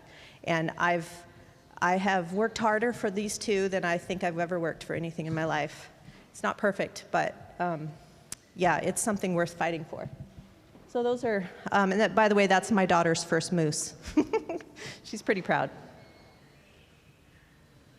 And, oh, there we go. So I was mentioning to the folks yesterday that I grew up in California, and I was from the folks from California. Just wanted to show you over there on the left. That's Kathleen, and I'm the one on the far right. So that's us when we were little kids. I was thinking I'd tease her by showing you guys. You know, we're putting on some sort of play or something. I don't remember. So, ooh. Okay, let's go back. All right. Let's see. Do you know if you can show the QR code? Does it, the poll everyone doesn't work on here? It's supposed to have a QR code. Can you see that on your screen? No. Okay, we'll just skip this part. So the point of this, I sometimes when I'm teaching, I show their poll everywhere where you can use your phone and use a QR code to talk about like what it is that you look for in relationships. And one of the things I ask kids, like teens, when I'm talking to them is first I ask, what do you look for in a relationship, like a romantic relationship? And there are people throw out a lot of words. And then you ask, what do you look for in a sexual relationship? Or like, what do you look in a regular friendship? And are those two things separate? Do you look for different things in romantic relationships than you look for in sexual relationships? I mean, in regular friendships. Do you have different standards for whether it's a romantic relationship or a friendship? And it's interesting that people will start to realize that there is a difference. Like they may tolerate things in romantic relationships that they would never put up with in a friendship, in someone that they rely on. And that's one of these unhealthy patterns that begins to grow in us as we have maybe emotional wounds even from a young age. And I experienced quite a bit of that myself as a young person, that I chose in romantic relationships. My choices reflected my sense of self-worth, which was very low. And I tolerated being undervalued or not valued at all, because that is the way I thought of myself. And so there's some cruelty that we do to ourselves sometimes because of emotional wounds. So when I started thinking about relationships, these words, honesty, trust, respect, open communication. And when you really get people thinking about what they want in relationships, people will bring up a lot of these words. And so it isn't an effortless thing, though, to have all those things together in a relationship. And I think the main thing I want to point out is that there is no imbalance in power. Like there is a sense, it doesn't matter if it's a marriage or if it's just a friendship, there is a sense of balance and there's a sense of cooperation and partnership. And there shouldn't be any relationship, and actually I'd like to even expand that a little more. It should apply to things like work relationships. Now we have some obvious imbalances of power sometimes in work relationships, like maybe someone's the boss and someone's the employee, but there still should not be an imbalance of power. There should be a respectful sharing of power and cooperation, and there shouldn't be the person with the power using it to manipulate or to coerce or to make somebody cross boundaries. There's a lot of different ways that can, so unhealthy relationships can show up in the workplace. They can show up anywhere. But I just want to leave you with that. Imbalance of power is the big piece of this. So I found this acronym about healthy relationships, and I like that it was REST, because I feel like the best relationships in my life are relationships where I just feel like we could sit in silence together and there's no sense of obligation or threat or nerves. Like there's just this sense of rest. So respect, equality, safety, and trust. And if you think about the people that you would go to first when you need quiet and you need peace, all those things are there, and that's why you go to those people. And I like that when you, there's no conditions, there's no pressure. It's a comfortable situation. It's a sense of comfort that you have with a person. And that's some of those people that you've had in your life for a long time, that's why you still have them, is because they offer this. So I was going to bring up this quote. This was the quote that Tiffany mentioned earlier. And you see this in a lot of families where there is power imbalances and there's manipulation and coercion and a lot of different unhealthy patterns going on, is that people are valuing dishonest harmony over honest conflict. So a lot of the things that I'm going to talk about are where you're working toward a healthier balance in a relationship. It takes work. It's work, and sometimes somebody who's really unhealthy and loves power will take your bids for more equality in the relationship to be, they'll take it to be an attack. And it's this unwillingness for honest conflict. Honest conflict is not a bad thing. And I've, in the church over this last year, when I have tried to point out unhealthy patterns and I've tried to point out the abuses and what we need to be accountable for, I was told that I had a bitter spirit and that I didn't bring peace to meetings. And I was told that I had too many opinions. I have a lot of opinions, that's true. But I don't think it's too many. And I also was told, we're a family. And that's what they said about the church. And I said, yes, a dysfunctional one, a very dysfunctional family. And that's what a lot of us will find ourselves in either in work or community or in actual families. We'll find where there is power battles that are going on in really unhealthy ways. And when you try to get in there to fix some of these things, then you're the bad guy. And what I've learned over this year is to just calmly keep saying what I need to say, because that is the only way. And sometimes I've just had to draw some really strict boundaries about some really unhealthy stuff coming my way. So in order to talk about healthy relationships, we have to kind of talk about some things that are in unhealthy relationships, and a lot of these things we see in, particularly in domestic violence. But you know, domestic violence or an unhealthy relationship doesn't have to have any actual physical violence in order for it to be violent to you emotionally, and for it to be really difficult for you to rest or to be yourself in the relationship. So everybody's probably familiar with the power control wheel. This was developed by the Duluth, I don't know, I think it's a university that put it together. It's their domestic abuse intervention programs. Anyway, these are the main kind of things that are used: intimidation, and like it says up there, you can make someone afraid without actually touching them. You can destroy their belongings. You can make movements at them that suggest that there's violence coming. You can make threats. All of these things are intimidation. Emotional abuse is just tearing somebody down in a mental way, making them feel low or guilty, or playing mind games. I see a lot of crazy making when I am working with people, where someone will say, like I had one client one time who said, he said that I had to have dinner on the table by 5, and then I went to cook dinner and all the pots and pans are missing. And she didn't know where he put them, but he went and hid them somewhere, but he made this big demand, and then he made it impossible to fulfill.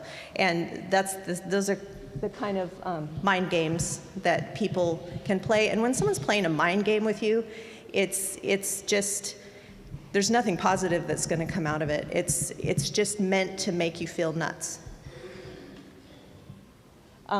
Isolation, a lot of times people will just separate anybody from, separate a person from anyone who seems to offer them any kind of support or any kind of resources. So I even had one time I was working with a client, and she called me up and she just said, "Are you dating so-and-so?" And I was just like, what? You know, because I'm not dating anyone, for one thing. But basically, her partner had told her that he and I were seeing each other on the side. And it's because he knew that I was an advocate, and he knew that she was talking to me, and he wanted to break her trust in me. He wanted her to feel like there was a conflict and there was no way that she could get help from me. And of course, that wasn't true. But it was just another way to isolate her from what he saw as a source of help. I've also had people that just hated me because I was befriending somebody. They didn't even want them to have friends. And I can say that in a church situation, I experienced the same thing, isolation, where it was a very cult-like group, and we were not allowed to have friends outside of the church. And that is a very isolating experience, especially if your best friend's dad is your abuser. Reporting him or fighting against that would mean you don't have any friends anymore. You lose your whole community. And I've seen that happen in villages too. It's really tough when people speak up and they begin to lose all their connections around them and all the support pieces that they have. And then, of course, when you do speak up and say, this is what this is doing to me, this is what's happening to me inside of this experience, then there's a lot of minimization. And it isn't that bad. And besides, I said sorry. And lots worse things have happened to other people and la, la, la. You know, there's just so many minimizations, denials, and blaming that blame shifting is another one of my favorite, where they say, if you wouldn't make me mad, then I wouldn't have had to do that. So always trying to shift responsibility onto somebody else. And then I see a lot of children being used in these situations, like you'll never see your children again. Or if you leave, then your children will experience a broken family. And, but guess who has broken the family? The person doing the violence. That's who's broken the family. And when you take steps to make yourself safe and to make yourself be a whole person, there is nothing about that is breaking the family. That is something that's you're doing this for yourself and for your children and their future as well. And using privilege, like some people, you know, it is true that in this world there's a lot of male privilege still. Although women have an easier time supporting themselves and their children than they have in the past, but it's still a rough road to be a single parent. And like my own grandmother was a victim of violence for 60 years and never left because she could not imagine making it on her own. She couldn't see how that was even possible. And she had 4 children, and she felt like she had no other choice. And a lot of times when I'm working with clients, helping them see other opportunities is just one of the things that we do. Just helping them to see what else is out there. It isn't a total impossibility to be safe. And of course, economic abuse, that kind of ties in with that earlier one, where maybe I've had folks where they were getting ready to leave and then they find that their bank account is completely empty, all the money has been moved, or maybe they've never had access to funds their whole time with that person. There's often withholding even any kind of finances is another way to control. And you notice that all of this stuff is about control, right? Controlling another person. And I find that in these relationships, you can give in and be submissive as you can imagine being. You can reduce yourself to being a worm on the floor, and it still isn't enough power for them. They will want more. It's an insatiable desire to have power. And that's one of the things that I've talked about with a lot of young people is when you get into the business of trying to control other humans, you will hurt people. That's the only end to that. You cannot control people without hurting them. And so we all need to get out of the business of controlling people. And more communication, less control. And then, of course, coercion and threats, like, you know, I'm going to do this or I'm going to do that. I have a lot of clients where people will threaten to hurt animals, or they'll threaten to hurt other family members, or they'll threaten to tell the whole community things or share things. You know, there's a lot of ways. This person usually, they're close to you. They know everything about you. And so they have all the right words. They know how to say the things that are most triggering and make you most fearful. And then that's why having other supports where you can talk through these things and see it through a different lens can be really helpful. And as an advocate, that's what we do. We don't try to tell our clients what to do, but we try to help them see what else is out there besides that person who's in your ear telling you that you have no other options. So that's kind of a overview of domestic violence or any kind of abusive, controlling relationship. And like I said before, I'm not only talking about romantic relationships or husbands, wives, or whatever. I'm also talking about you can have this within families, parents to children. You can have elders being controlled and abused. You can experience this in churches. You can experience this in the workplace. A lot of us have put up with things in our workplaces or in our lives that we don't even realize are abusive until we see it through a different lens.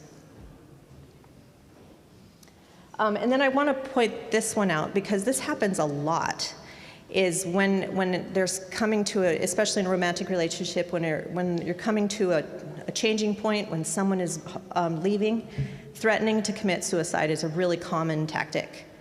And of course, it's a very triggering thing to bring up because there's a real fear there. We probably all know people who have committed suicide, and that's a triggering thing to bring up in a conversation. But it can be used as a tactic to keep you tied up and to keep you tied in to the relationship. In fact, it's really interesting. My daughter had that happen to her the first time when she was 15, just in a little kid relationship. They weren't even actually allowed to go out anywhere together. But online, I found that this boy was already using this tactic to keep her from kind of moving on. And so I don't know if anyone ever told him to do that or if that's just like an innate thing with somebody who is grasping for power to try to, a last-ditch effort to keep this person lined up in the way that they want them. Anyway, as a result of that experience, what I've always told people is it's right and good to get that person help, but it should not change your decision about what you're going to do for your safety or the safety of your children or whoever else is involved. So healthy relationships or having like a healthy connection with other people, it all comes down to boundaries. And you know who hates boundaries the most? Are people that are really into power. They absolutely hate it when you try to draw a new boundary, especially where there hasn't been one before. It is an offense of the highest order to them. And so if you have someone in your life and you're just like, I wonder if this person is kind of manipulative to me, I wonder if this is a healthy relationship, and then you try to draw a new boundary and see how they respond, you'll probably get a pretty clear view. Like, a healthy person will go, oh, okay, I didn't realize that that was bothering you. And yeah, we can do it that way. But an unhealthy relationship with somebody who's got a little bit of a power issue, this will be hugely offensive to them. If you just say, you know, from now on, I don't want to do this anymore, they'll just be like, well, what's wrong with you? And I guess I'm a bad person. And, you know, anyway, there's a lot of different responses you can hear. So just, yeah, to keep that in mind, that boundaries are really unwelcome to people that have a power issue. Healthy boundaries are a reflection of principles, rules, and guidelines that you set for yourself. I like to emphasize you and yourself. They're not boundaries that somebody else decided. It's not rules that someone else established at some point. These are things where you are looking at your own thing, your own life, like what do I value the most, what's most precious to me, and this is what makes sense for me to feel good about those things and the balance of those things. And nobody gets to decide what the boundaries should be besides you. And this goes for everybody of every single age. I remember my little daughter, she was about 7, and she told me, Mama, I really hate hugs. And my first instinct was to tease her and go, oh, I'm gonna hug you anyway, you know, like kind of whatever. And then I just stopped for a second and I just thought about the times when I've been manhandled and touched and I didn't want to be. And I knew that my daughter hadn't experienced abuse, but I just thought, well, why shouldn't she be able to draw a boundary? And so after that, I would say, can I hug you? And she'd say, no. Or sometimes she'd say, well, okay. And then as soon as I would hug her, and then she'd get kind of stiff and I'd let go. And that was me respecting her boundary. Even though she's only 6, kids still have a right to have boundaries too. So I like to talk about, in boundaries, I'd like to, and healthy relationships, I like to talk about what you should be free to do. Not like what not to do, but what are freedoms that you should look for? Because in a really good relationship with another person and a good friendship, you feel a lot of freedom to just be yourself, to do whatever you need to do, and you're not walking on eggshells, right? And so you should be free to say no anytime to any interaction, like, no, I don't want to hug, or no, I don't want to go dinner really late tonight, or no, I don't want to do a steam, or no is a perfectly reasonable answer in a healthy relationship. And it's not like you just hope for respect, you should expect it. Respect should be a baseline for everything. You should expect respect.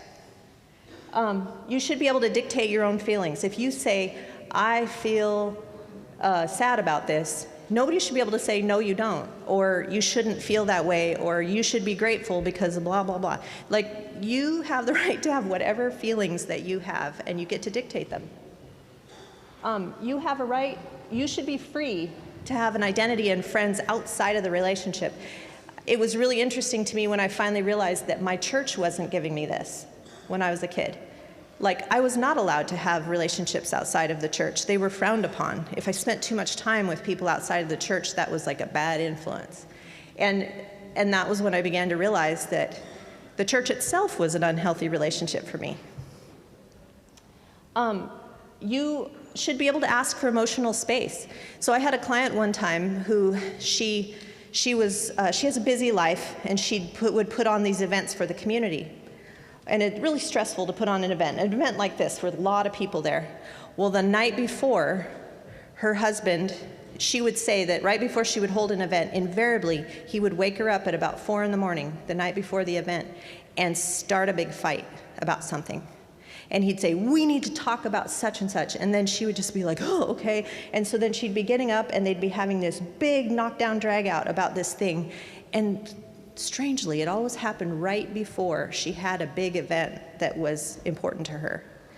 And over time, she began to see a pattern of it and see that when she asked for emotional space, or when she said, you know, could we talk about this another time? I have to be up here early tomorrow. He would not allow that. Like, he needed to be able to dictate when they were going to have this big knockdown drag out, even if it's not a good time. And in a healthy relationship, you can say, can you give me till tomorrow? Or could we talk about this next week when I'm in a better space? And someone who's really respecting you will say, of course. And you should be able to communicate discomfort, like, this is not working for me. This is making me, or like, as a person who was abused as a young person, I have a lot of triggers. I have a lot of things that I had to communicate really early to my husband, like, don't wake me up when I'm sleeping with anything sexual. There will be a fight if you do that. And that comes from my experiences. I have these triggers. I'm never going to be free of that, I don't believe. And so he had to understand that. Like, if you wake me up, that is a fighting thing. I'm just going to be mad as a hornet, and I'm not going to be reasonable. And he believed me. We've been able to go along smoothly because he understood that and he respected that. And you should be able to stick up for yourself. Like, if you just feel like this is not fair, you know, you should be able to explain that, and you have a right. And that other person, if it's a respectful relationship, they have an easy time understanding why you might have a different opinion. And you know, have you ever been in a relationship where the other person is always right about everything? That's not very healthy, because nobody's always right, right? I mean, anyone who claims they're always right, they have an issue. And then choosing when and if to be vulnerable in front of that person. Like, I had an experience where a lady said that her partner would make her cry in front of people. And he just seemed to get joy out of that, like where they'd be in kind of a social situation, and then he would bring something up and get something started, and she'd end up feeling like she made a fool of herself. And when she said, could you please not bring up these kind of subjects in front of my family or in front of people, he just kind of laughed at her and said, well, that's stupid, you should be over this. And then, it became clear that this is something that's being done to manipulate a person's emotions. So you should always be able to dictate these things. I forgot that I had this little clicky thing lined up. Okay, and you should always be able to dictate, for physically, touch. You should always be able to dictate when you're touched, how you're touched, and who's doing the touching. It should be completely within your control. And I encourage parents to give your children autonomy about their bodies from a very young age. Like if they don't like something, they should be able to tell you and you will stop. That is, aside, of course, like there's things like my little son decided he hated baths for a long time. Well, I still had to give him a bath. But there still are choices that you can give the child about things that they have strong opinions about. Personal space.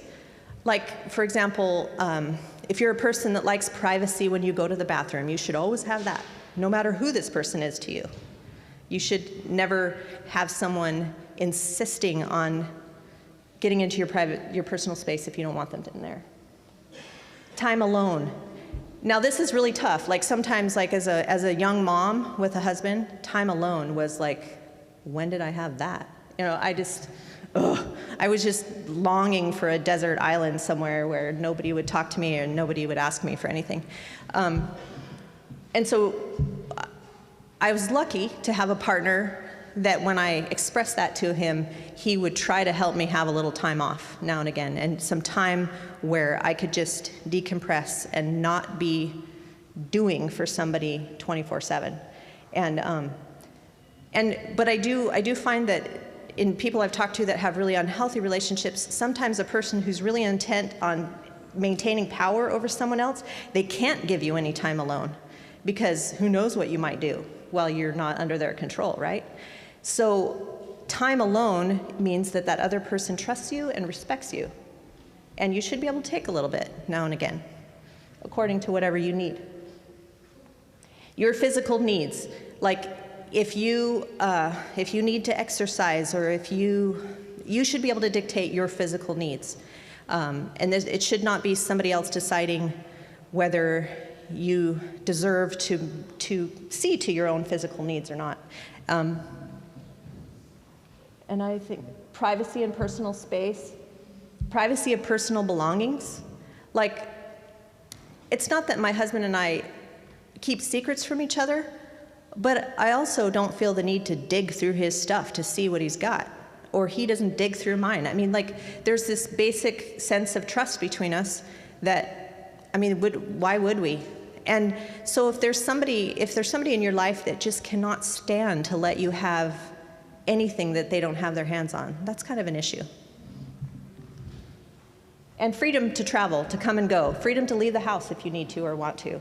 Freedom to visit family now and again. Freedom to go see a friend.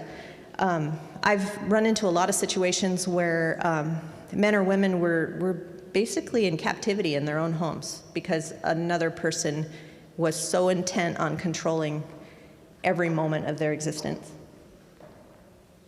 And this is a big one, medical autonomy. You should be able to decide medical things about your own body. This is not your partner's decision. This is yours. This is your body. You only get one.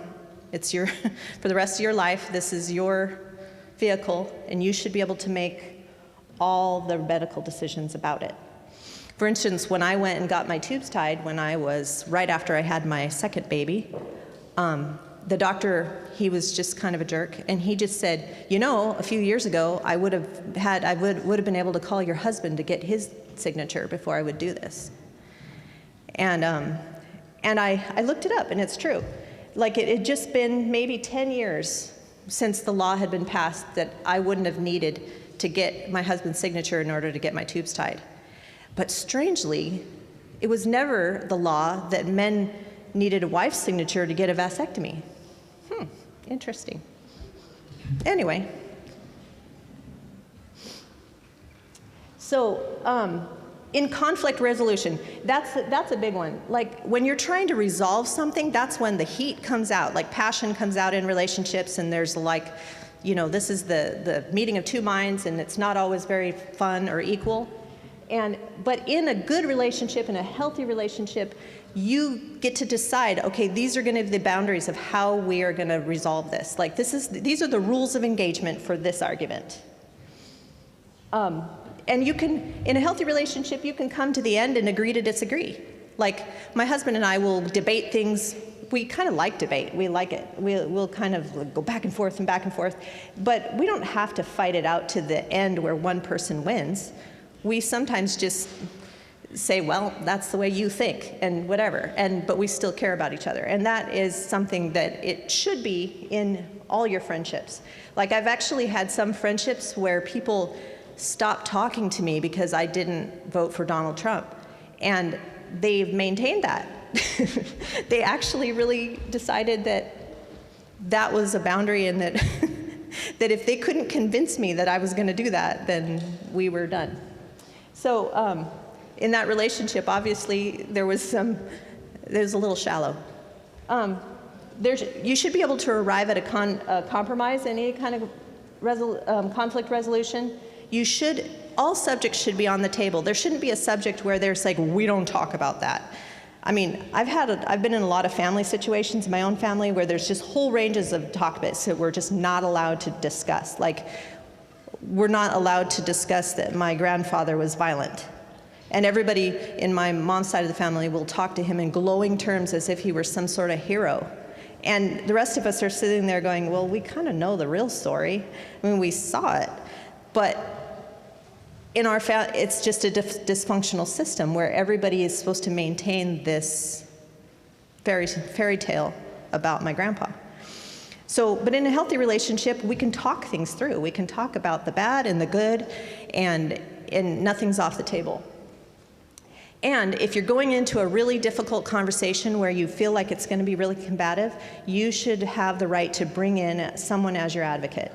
If say in a business setting, especially like a job or in a church thing, or anything where you're being called to have like a really difficult conversation with someone, if you ask to bring an advocate and they say no, that's a little questionable in my mind. That means they want power. They want you to feel alone in that situation.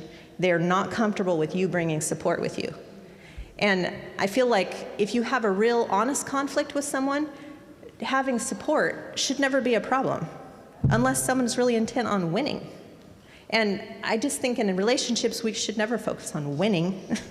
We're focusing on coming to some sort of arrangement that works.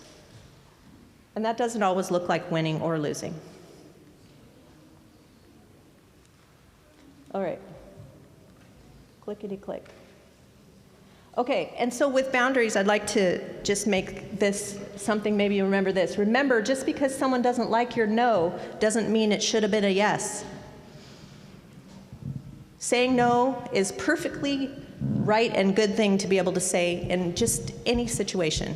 You should be able to say no. And just because someone throws a fit doesn't mean you need to change it. So the other part of what I was telling you before is how I've seen spiritual abuse work with this. And I know that this is a sensitive topic for a lot of folks. And by this, I am not saying that religion is bad or religion is good. I'm not saying either one. We've got probably people in this room that have experienced abuse in religious systems, and also people that have experienced great hope and help in religious systems. So by everything I'm saying, I'm not saying that religion is bad. I'm pointing out the ways that abuse shows up in these systems, though.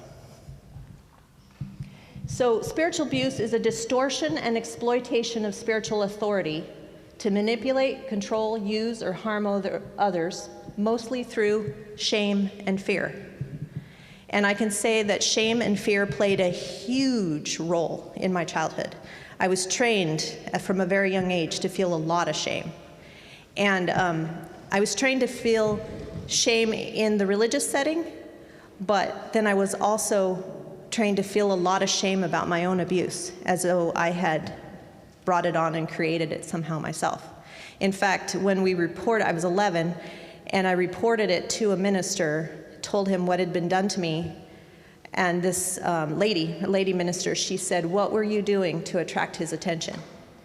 And he was a 47-year-old man at that point, and I was an 11-year-old. So that shows what distortion, and she was sincere about that. Like, I was obviously a promiscuous child in her mind, as if that can exist. And there is no such thing, by the way, as a promiscuous child. The adult in the situation has all the power and all the responsibility. So some of these ways that this shows up, I've seen this happen in our church, and as this whole FBI investigation has been rolling out and the cases have been coming forward, a lot of it we've seen where, for spiritual reasons, prolonging violent relationships or very, very unhealthy relationships by telling people that they're going to lose their souls if they move away from that relationship for their own safety. Misusing scripture, misusing teachings, doctrine, in order to make a person feel like they have no other choice than just to continue to endure. And often those same people that are teaching that to that one partner are uplifting the violent partner. And that person is getting honor and sort of being treated as like the one who's in the right in the relationship. And I've spent a lot of my year puzzling about this. Like, why is it always the perpetrator who gets all the honor from these systems? And it just became very real to me. It's about power. Who has power? And if you look in the relationship between the victim and the perpetrator, it's usually, the perpetrator contributes money to the church, or has a pivotal role of some type, or has received respect and honor and has a lot of friends. And the victim is kind of a nobody, expendable. And so what I realized this year through working all through this is that essentially myself and other children like me were sacrificed, like child sacrifice, to the desires of these people that had control in this system. And other people who may not have been abusers themselves, they went along with it. And they upheld that. And to me, those people are just as guilty. So prolonging bad relationships. In fact, my relationship with that family, who, when the abuse came out, I had to go to church with that person for the rest of my childhood after that report came out. And until the very last day, and when I left home, at a church service, I would be at the last hymn, like right as we were ending, I would be calculating how to get into the room without him being allowed to touch me. Because he never overtly abused me again, but he used every opportunity to touch me in 1,000 different ways anytime we were in the same place. So it was very clear to me that he was still imposing power. And he was my friend, my family's friend. And that has been another really hard thing to work through, is that my family also went along with this. And I've seen this happen in villages too, where there's somebody who has hurt children, and they continue to have place and privilege and honor, and the child is silenced. And I'm telling you that this is the most significant damage that I have seen. It's very significant, and the betrayal that they feel because others want to uphold this person is very, very, it's just, it's a huge feeling, and it stays with you. And isolation, like I said, with my church system, a lot of churches preach that, stay in the fold, stay with us, don't go outside of this group, because you'll lose your soul, right? And so when you have this taught to you from a very, very young age, you feel trapped inside of this system with this harm that isn't being talked about and is being denied and minimized. And if you do move, and this is one of the other dynamics, when people would leave our church, it would be talked about as, well, they've lost out, so they've lost their soul. And they'd be talked about in very judgmental, what do you call it? Just judgmental talking down about people, like their souls are lost, we're given up on them. And so when you hear that your whole life, as from a very young age, there's a lot of fear around that. Like, if I leave, that's how they'll talk about me. And then I'll lose all of my friends and my connections. It's huge. So, and I feel like a lot of people, there's a close relationship between that and what a lot of people feel in very small villages that are very close when the village sides with the abuser. Where does the victim go? Do they just stay silent? And if they leave, what do they go to? It's giving up everything you know. And I'm telling you, it's a really tough choice.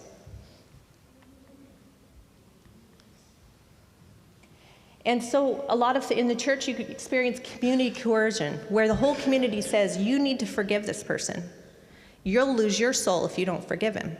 And so what I was told in my church when I was 11 years old is that I couldn't get baptized until I apologized to him for exposing him in front of the whole church.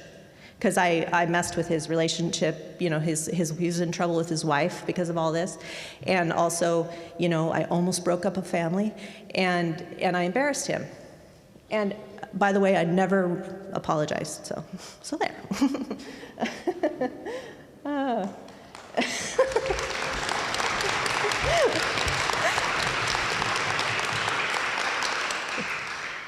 Even as a 10-year-old, 11-year-old, I knew that that was wrong. And yeah, and I've been knowing it was wrong ever since. And then blaming the victim, like somehow, and also the blame spread a little bit to my parents. Like, maybe they weren't watching their kid right, or maybe they were raising her wrong, or, you know, why did they let this happen?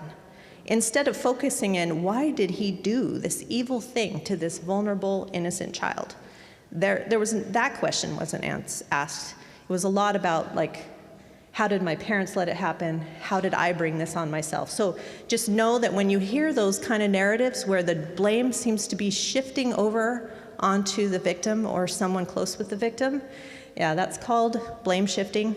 It's a tactic that goes along with power dynamics a lot.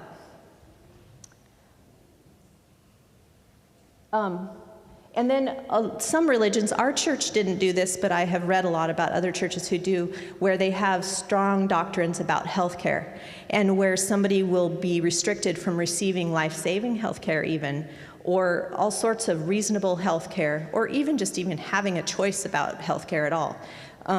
So this is another way that people can kind of be controlled.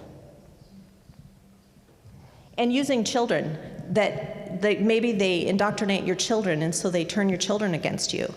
Or maybe they tell you that your children are going to be lost and go to the devil if you don't do this or that. And my parents were told that, that if they couldn't convince me to forgive, then I would be lost. And it was their job, apparently, to convince me to forgive this man. And my parents failed. And then controlling sexuality and reproduction. So this is a hot topic in our country. There's a lot of people on different sides of this.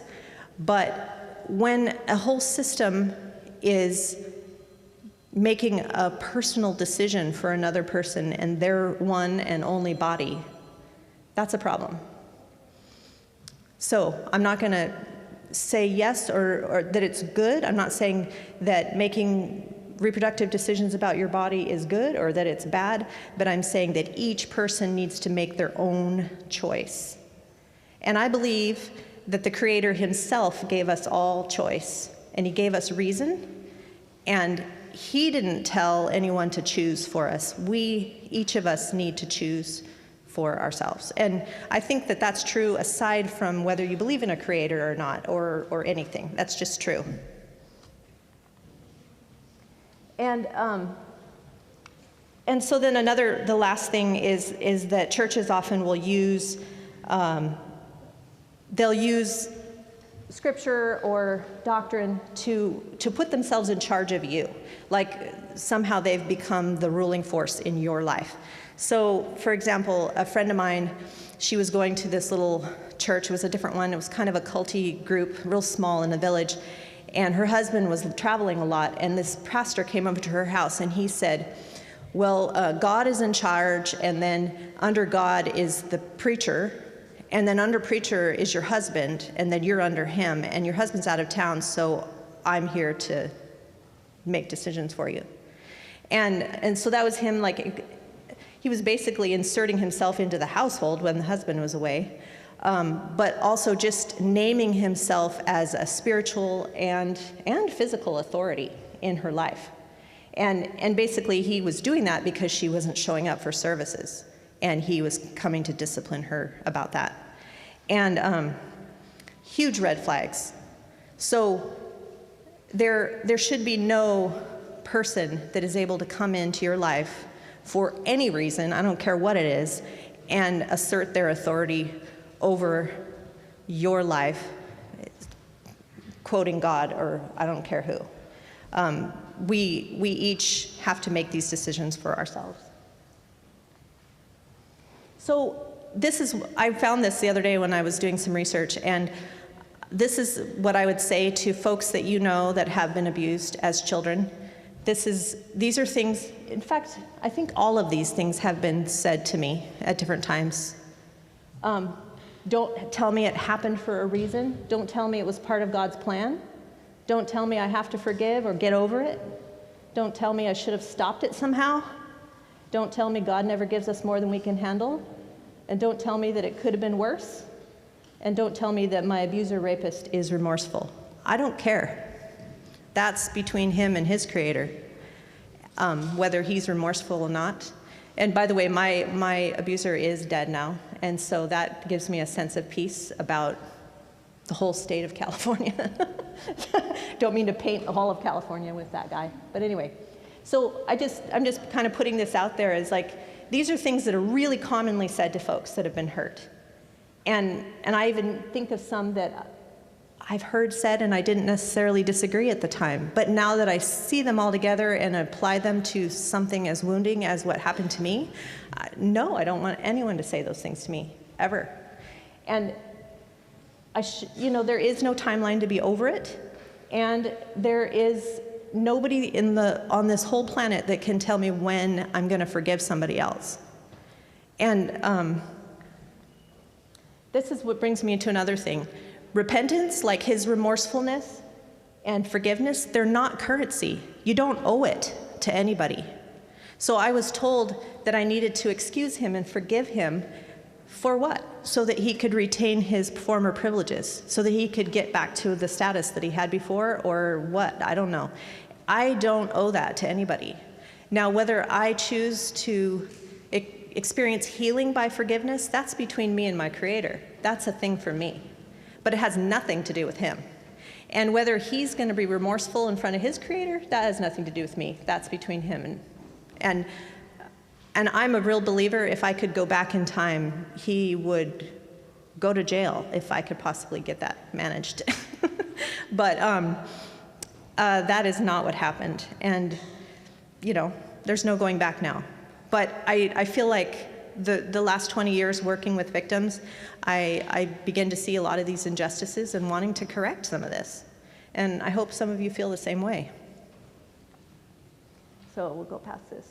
So I don't want to just talk about all this bad stuff. There's a whole journey of recovery.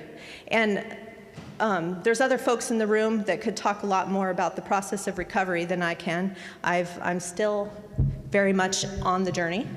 And I think, like one person during this whole year, she just says, well, I feel like this has taken over your life. You just need to forgive.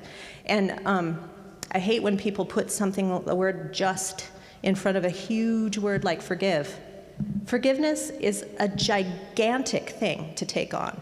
In fact, I feel like I'll forgive it and feel like I'm moving on, and then back it comes, and I've got to deal with it again. And anyone who's ever had to forgive anybody of anything really big, you will deal with it over and over and over. It just keeps coming back.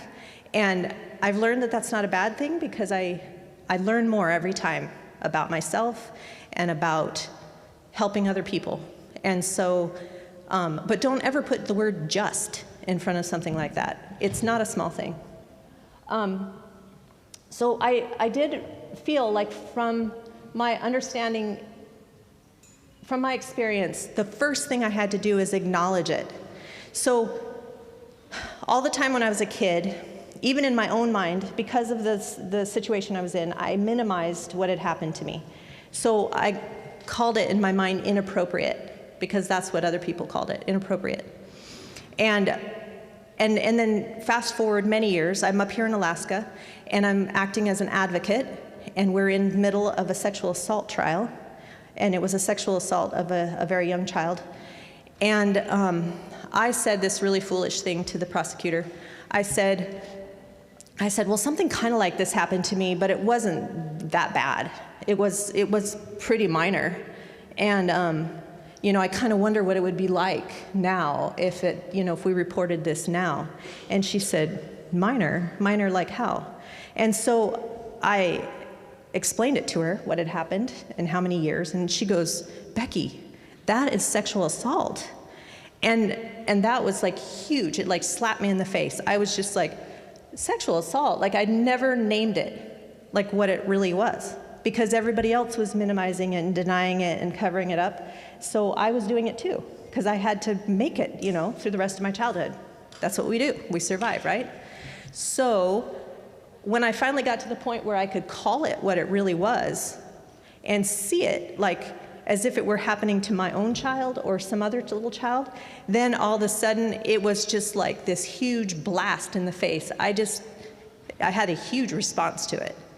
But it was the first step of recovery for me, is naming it and saying, this happened and it was wrong and it was evil. And I want to never let this happen to anybody else again if I can help it. That was my just kind of first reaction. And so, and then of course, all the rest of these things, they don't necessarily happen in this order. You know, everything, like if you've ever heard about grieving, you know, it's not A to B, it's like, whoa, like all over the place. And that's the way the human journey is. And so I didn't really seek support for a long time. Like I've learned now, much later, is that I didn't really feel like I deserved it. Like I wasn't worthy of help because my issue was minor and I was making a big deal out of it. And, you know, because that's what I've been told. And so seeking support happened a long time later. But for my clients, I would suggest it first. Like support from someone like me, an advocate, support from a professional, support from people who believe in you and want the best for you. Those are people that you can pour out your heart to and express all these things to. And while you're doing all that, you have to take good care of yourself. And I was thinking about it, mind, body, spirit. We're not just this like mechanical robot walking around, and we're not only a soul, and we're all these things in the same package, mind, body, spirit. And so whatever that looks like to you, and as you guys might have noticed, crafting and making beautiful things is a big healing thing for me. And my husband calls me a craft pusher because he says everyone you meet gets a craft kit. And I was like, yes, that's true. I'm always like, you want to learn to knit? So anyway, it's been a huge part of my self-care over the years is if I'm having a hard time, I focus on making something beautiful with my hands. And that does something for me. I think, in fact, I was thinking about this, about all cultures. Every culture from way back, all indigenous people made things that were useful, but they didn't just leave them plain and ugly. Everybody made things that were useful but made them beautiful. And all the different cultures had these traditions of how they beautified objects that they were making. And that just teaches me that it's a deep need that we have to create and to make beautiful things, even out of things that are just pedestrian in use. Like say, a bowl you use for water, you could still make it beautiful. And that's a big part of my self-care and healing. And then triggers. Triggers, that's a word that gets used a lot. But triggers are something, like I can sometimes even feel it, where someone will say something and my blood pressure will rise a little bit, and I'll just have this like full body response, even if I try to talk myself out of it.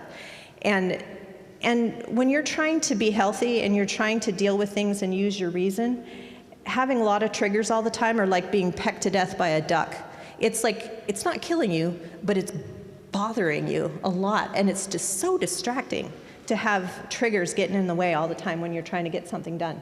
So what I found very useful is to really try to identify, like, what are the things that are happening to just set me off? And when does this happen? And how does it, and who is causing it? Like, is it the same person all the time? Do I need to draw a boundary with that person because they are causing me a lot of unrest and confusion in my journey?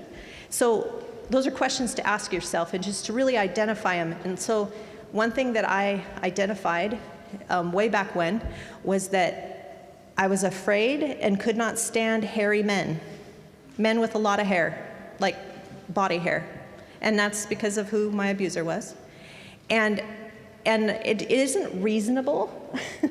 And I know it's not reasonable, but it is a trigger, and it's gonna make me feel something. And so I knew way back when I was searching for a partner, it wasn't gonna be a hairy guy, because I just can't handle it. And I don't make any excuses for it. Anyway, that's just a silly example. But there's a lot of things like that. There's just even little words that people can use, or sometimes it smells. There are all sorts of things can set you off. And if you start to like identify what those triggers are, you can manage them a little bit. You can just say, okay, I know I get triggered by this situation, so I'm gonna plan in these ways. When I go into this, I'm gonna bring a friend, or I'm going to bring this thing to calm me down. Like, for example, I bring my knitting everywhere, and I mean everywhere. Even if I don't think I'll have any time to be knitting, I'll bring it, because it's just something that centers me and brings things down to a manageable level. Figure out what that is for you, and then sometimes your triggers can become a lot more manageable. And then those practicing healthy coping skills, and that's a big, giant thing, because there's a lot of coping skills that you can learn, and different things work for different people. But I think of it more as acquiring tools. And so I feel like as a kid, the way I was raised, I ended up with a toolbox with like a wrench and a hammer, and that's it. And then I'm going through life, and you get this thing and this big experience, and it's like you're rebuilding a transmission or something with one wrench and a hammer, and your tools are just not sufficient for the job. And so in my recovery journey, I've been thinking a lot about just what is it that I need to add to my arsenal so that I can handle life in a better and more balanced way. And whatever that ends up being. Now, we've heard about maladaptive coping, and I just want people who have struggled with alcohol, struggled with drugs, you were trying to survive. You were trying to cope with what was in your head. And that's just universally true. And I love what Christina says about that. She just says, I did those things to stay alive. And then when I knew better, and when I found a better way, then I did better. And I think about the maladaptive things that I chose for my own life, bad relationships, different things that I chose because that's what I understood. And I forgive myself for those things because that was how I knew to survive at the time. And when I had better tools, then I made different choices. Simple. And I try not to like belabor or just make myself feel awful about the choices that I made in the past when I didn't have those tools. Because, you know, when you only have a hammer, everything looks like a nail. So, and then practicing self-compassion, that sounds like a fuzzy, huggy, fuzzy word, but really, like I've asked, sometimes people have said terrible, cruel things about themselves to me, and I've asked them, would you say that about your friend, anybody that you love? And no, they never would. They would never treat anyone else they love with the cruelty that they've treated themselves. And that was something that I had to recognize, that I was extremely cruel and judgmental toward my own self, because I was taught that. From a really young age, I was trained to be judgmental and hateful toward myself. And I had to unlearn that very slowly. And so be patient and kind to yourself while you're learning that, because we don't necessarily know how to do it. And setting boundaries, like we were talking about, that's the most kind thing you can do for yourself, is to set boundaries around things that hurt you. And just, other people are not going to like it. Doesn't matter. It's going to make your life what it needs to be and more livable for you, which is the whole point. And when you're setting limits and you're saying no, you're rebuilding your self-respect. You're rebuilding your self-control over your own life.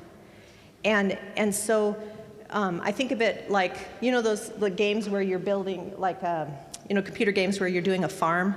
Well, you're managing all of this. This is your little farm, this life of yours. And building fences around it is not unreasonable. It's going to keep things out that you can't tolerate, and it's going to keep things in that you need. And it's just a reasonable, right thing to do, to make healthy boundaries. And then processing all your emotions. So I can't tell you how many times people have cried in front of me or raged in front of me and then apologized. And I always tried to say, don't apologize. Your feelings don't need apologies. Whatever your feelings, your emotions are, let them come out and just inspect them. Look at them. These are emotions that you have for a reason. They come from somewhere. They come from the experience that you've had. And a lot of the damage that we do to ourselves comes from suppressing things that are in us. Like where we feel shame just because we feel something. Why would we feel shame for feeling? Feeling is something we were created to do. Like, we were created with all these feelings. Everybody has them. So why should one person be able to express it but another person can't? I mean, that doesn't make any sense. So that was one thing I learned to do, is just feel things and then just look at it and inspect it, like you've just given birth to something. Inspect it, look it over. What is this, and where did it come from? And how do I feel about this? And try to say no when you start to feel shame, or you feel guilt, or you feel responsibility. You're not responsible to suppress your feelings to anyone. Now, I did work with somebody one time. Her name was Jenny, and her therapist told her that she needed to express herself. So when anybody put anything in her inbox, she would pound on her computer and scream bloody murder. And it would scare the crap out of the rest of us. And she was just like, we were like, okay, so sometimes self-expression can be pretty dramatic. And yeah, we all kind of put up with her and kind of tried to convince her that there might be some other ways. So it is true that expressing your emotion doesn't mean that you punish somebody else with it. But it means that you can let it out and let it be in front of you so that you can look at it. And then forgiveness, like that's a big one for me. People say forgive and forget. And they always quote it as if it's in the Bible that way. And by the way, it's not. It doesn't say forgive and forget. I don't know where that came from, because forget word is not in there. We can't forget. I mean, some people are, maybe you can get hit on the head and lose some memories and maybe forget, but most of us, we have to carry it around with us whether we want to or not. And so forgiving is one thing. And I think forgiving to me means letting go of that toxic mix of bitterness and rage that just is suppressed inside you and eating you alive. Getting that out so that it can so that it can pass from your system, kind of like a toxic thing would sweat out of you. And then, but it doesn't mean excusing or exonerating the person who hurt you, and it doesn't mean like inviting them back into your life to hurt you again, or telling other people it's all okay now so that they don't have to be accountable. That's not what it means. Forgiveness is something you do for yourself, and it is an internal work, and nobody else can dictate it for you. And then the last thing I think is probably the one I'm learning the most about now is just living in the moment. So as a kid, I was taught to give thanks for the meal, like we would say grace before meals. And there's nothing wrong with that. I think that's a lovely thing to be grateful. But what I was thinking about this last year is that I've said thank you for my meals thousands of times, but when have I really focused on being that, being thankful? So instead of saying like a bunch of words, I started just sitting before I'd eat and just thinking about what I love and and just sitting in gratitude for the things that are precious to me, the things I've chosen or the things that have been given to me, either one. And to me, that has helped me to be in the moment a lot, and being in the moment is not worrying about the future, and it's not dwelling on all the bitterness of the past. It's just being in the moment and just connecting with whatever is right now. And that's had a very stabilizing effect for me. And it's not to mean that all of these things don't have to be dealt with at another time, but it can give you a moment of peace in the things that you do have. Maybe it's the beautiful meal that's sitting in front of you. Maybe it's the precious person that's sitting across from you while you're eating it, whatever it is. And the last thing I wanted to just kind of leave you with is that instead of all of this recovery, in dysfunctional families or dysfunctional communities, a lot of what they want to do is just pretend like nothing ever happened. Like, let's let enough time pass and not talk about it till it's so far in the past that it's nothing. The problem is that doesn't work. It's there, it's still there. It's like the subtext under everything that you're saying and everything that you're living is this harm that never gets talked about. And so when I was told that I was not bringing peace to the group, I told them that pretending nothing happened is not peace. I don't know where they came up with this definition of, so just nobody talking about anything is not peace. And peace is like a sense of rest that you end up having in yourself because things are resolved, or because you're on a journey, or things, you have communication about it. And I haven't explored that as much as I probably will. But peace probably looks a lot different to different people. I just know that pretending is not peace.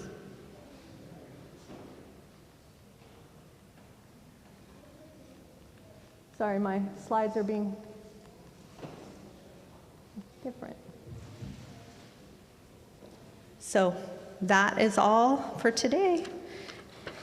Thank you. And thank you for listening to my too many opinions.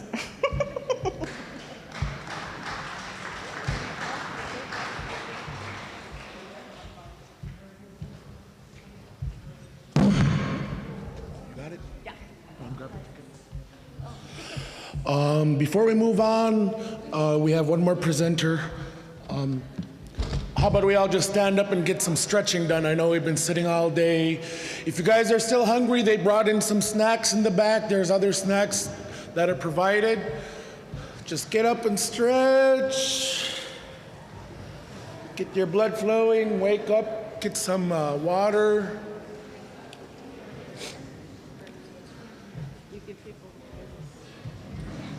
One more water bottle. Yeah, we'll do 4. So we're gonna do 4 door prizes. So get your guys' tickets out. And then we have one more presenter. You think we'll be okay? We'll be good. We'll just close kind of short. All right, guys. First ticket, 5036. We'll call you almost. That was an almost noise. 5036. I heard it.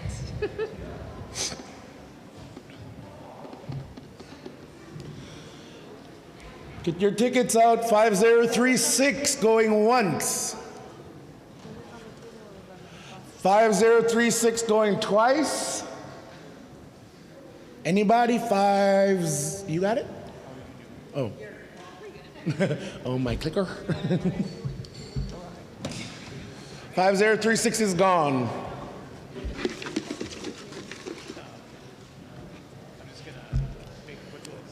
$5109. I almost thought it was you guys. 5109.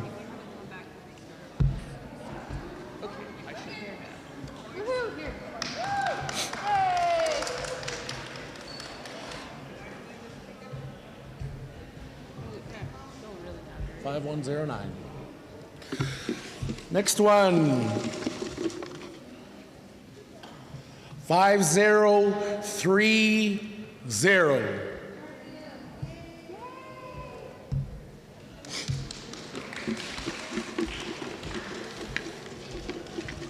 Next ticket. This is the big one. This is a coat. A Grundon's coat. Nice. Got the one. good stuff. Good one. 5141. This is our grand prize for the day. Our Grundon's coat. Did somebody? You?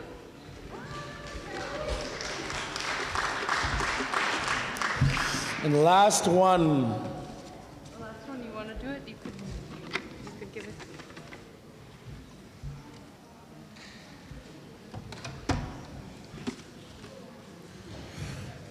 5029.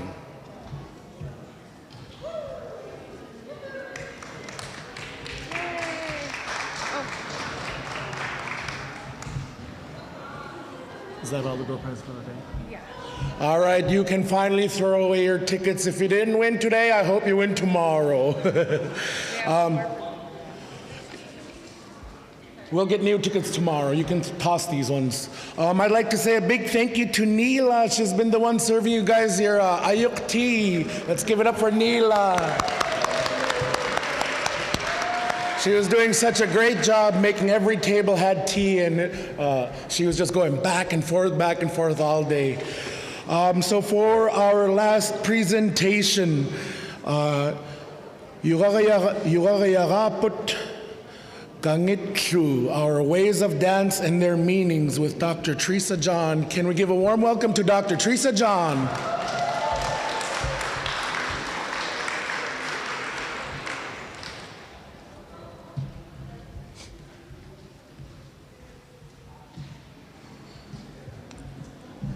Ya wakati kuya yulo chikil kumas nakaluya kami ngunga yuhtuna kafugao ko ataka kwa kangil ngana ka kwa anguya luk nunakaw ya kami ngukut kasadin dawam Teresa Janam kpilakat nga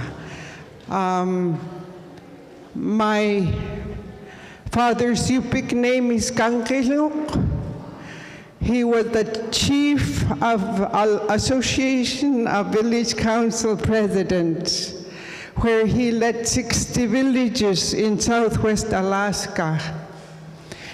And his life was predestined by the Creator in a dream that he was going to be a Jiulikakta, a leader for our people. And my mother's name is Anguyaluk, the great warrior. Anguyak is to have a war. Anguyaluk is a great warrior. Our Yupik names are our identity, and they're very, very, very important. My Yupik name Agavugak is my grandmother's sister, younger sister. Everybody called me Agav. I didn't even know I had English name for a long, long time. In our community, we spoke our first language. on Nelson Island. We lucked out. Nunamak nakakluta. We ate from the land. Nunasangaturakluta.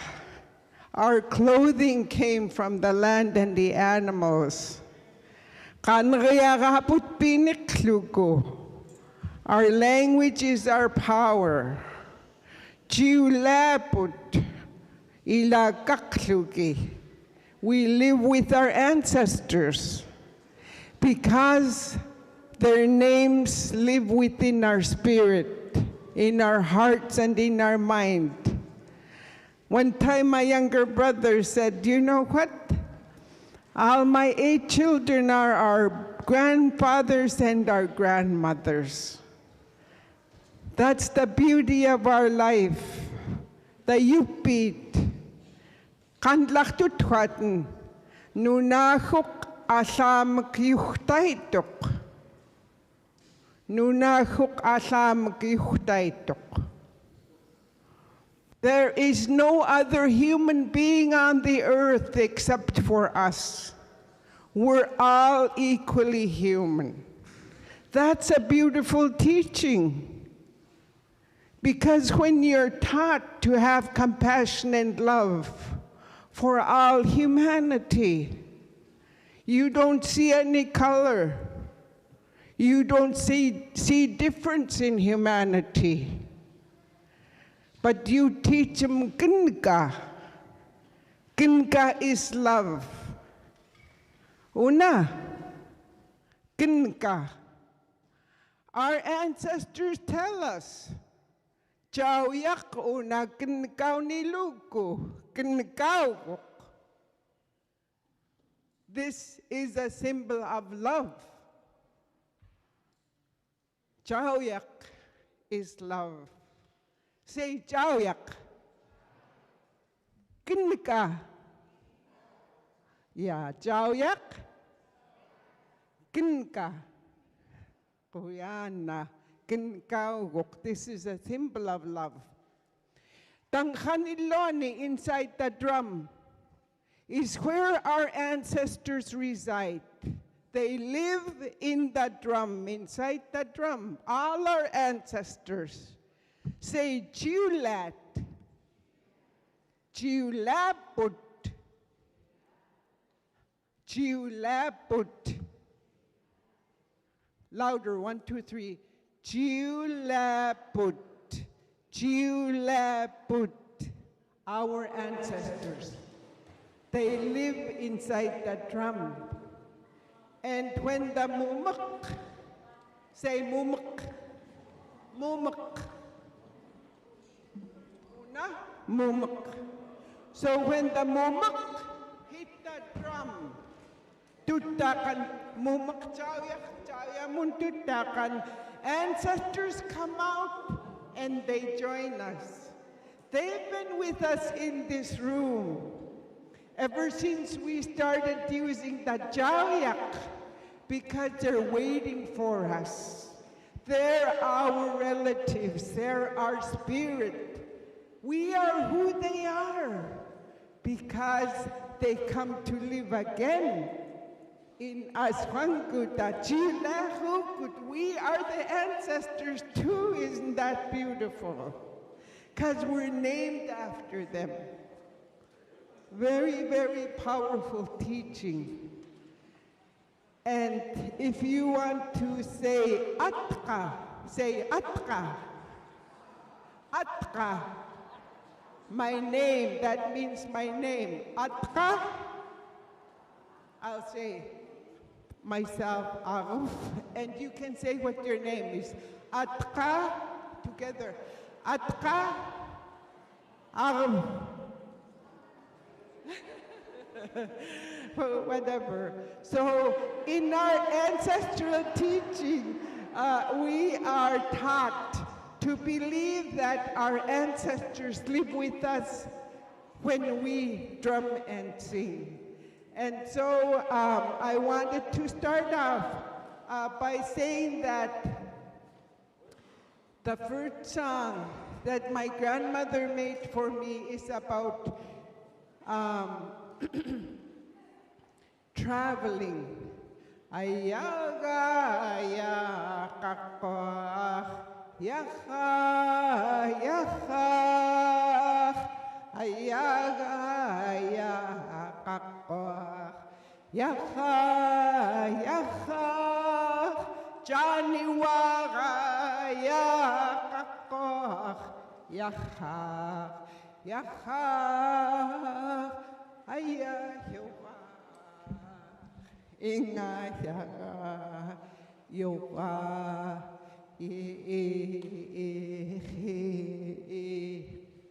So we only used duck teams when I was growing up.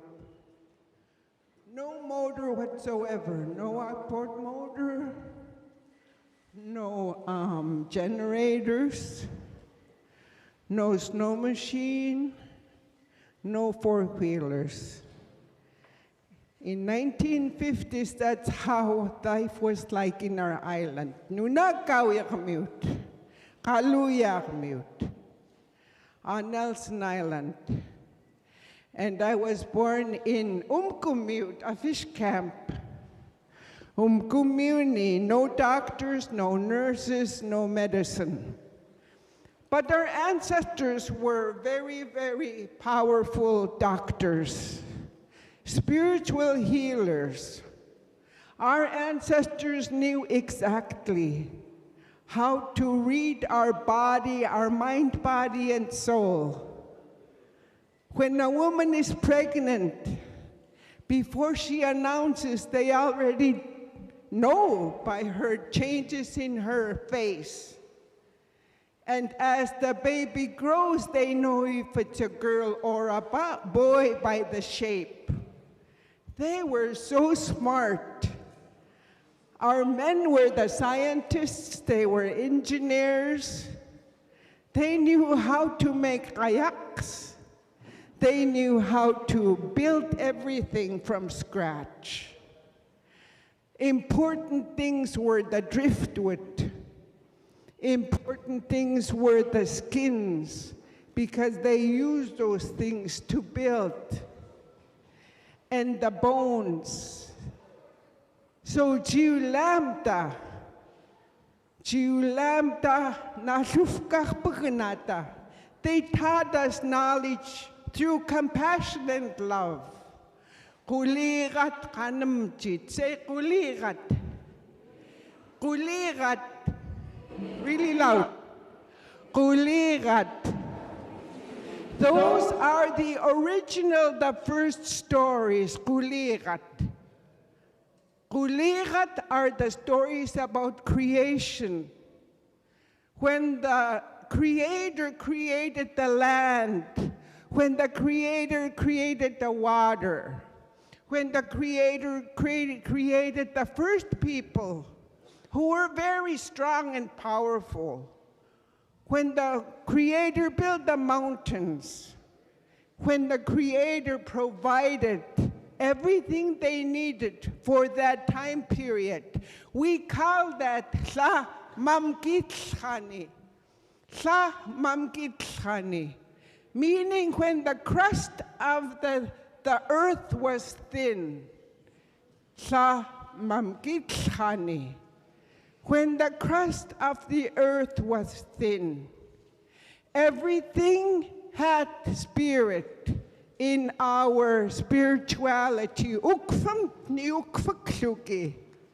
Chatta makami yuchiluni, anganang khluni. Chatta makami anganang kiuchilik kichinakkuk. Kichinakapechtuk. Everything that has a spirit has a highest element of respect, deserve the highest element of respect. We believe that everything has a spirit. The sky has a spirit. The stars have a spirit. The sun and the moon have a spirit. The clouds have a spirit. The water has a spirit. The grass has a spirit. The land has a spirit. The trees have spirit. The birds and the moose and the animals have a spirit. So when you're taught to believe that way, you live a humble life. That's how all our ancestors lived. They really believed that they shared this earth with respect and reciprocity and with compassion. And the money they taught us, even Ichinhat, share this earth with us. Ichinhat are the spiritual beings we call the little people, but that's not a very good meaning for them. We have different types of little people that we believe that share this earth in the upper world, in the middle world, and underworld. That's why we have to show respect to all living thing that has a spirit. Even the wind has a spirit. Our soul has a spirit. So when you put your hand in front of your mouth, go like this. You blow on your hand, that's your spirit. So we have to take care of that spirit too. So I want to sing a song because this song is very sacred. In our culture, in our custom, we believe that our ancestor spirit moved from the living, from the spirit world to this earthly spirit when we name the children in a formal way. We call Nangchtluki. Nangchtluki for the first time when you formally present the child to the community in the Qazgik. Qazgik also has protocols and ethics, which is the Saht house. It was a big communal house. Depending on the population, some large villages before epidemics had up to 5 Qazgiks. I think that's the most I've heard. So during that time, my great-grandparents, my ancestors, showed their ginka to the ancestral spirits by jawyaking every single night. Every single night, because the power of the jawyak, the power of the songs, the power of our language, the power of our ukfukiyak, our spirituality, all come together. They have that relationality, that connection. And so my grandmother made this song about going to the wilderness in a dock team, and the blizzard came, and then her dock team was going from one side of the lake ice to the other side. And it's called Ayagayakakwa, my first dance when I was a little girl. So I'll sing that song, and it's called Ayagayakakwa.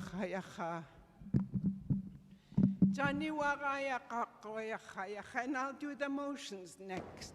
So remember, our ancestors join us when we drum. We can't see them, but we can feel them, because they're here. And in the Qazgik, they came in through the middle window, when we dance. Ayaga ya kakwa, yacha yacha, ayaga ya kakwa, yacha yacha, Johnny waga ya kakwa, yacha yacha, ayayoga.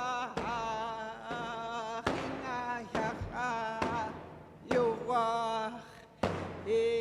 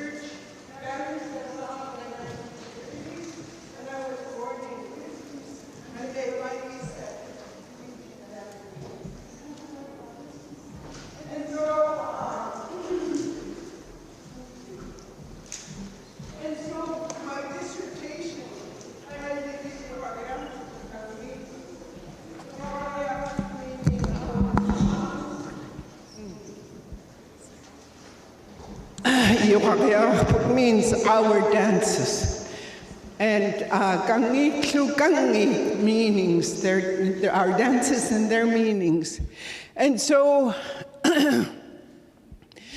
when I did my dissertation, I did it all in Yuhtun. I interviewed 50 people from 18 years old to over 100 years old, only in Yupik, no English. So when I wrote my dissertation, I had to use videotapes and audio tapes. And then the stories I heard were so powerful. They told me that in my region, there used to be 20 ceremonies, over 20. And guess what? Today, we only use a segment of one of those, called Jiukit. The kind of songs we dance today are called Jiukit. Just imagine, they had all sorts of dances that we have lost. They had dances for naming the first child. They had dances for the sick people, healing dances. Our people were very, very powerful. Our ancestors were gifted from the Creator, all sorts of powers. Powers to heal the mind, powers to travel in the sky without jet, or travel in the water without submarine or outboard motors. They were powerful. Jasutlit, we call that. Jasutlit. They were empowered people. And we all come from ancestors that had those powers. And they had many, many different titles, names for them. Jasutlit were the empowered people. And Angalkut is the generic word for shamanism. It's just a generic term. We had many other identifiers that are very specific. And we had our own engineers, our psychologists, our sociologists, our medicine people, our doctors that deliver like me in the villages.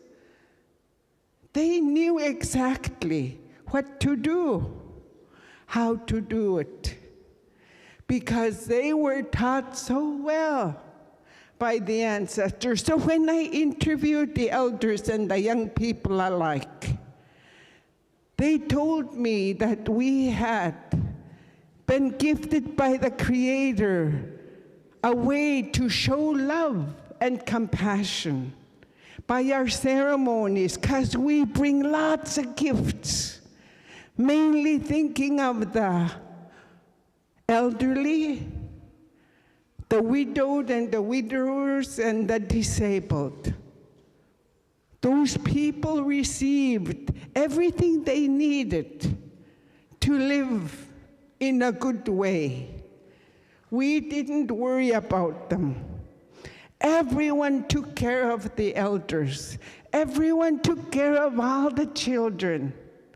People didn't worry about them because we were all responsible to make sure that they knew how to speak Yuhtun so they can learn from the elders, and the elders can give them advice and guidance and training. And we were so gifted that way. My grandmother was gifted songs from the grass that was swaying back and forth. Her brother was gifted songs by the little people in the wilderness. And then they had to go back and teach their songs to the community members. That's 2 generations ago. My mom's mom, my mom's uncle. That's how powerful we are. Very powerful. Our heart is strong. Our mind is strong. Our language is our power. Say it.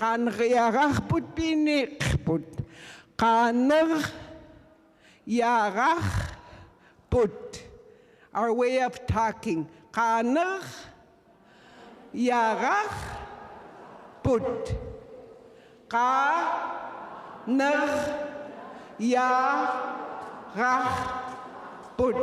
Again. Louder.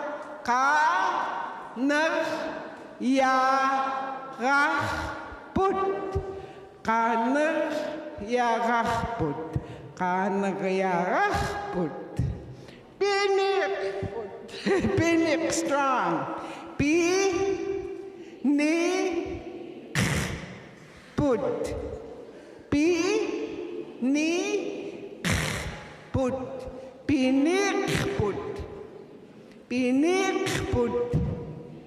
It is our power. Say it, you're powerful.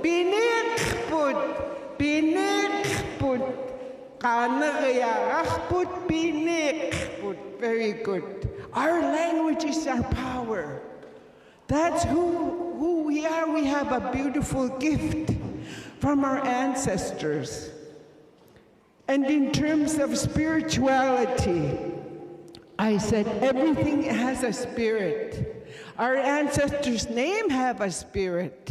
That's why they come back and live again through our bodies. That's how powerful our nations are, our indigenous people are. We just have to remember to reconnect with them, acknowledge them, invite them, ask them to help us, to relearn the language again. Ask him to help us to become spiritual people again. Ask them to become good speakers again. Ask them to become good drummers again. Ask them to become good dancers again. Because that is so important. We are gifted in so many ways to express, so many ways to share, so many ways to help other people. And yungamta, because we are human, yungamta, naktakluta, meaning we are compassionate. Yungamta pukigluta, because we live in wisdom of our ancestors. Yungamta pingnatuluta, because we live in prosperity. Yungamta turakluta, we live and we sing. Yungamta yugarakluta, we live and we dance. Yungamta kanam jakluta, yungamta kulirakluta. Because we live, we can tell stories, stories of the old times and the stories of contemporary times. Our ancestors only had unwritten language. The only time I learned to write my language is when I went to college. I grew up speaking fluent Yuhtun. Pukikaperto Yuhtun, Yupiwa. Yupiwa kuyang. Atamapishot kut, kanrudlashot. Kasauch ngaitun, kasauch sangpet.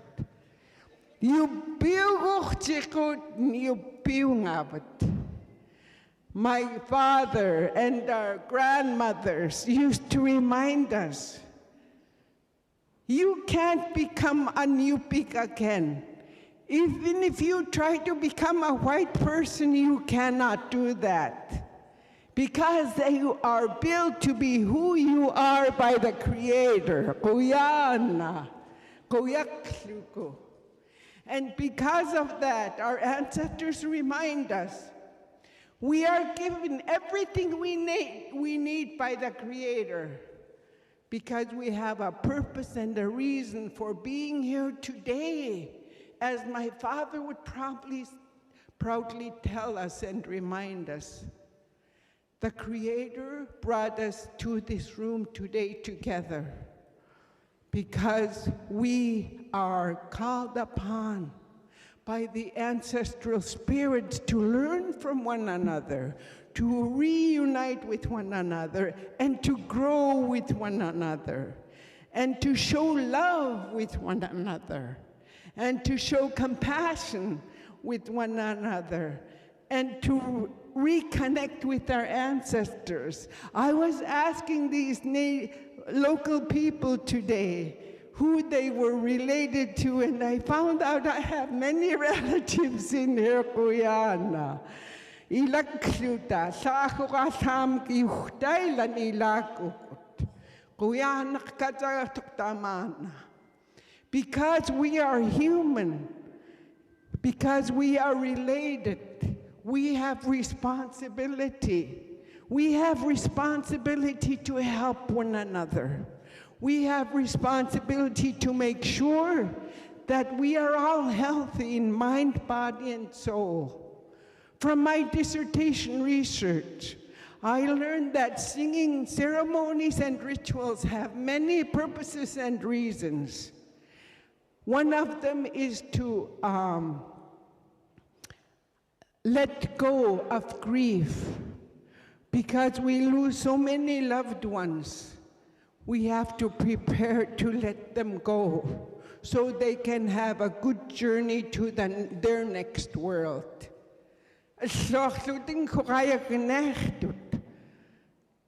In our indigenous spirituality, there was no heaven and hell. In our indigenous spirituality, there was no God, there was Samyo. Samyo is the creator of the earth that we know to be La. Reality, awareness, consciousness. And they never, tried to make us feel scared about having to go to hell. No, that was not it. Our indigenous spirituality was all about love.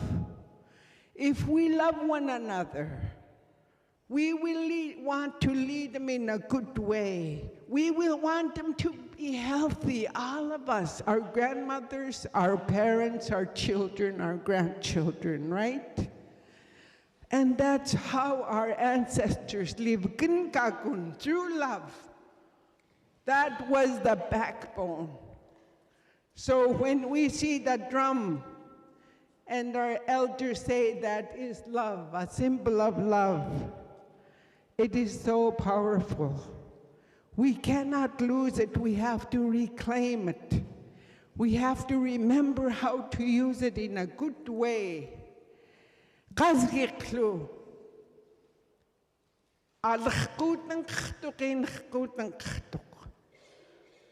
Even our communal houses, we call qasgik. They have protocols and ethics nobody can break.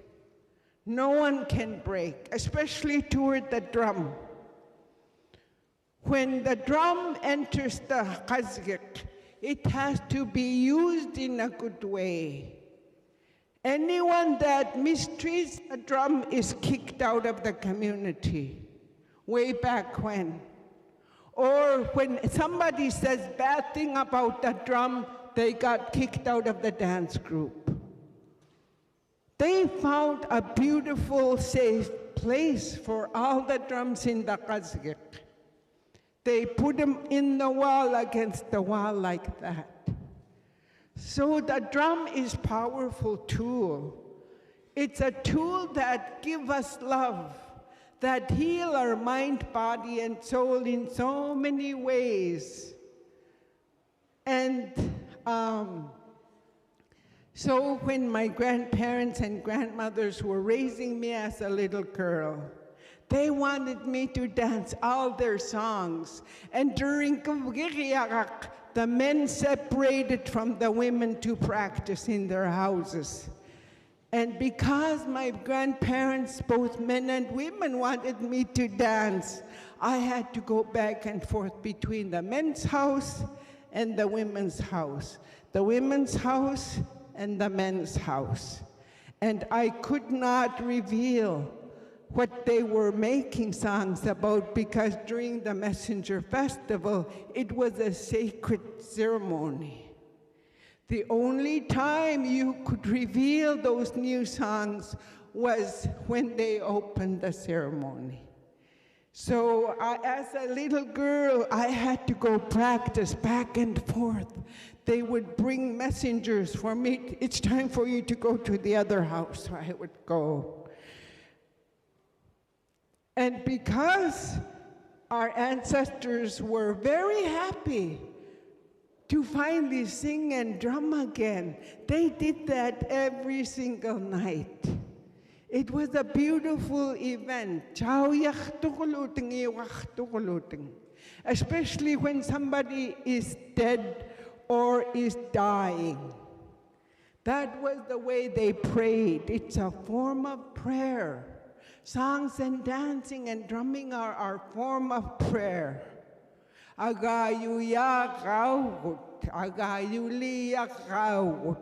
the word.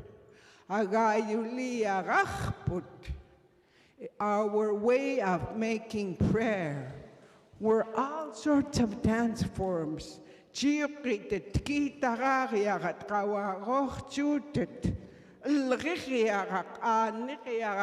to name a few. The Bladder Festival. Many different forms of ceremonies.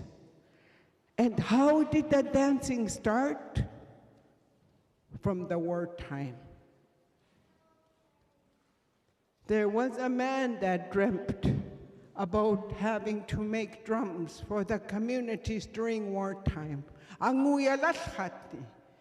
That's why they have the words Chiukitit Kuvugat. Kuvugat were the messengers from one village to another, to send messages and to invite for ceremonies in our region, our Nelson Island area. We're going to have a messenger festival. And the messengers have to be the smartest men in the community, because they had to bring important messages, important testimonies from the leaders from one village to the other. Same thing, and then they exchange every year. And so when our people were able to drum and sing again, it was the happiest time in their life. And I want to stop here, and I want you to get up. I'm going to teach you the demonstrative movements so that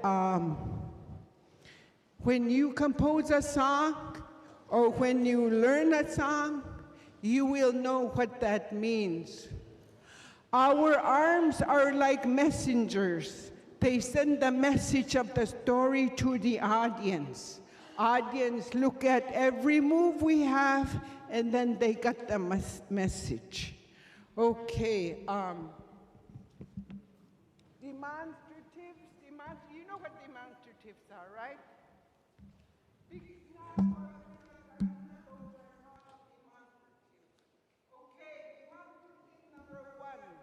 Is one movement we're going to do right arm first always.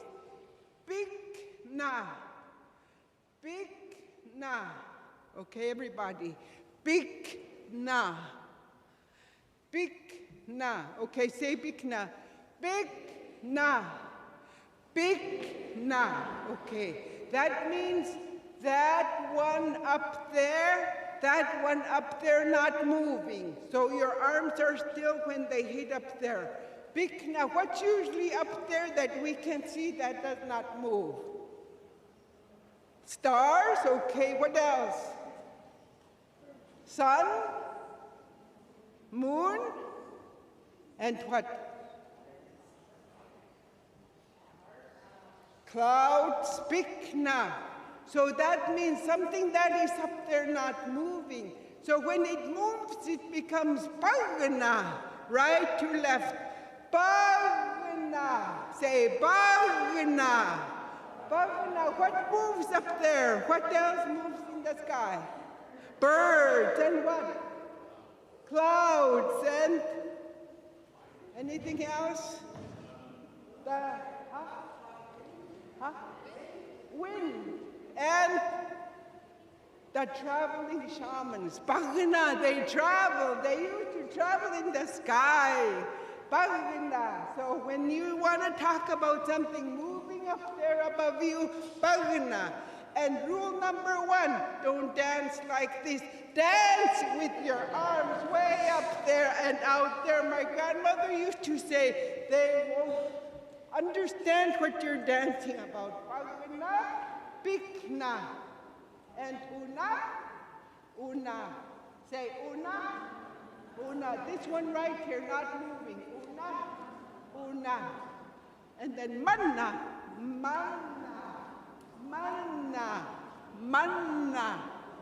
This area, like manana, this house in here, manna. We can see it. And then pamna, above behind me, but up there. Pamna, it can be on a slope. I can't see it. Pamna, the fox that's moving. Pamna, what else can be in Pamna? Anyways, Pamna, I can't see it, but you can talk about it. Kamna, inside the house, inside the building. Kamna, under your arm. Kamna, pamna, back there. Unna, down there. Unna, pamna, kamna, in there. Down the river, down the slope. Unna, pamna, behind me, up on top, but higher. And then inside the house, kamna. Pikna, up there, not moving. Pagana, moving. Pagana. So, huinga, me, huinga, that's me. And then, espit you, Huanguda, all of us. Huanguda, all of us. Huanguda. And then to be happy, I am happy. And so guess what the opposite of happiness is? Motion. Sad. Opposite. Sad. I am sad. I am sad, but I am happy. And then I am sad. And then this is I smile. We smile a lot, right? Smiling. This is being smile. And then my mind is up here. It goes all over. Our mind can take us all over. Very important to be aware of our mind. And then our voice can go from our mouth, from your mouth to out there. Voice or speech. This is what the motion is for, that voice or speech or storytelling. And then eating, you know what eating is. We eat agudak, we eat fish, we eat moose, and what do we do when we eat? We are full. That's what full is. We become full. Full, and happiness in fullness, you can show by touching your stomach. Yay, I'm happy, because I'm full. And I'm full, and I'm hot, And I'm cold, you shiver. When you're cold, you shiver. And then when we run like this. Either like this, run, run, run, or you can go like this, running. You tilt your body right and left. And then kayaking, you kayak. What do you kayak? What do you use kayak for? Huh? What is kayak? Kayak is kayak. Canoeing, okay. And then when you travel also, this is one way of going forward.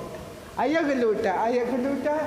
So when we talk about animals walking forward, humans walking forward is the same motion, walking forward. And then animals moving sideways, four hands, okay. Animals move this way. And then you repeat it on the other side. And then you walk, and then you look back. Because you have to be aware of your life, awareness, consciousness. You always have to look around for danger and safety and animals to hunt, so you look back. And what else is there? So your mind, your happiness, and then also the children grow. Children grow like this. When you talk about growing, something growing, this is the motion. The children are growing, the trees are growing, the grass are growing. So grow, grow, grow. And happy, remember happy. And then happy, not so happy. Not so happy. And then we run, run, run. Look back, look back, look back. And we got thirsty, so we drink. We drink. And then we get full again from drinking. So those are some of the, you can sit down. So those are some of the dance motions that we use to tell our stories. So our dances from my studies show that it's a storytelling form, but using the body, using the songs, using our ancestral spirits to help us. And when we do that, we are happy because our ancestors join us. Our ancestors are there with us. I am so proud that you all are trying to learn your language, because when you learn your language, you can reclaim the words of our ancestors. You can reclaim ways to heal from ceremonies and from telling stories. And you can reclaim who we are. We are as indigenous people. Gidutjikput nalun rivzagluku, binichput, binichzagluku. Kan reagachput binichamtu. Kan reagachput binichamtu. And I'm not keeping track of time. Oh, okay. Oh. I can talk forever. No, and so I was really surprised when I interviewed the young people. They say that even today, they get gifted songs from the nature, from the weather, from the current. It's powerful. I didn't even think my nephews did that. I wouldn't have found out if I didn't do my dissertation. Because in our culture, we don't talk about everything. Some things are sacred. They're spiritual in our hearts, in our lives. It's like that they told me that they hear songs, and I said, how long do you compose a song? They're different. It depends on nature. Whenever the nature wants to give me the song, it will. Sometimes 1 month, sometimes 1 year, sometimes 1 day. So that is how the ancestors give us back their songs through words and through motions. Yurakun. All our ancestors are so powerful. It's amazing. I'm still researching on some of the songs that are so old. I can't understand why they made the songs. Like this beautiful song.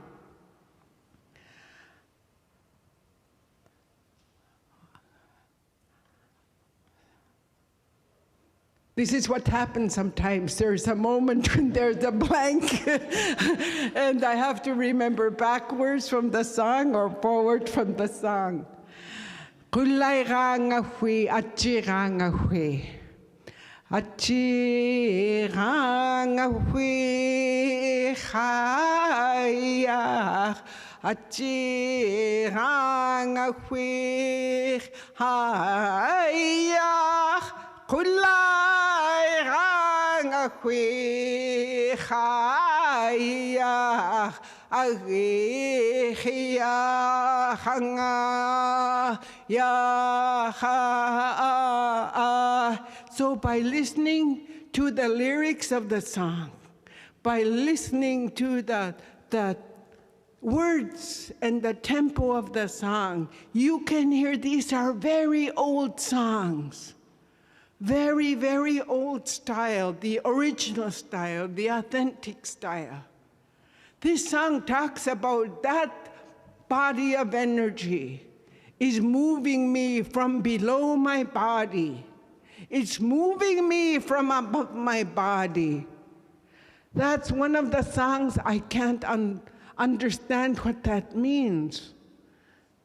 Achiranga hui.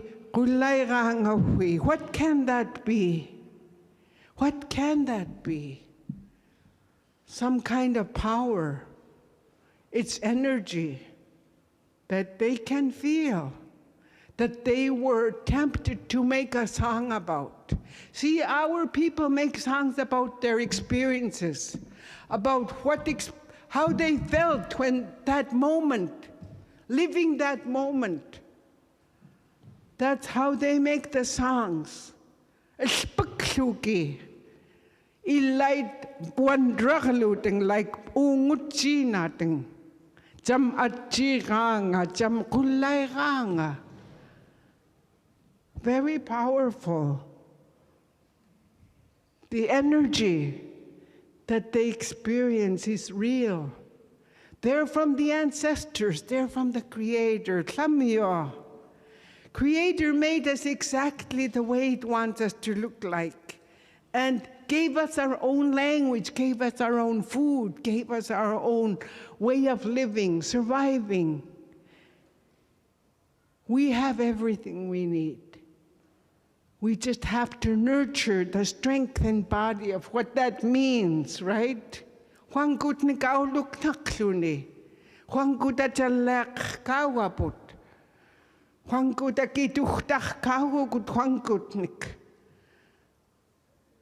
It is our responsibility, no one else's, to nurture, to identify, to make meaning, what that means, to make relationship, to make connection to what that really is.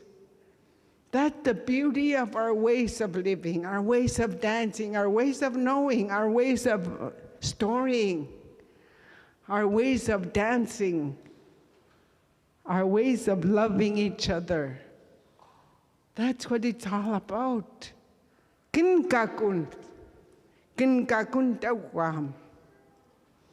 My father, before he died, his last teaching, if the earth leaders conducted their leadership skills through a form of love,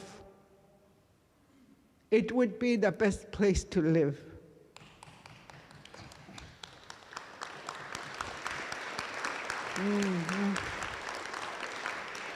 Tukuwail mitot nkansluk. Kinkakun hukpikumta asichikuk atahwakaut muchikuk. Kinkamchi tamachpchi. I love all of you. Kinkamchi. Say, kin kam kin. I love you. You can say that to your spouse, to your kids. Kin kam kin. And kin kam ji to all of everybody. Kin kam ji. Hui nga kin kam ji. I love all of you. Huyana chaknak, for allowing me to share. Huyana chaknak, for reconnecting our ancestors together. And so I want you to stand up. I'm going to teach you another song, a Bristol Bay song. My father was a composer and a fisherman in Bristol Bay. And he made a song about Nushikak, fishing in Nushikak. And the wind picked up. And then the wind picked up. And it made them have a wavy boat. You know how they have 32-footers down here? Their boat was going from one side to another. So he told a story about that. And then the second verse of the song is being happy when he delivered that attender, knowing that he's going to get some money eventually. So I'm going to sing a song. Thank you, Dad. He's been gone for 8 years now. Chief Paul John. He made this song about Bristol Bay fishing because he was out here for over 50 years. Okay, so Anokangok, right side first. Anokangok. And then it's getting harder. Kayungok. And then that's the moment. So that's the first part. Ano kangok kayong uriok toslo taif kagak ungalamak yakan ay ay hiya away ay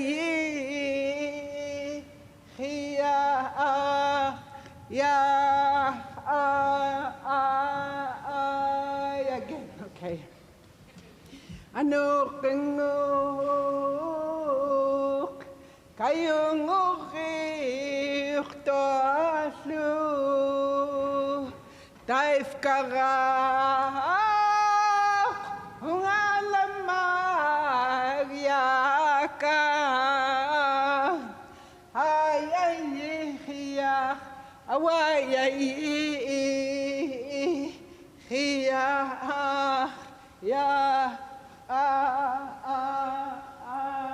very good.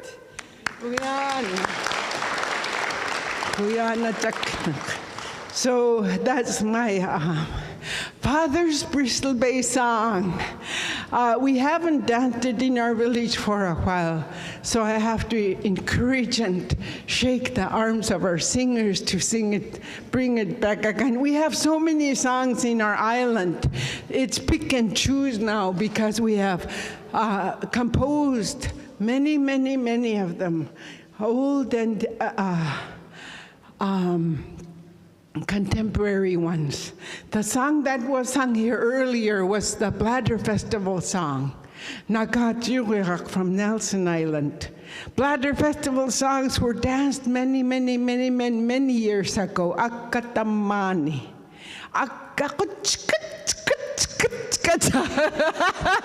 When you say it like that, the speakers will know exactly what that meant. That has that expression of like long, long, long time ago, but with that good energy. So that song. So the singers remember that the Bladder Festival song.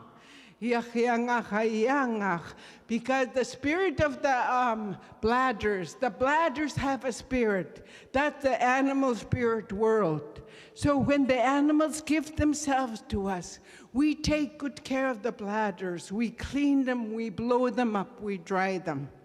And there was a time in springtime we returned them to their land into the ocean with a big stick, and they hang all the bladders, and then they shoved them into the ocean or into the lake or into the river to return them back to their land, to their spirit world. And that is how we practice reciprocity. They give themselves to us.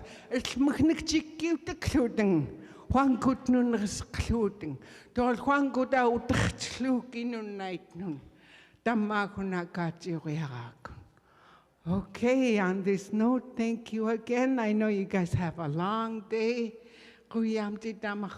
For allowing me to be part of this very powerful ceremony. Guyana.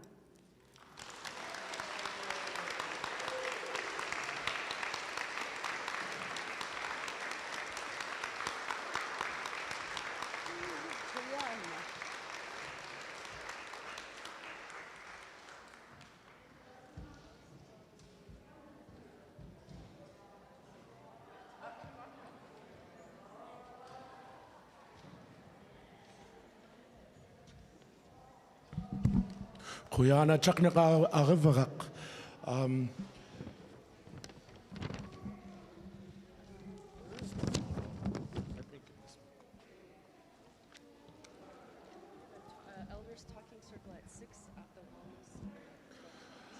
Just to let you guys know, we have an Elders Talking Circle at the Wellness Center here at 6 o'clock.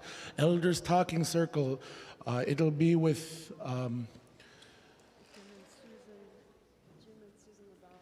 Jim and Susan LaBelle and Liz Sunnyboy. They'll be hosting the Elders Talking Circle at 6 at the Wellness Center. Tomorrow is day 2. And registration starts at 8. We will have breakfast again. And then we will open opening and hope sang at 8:30, yurak at 9. If you guys don't already know, the agendas are on your table. They look like this. Day 2 tomorrow. Also, if few housekeeping rules, please clean your tables and throw away the trash. Get everybody's belonging to themselves, and then we'll see you all tomorrow. You guys have a great evening.